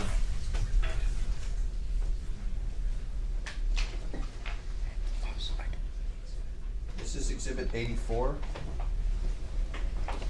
That's what the crime scene looked like when I got there, with the exception of the markers, but that's what the crime scene looks like. What is that? What are those black? What is that black object in the center of the? The one near number 5, those are her shoes. I'll show you State's Exhibit 86.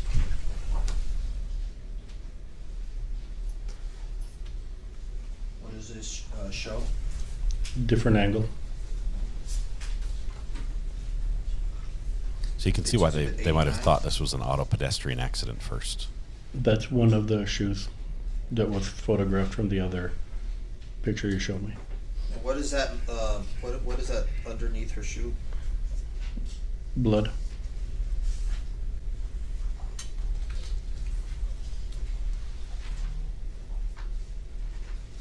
I'll show you State's Exhibit 95. What's all this? That's stuff that we found around the area in one of the purses and in the general area scattered. Some of it was scattered, some of it was in her purse. I'll show you State's Exhibit 85. This is the second victim, I believe. At least the second one they've presented information on.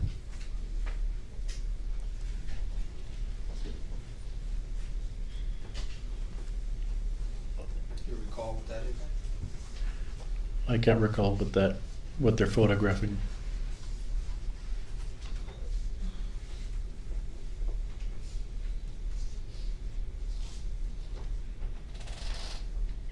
What is this up here?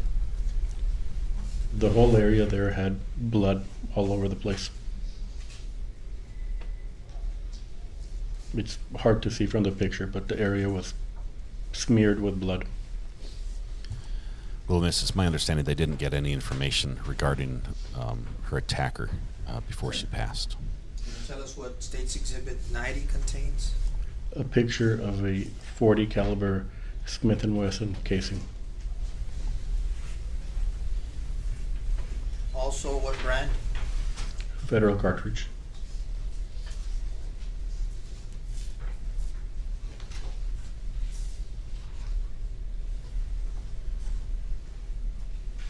I believe all of the victims had drug dependency issues.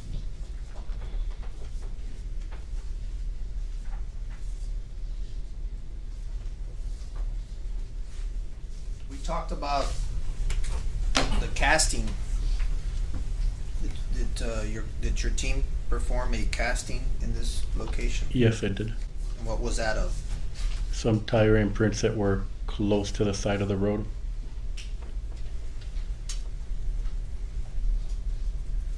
What is State's Exhibit 99? The tire imprint.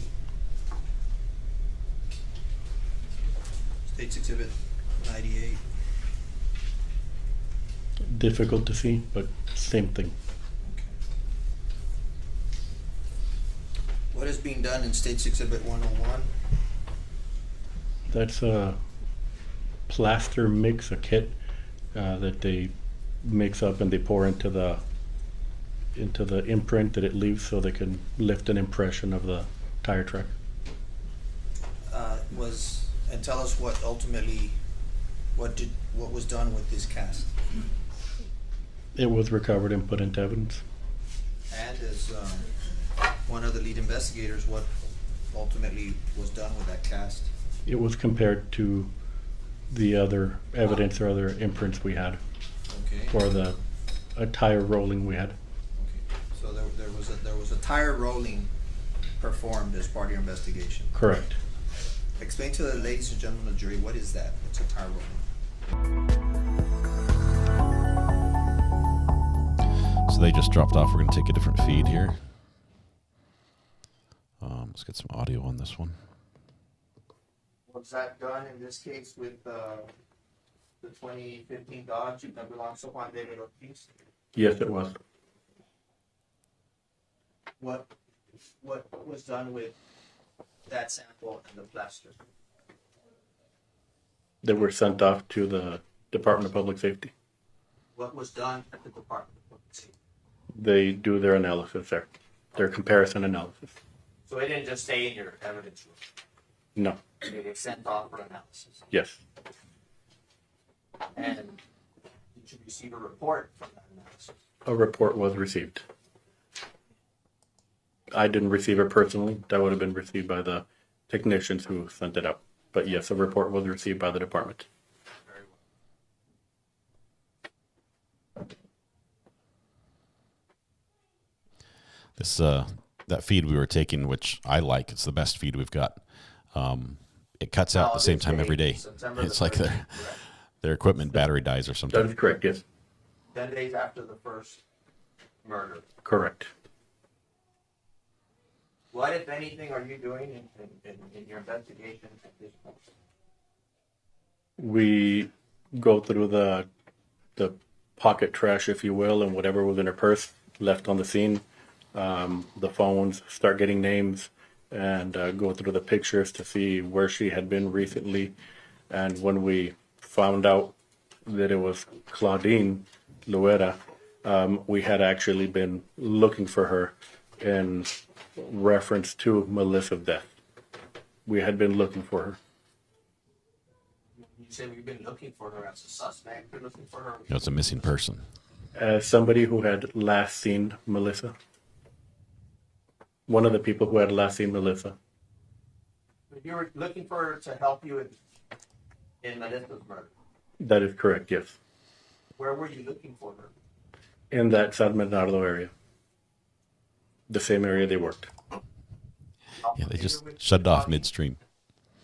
She had a criminal history, yes. What type of criminal history did she have? I don't recall off the top of my head, but between the victims, there were theft, substance abuse, possession, assault, stuff like that. Prostitution also. Drug-related. Drug-related prostitution and theft, stuff like that. Did you make any headway in the investigation of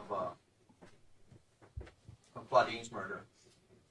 We got back to doing police work, interviewing people, and we were in the process of interviewing people, picking people up, bringing them back, debriefing them to see who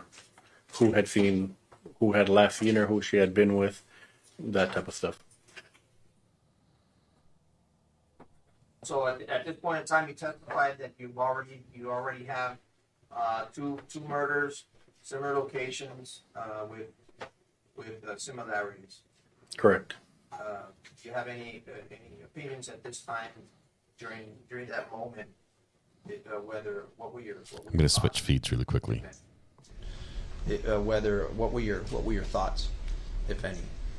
At the time, I thought that we were probably dealing with the same. It's opinion evidence on the side of this one. You hear the question, okay? My question is what was his opinion regarding the two crimes at that time? Well, as far as them being related, or if we've gone over the similarities, I'll withdraw that question. Let me back up a little bit. You testified. I don't that think one it was person targeting her because she was a witness. Was thoroughly investigated for the murder of Melissa Ramirez. Correct. And that person, there was insufficient probable cause to arrest that person. Correct. Were there any other people being looked at as suspects in the case of Melissa Ramirez? Yes, there were. How many people were being looked at as legitimate suspects of Melissa Ramirez? Loud cars driving by. Off the top of my head, there was at least, there was a few. There was three, maybe, I think, 2 or 3. I don't remember off the top of my head the exact number. Okay, but at least 2, tops 3 around there. Possible suspects. Yes. Okay. Were you able to develop any probable cause on any of these 2 or 3 possible suspects? No, we weren't. Okay. You testified earlier that you had already made contact on September the 13th up to maybe 30 people already in that first investigation. Toxic. I don't think he's going to take the stand. On the street, field I can't see him doing that. People. His whole defense is they can't prove it. We've already gone over not the an alibi. similarities between crime scene 1 and crime scene 2, correct? Yes, we have. You've mentioned how they were shot, where they worked. It seems bizarre that he would midway is after they've already happening given opening statements, on, you know, if anything, on trying to September cast the doubt on this 14th, evidence in the process of collecting what are it. you doing on that day? It seems weird that they'd We're switch actively horses midstream looking and, for and say leads actually on has an alibi. Claudine and Melissa, but we were following up some leads on Claudine's, the last person Claudine was seen with. Where was this? Where, when you say actively working, what does that mean? That Where were you actively doing this? We were interviewing people at our station, and we were having investigators go out and talk to different people and check people's whereabouts. Okay. Do you remember what day of the week this was when you were on September the 14th? Friday. A Friday. Yes. Okay.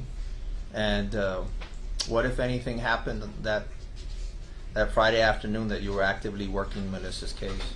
That Friday evening, we were at the station. Actually, we had people there that we were interviewing, and we received a phone call that from a trooper who was at a gas station in North Laredo, and the trooper said that he had just run into somebody who we might want to speak with because he felt it was related to our investigation. Yeah, Erica. Up until this time. All these women worked the same Tell street. me what time, literally. more or less, did this and call so she come in was from that familiar trooper? with all the others. May I look at my notes? Would it help you refresh your memory? Yes. Okay.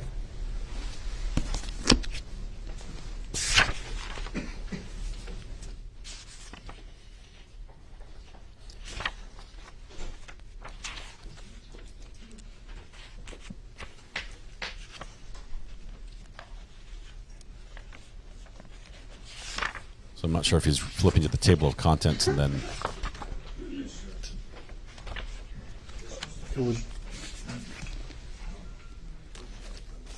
evening around 9 p.m., give or take.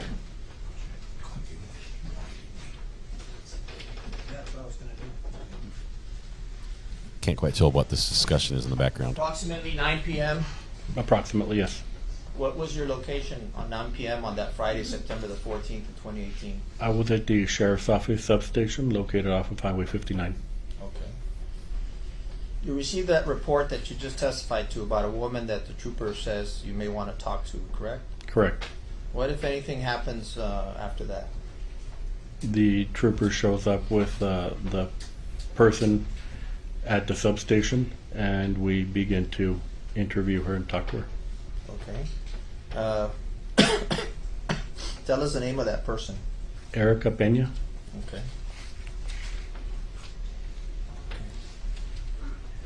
When she arrived,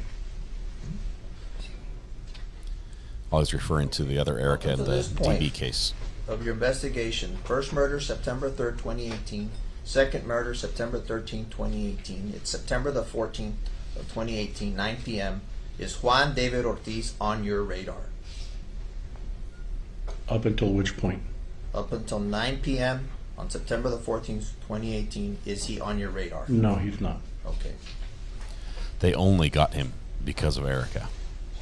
Tell the ladies and gentlemen of the jury Erica's demeanor when she arrives. She was crying. She was scared. She was shirtless. She had a bra on, but she didn't have a shirt. So we got her a shirt from the substation there. Can you speak louder? Yes, sorry. She was crying. She seemed scared. She wasn't wearing a shirt, so we got her a shirt from the substation, and it was raining on and off that night.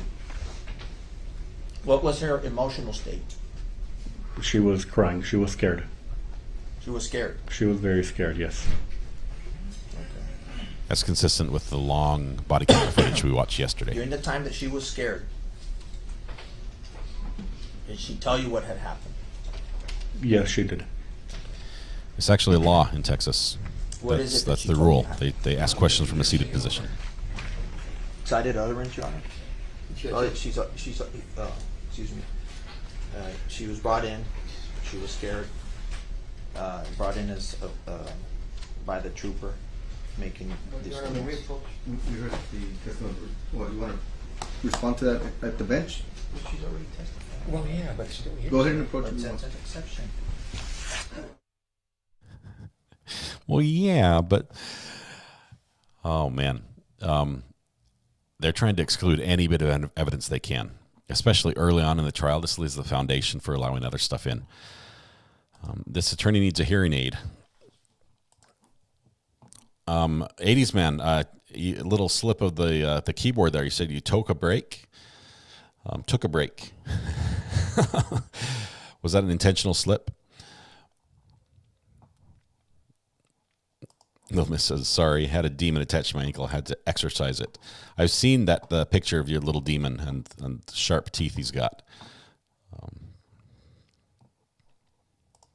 A lot of the lawyers have to be seated. That is odd. Ginger, yeah. In Texas, Matthew told us a while back that I think it was yesterday. He told us that that the rules, actually the rule from the courtroom, is that the prosecution and the defense should ask. They're taking selfies in court. Look at that. They should ask questions from a seated position.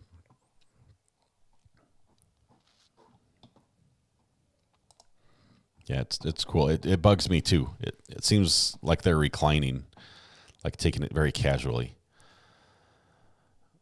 So this lady with the sunglasses on her head, we believe that is the mom of the second, or was it the first victim? I don't remember, first or second victim. But the girl in back is like taking, funny Instagram pictures or something.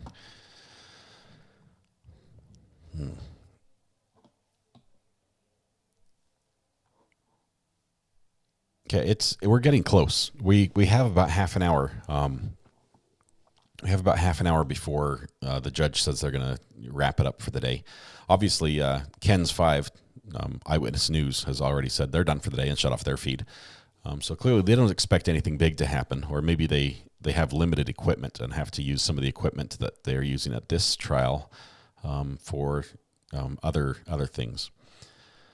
I can see that backpack. I wish I could point it up. And the top right-hand corner behind a lady with like a leopard skin shirt under the blacks. That backpack is a brand called Tivu. It's a transmitter for live streaming video feeds like this. It bonds cellular signals so you can have multiple cellular data connections and send data like that. So that's one of the ways we're getting information right now.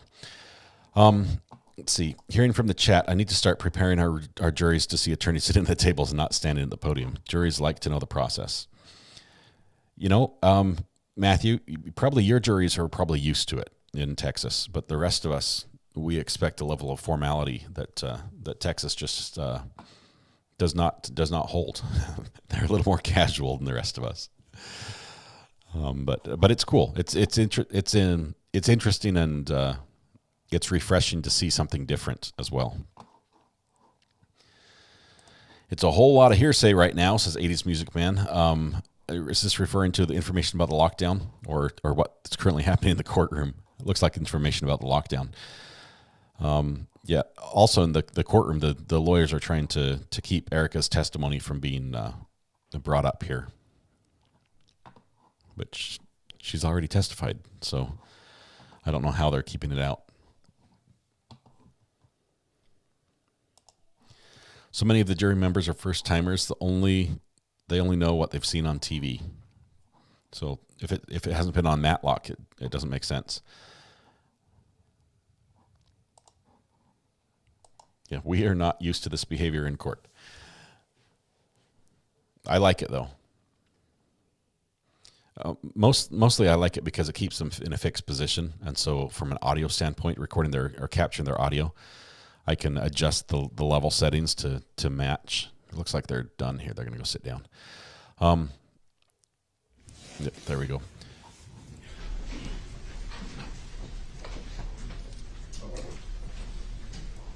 Try this again. She was brought in. We try this again, which means the judge is going to side with us. She appeared to be scared. She was crying. Was she scared or not scared? She was scared. She was crying. She was what level of scared was she? On a scale of 1 to 10, how scared was They're she? trying to get an Terrified, excited she said that utterance. she almost got killed. Okay. So they're setting the stage for her excited utterance, Did she provide which you is information? Yes, she provided exception to the information. hearsay rule. Okay. What type of information did she provide? That she had been assaulted. Okay. Did she provide you information on any vehicles? Yes. What type of vehicle? A white oil field type pickup truck, Dodge. Dodge? Dodge. Okay. Did she anything else or details about the truck? Because you're saying white Dodge. Is there anything else as far as how many doors it has? You know. She said it was a big oil field type truck. Okay. Did she provide for you? You said that you just testified that. I don't know what did you say? She had a gun pointed at her face, or what did she say? That she had been assaulted with a handgun. Okay. Did you provide information on who the person was that assaulted her with a handgun? She said it was a David who assaulted her. So the answer is yes. She provided information. So the She answer is provided yes. information, yes. On the person. On the person. What information was that? The information was that, Okay, so you said it was David. yes. Okay. He already got that in. Did she provide for you, or were you able to find out in your investigation a location where this may have occurred? Eventually, yes. Okay. And eventually, were you able to identify the location where the subject lived? I didn't hear that, I'm sorry. Where the subject lived? Yes, correct. Okay. We were. And where was that address? That address was 204 Burr Oak. Okay. That location, were you able to determine who the home, what's located on that location? 204 Burr Oak Yes. is Mr. Ortiz's house. Mr. Ortiz's Was house? Mr. Ortiz's house. And how were you able to verify that? Through investigative means and through the Webb County Appraisal District. Okay. At the time that you were, you interviewed Erica, correct? Yes, I did. How long did that interview with Erica last? I don't recall off the top of my head. 9 hours. Did she mention to you Melissa or Claudine? She did mention both Melissa and Claudine.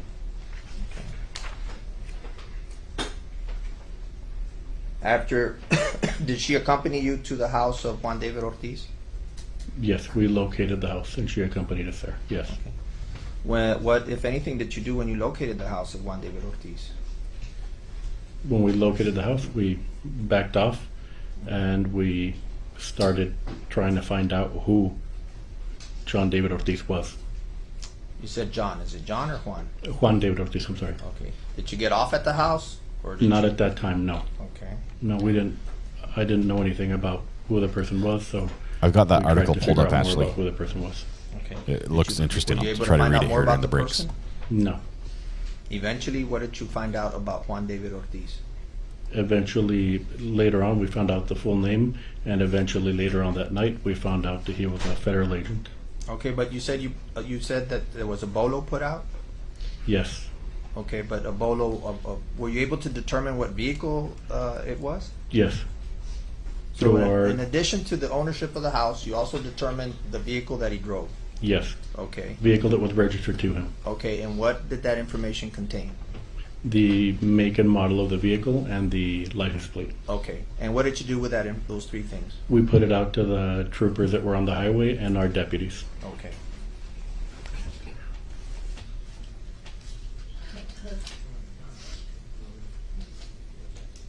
Okay, so give us an approximate time when this is going on.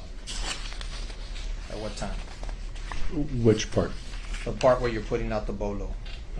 Probably around midnight, give or take. Okay.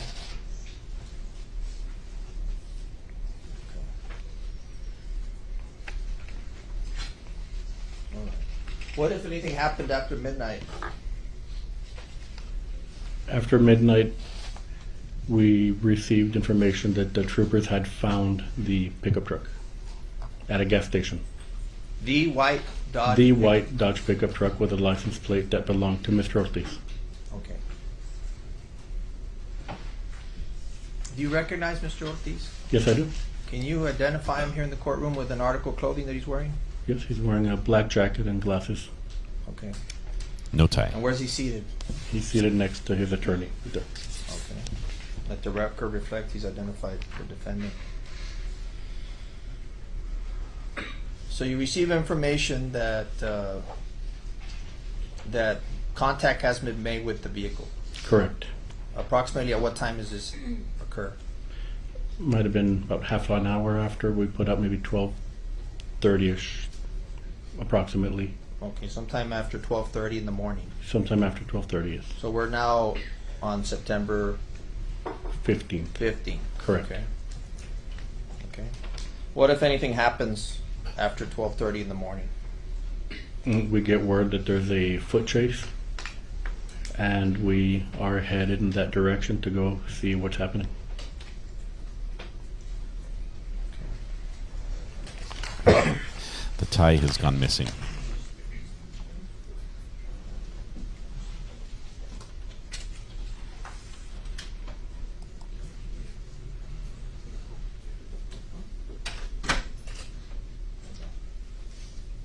Okay, just have a second.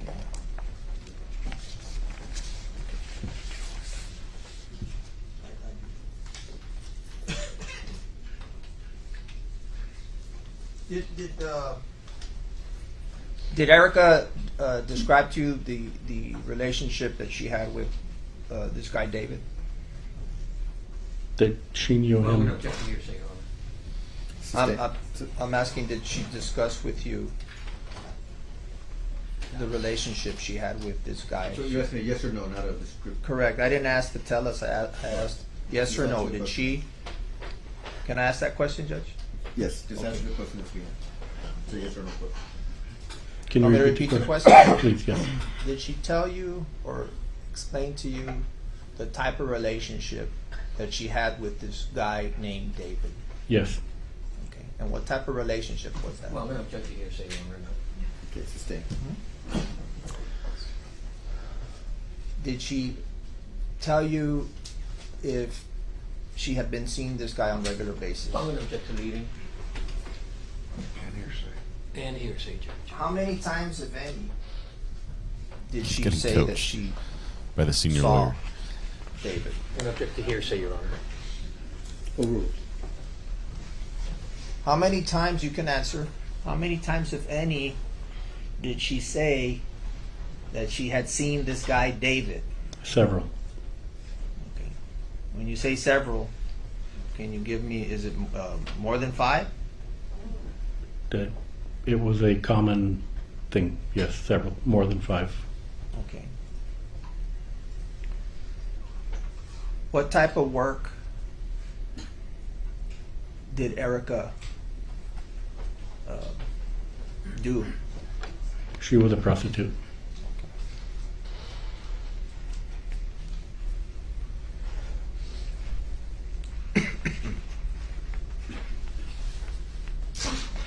When somebody points a gun at somebody's face, is that a crime?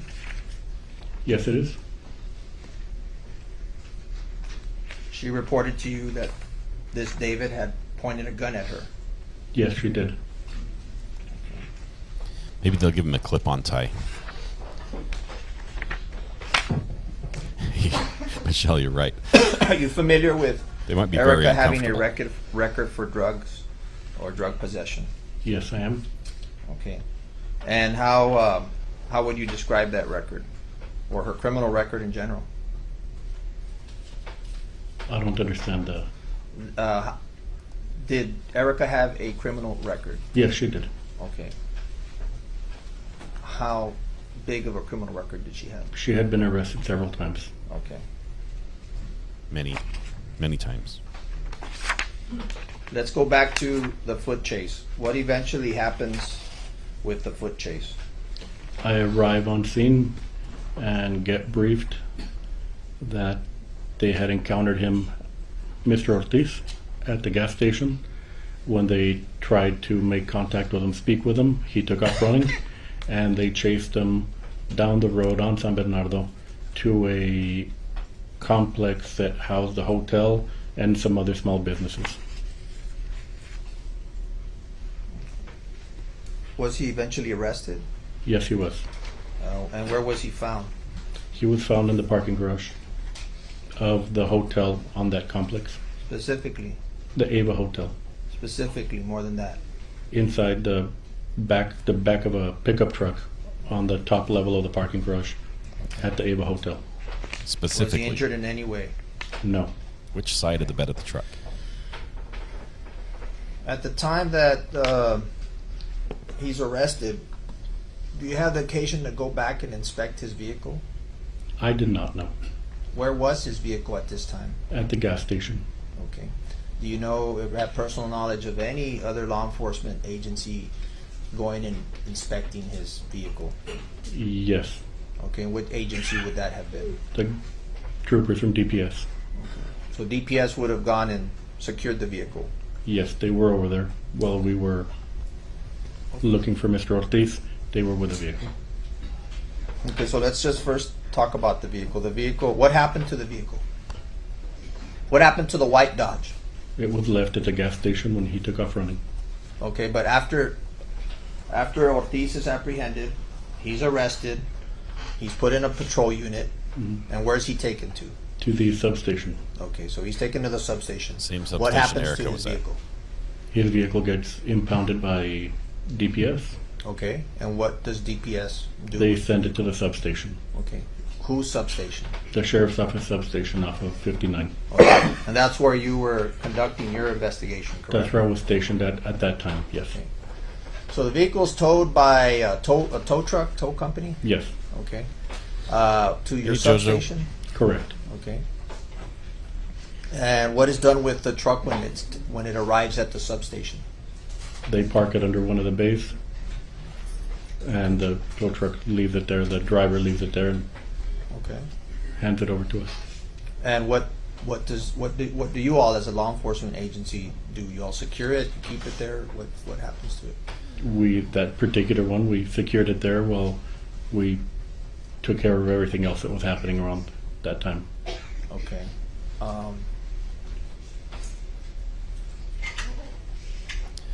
I Did believe you all at any the time, victims were discovered by someone else, except for the give an fourth order one. to search that vehicle? I didn't, no. You didn't? I was not involved in the search of that vehicle, no. Okay. I was tied up with other tasks. Was that vehicle, as part of the overall investigation, was that vehicle eventually searched? Yes, it was. Okay. We know that Erica's Who was getting the some other help. agency and working the case she's with making you? some changes in her life, so DPS, hopefully she Texas gets Rangers. all the help she needs and support that can get her on a good path. Was a weapon eventually found in that vehicle? Yes, it was. Okay, and was that weapon secured? The weapon was secured, yes. Okay. Now, also, you were aware that Juan I think David Little Miss Ortiz could ran teach that away class from for the sure. officers and ran away from his vehicle, Correct. and he ran away from the I'm strike. gonna object to lack of personal knowledge. He'd already answered Randall, thank that. you so much for the super chat. I appreciate that. Okay, so again, you already had you were already part of the investigation. You're already aware that he ran from the strikes Yes. there on was a foot Jefferson chase. and San Bernardo. Correct. He ran from Troopers Bradshaw and Troopers Obregon, Yes. and he ran from his truck. Yes. He's arrested at the Ava Hotel, Correct. hiding in the back of a pickup truck. Correct. Give me a second.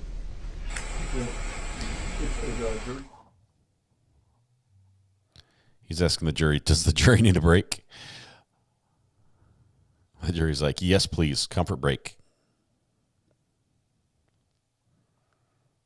I might have to come back in and then break. So just remind you to not discuss the facts of the case. I got a message that one of the jurors needs to step out, but I think it looks like most of them do now. They're like, yes, we'll somebody probably go to please 20 raise your minutes hand. after that. We're only going to go till 5:30, like I had said, but go ahead. Recovery addict, you're all grown up. Yes, I am. It's exciting. I'm a big boy now. Jojo, this is day 2. So day 2 of testimony here in this trial. It's been slow at times, but not nearly as slow as the Pike County case. So it's much easier to watch on this one. Let's go here.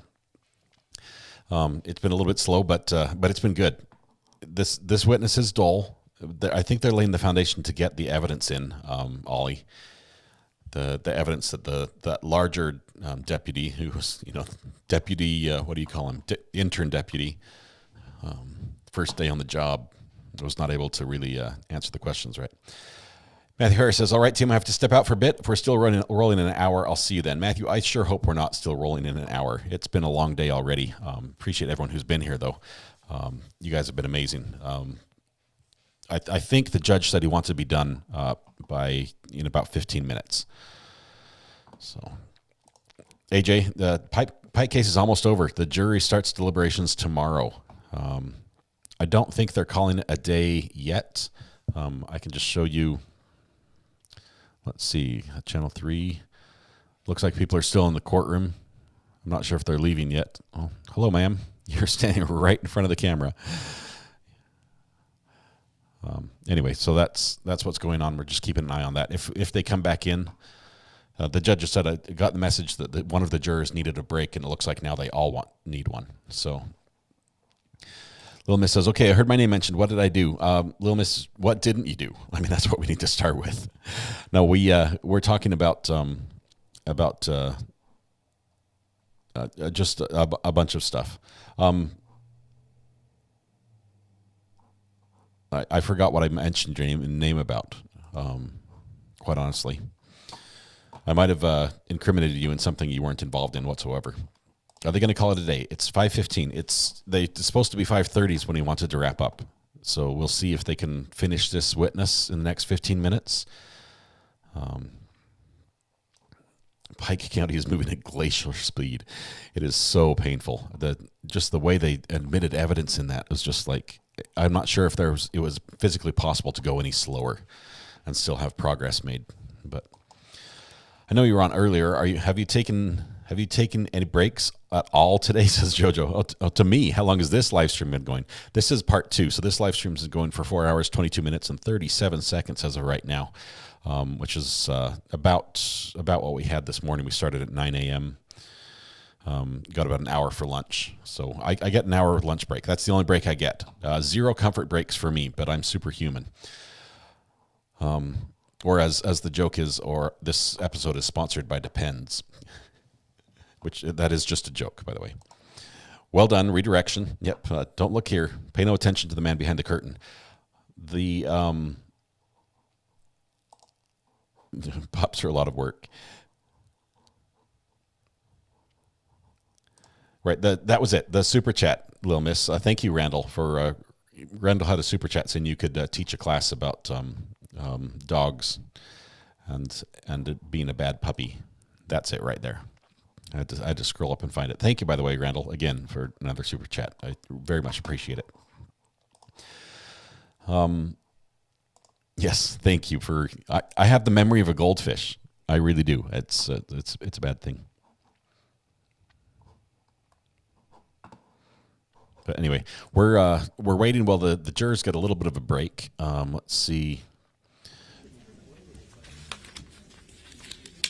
We've got a hot mic situation, so I thought I'd tune into that really quickly. Oh, just.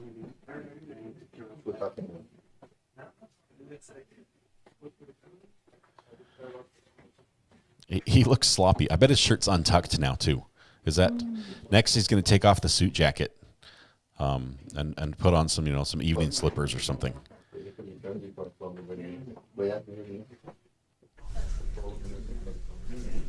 I've got both audio feeds going right now, trying to get hot mic, capture any hot mic action we can get. Judge is back. We're waiting for the jury. They just needed a quick break. Mike, wait for my cue. We're waiting. We're waiting on the attorney. Wait for me. Wait for my cue. Well, no need to be seated. I'm going to excuse the jury for the day. We're going to recess. No need to be seated. I'm going to just excuse the jury for the day. We're going to recess. I did tell you approximately 5:30. We're going to just recess at this point. It's 5:25, according to that clock. I'll ask you to please be here by 8:30 tomorrow. We'll work 5:30, 5:45. Expect it. Okay. So a long day tomorrow as well. Discuss the facts of the case and not to watch any news accounts. We're starting early tomorrow. Did you hear that? 8:30. Okay, so the jury, he just excused. They're probably still in line to use the restroom, and he's called them back in saying, hey, I'm just going to let you go for the day. But I don't think not many of them got the comfort break they were waiting. Call me abstract. Recovery addict has 2 bladders. No, not true. Just one very good one. Too much information already. Randall, you're right. He does look. He does look like he's a little bit untucked, unkempt. Very poker face. His eyes are much more active than Matthew Terry, though.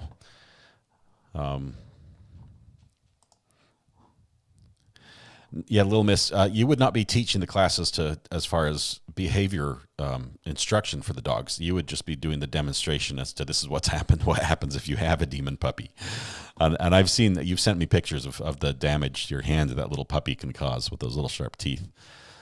But let's see, that's pretty crazy. What is... That's just a delayed feed. Looks like the attorneys are packing up here as well. Just going through all my little different feeds. It looks like everyone's done for the day. Cameramen are packing up all their gear, turning everything off. Yep, we're about out of here. Okay, all right. So that means that it's break time for me. My partner has 0 bladders, says Ashley. Anyone know what his height is? Are you talking about Ortiz? I imagine we could probably find that. He might just be standing next to some really short people as well. Let's see. He's not even handcuffed. He's not, but he may be shackled in place. It's a possibility. They admitted the evidence. Of course, he's nervous now. They didn't get all the evidence in. I don't think the gun is in evidence yet, which is why they asked for a mistrial as soon as it was brought up. Little Miss, yes, you have damaged pictures of your house, your hand. Your little dog needs a chew toy desperately, something that's not you. Abby, thank you for being here. This is fun for me. I love doing this commentary and providing this venue for you guys to ask questions and provide answers as well. I get most of my information from you as well. So thank you all for being here. I just want to thank, as Michelle did, thank all the mods, including Abby. Abby has done such a great job. She provides a lot of the links for our merchandise, which so far is just a single mug. Or I guess I could hold it up this way, right? Our True Crime Addict mug. This is the blue model. I also have I think it comes in 5 colors. But she provides links for that, for the Discord and everything else. Just been incredible from day one. Abby's been there. So thank you so much, Abby. She had to have it removed. Ashley, what she had to have what removed? The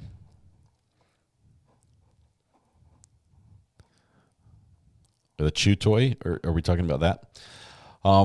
Anyway, so thank you to everybody. Thank you for being here and watching this with me. I appreciate everyone who's either purchased a mug or donated on the super chat. That means a lot, and that helps me keep this channel going. As you know, this is what I want to do all day, every day, and you guys are making that possible. I'm extremely grateful for that. If there's anything I can do to make it better, please let me know. I do try to take all the advice and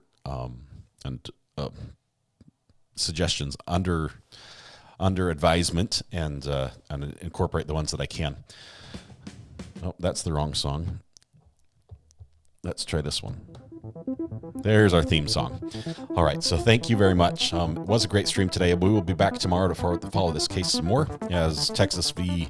Ortiz gets underway even deeper. We'll see more evidence, hopefully presented, that the jury's going to get to see. Maybe the weapons or the weapon, but it's been good. He has a million toys, certainly not deprived. I've lost 2 dogs. Oh, I'm sorry. He has all their toys. He needs to be fixed and walked. I'm out. All right. Thank you very much. Thank you, Abby, for once again providing the link for the merch. We're going to get that expanded here soon. Appreciate all those who joined for the first time today. It's welcome to the community. This is a great little group. I hope you do come back and experience it again with us. Good night, addicts. Yep, I actually got to go. I think I've got an activity with some of my kids I have to go to. So thank you very much. Appreciate all of you. Please, when you go home tonight, if you're not home, give a hug to the people you love. smile somebody, make their day better, and please be safe. We'll see you tomorrow, early special edition. Actually, it's going to be 9 o'clock for us, 8:30 for Texas time when the trial starts. So regular time for us, 9 o'clock, but we'll only have about half hour before court's in session. So thank you. Brent, thanks for being here. I appreciate all the support from all of you guys. Tiffany, everybody, just the whole crew. You guys are amazing. Have a good night.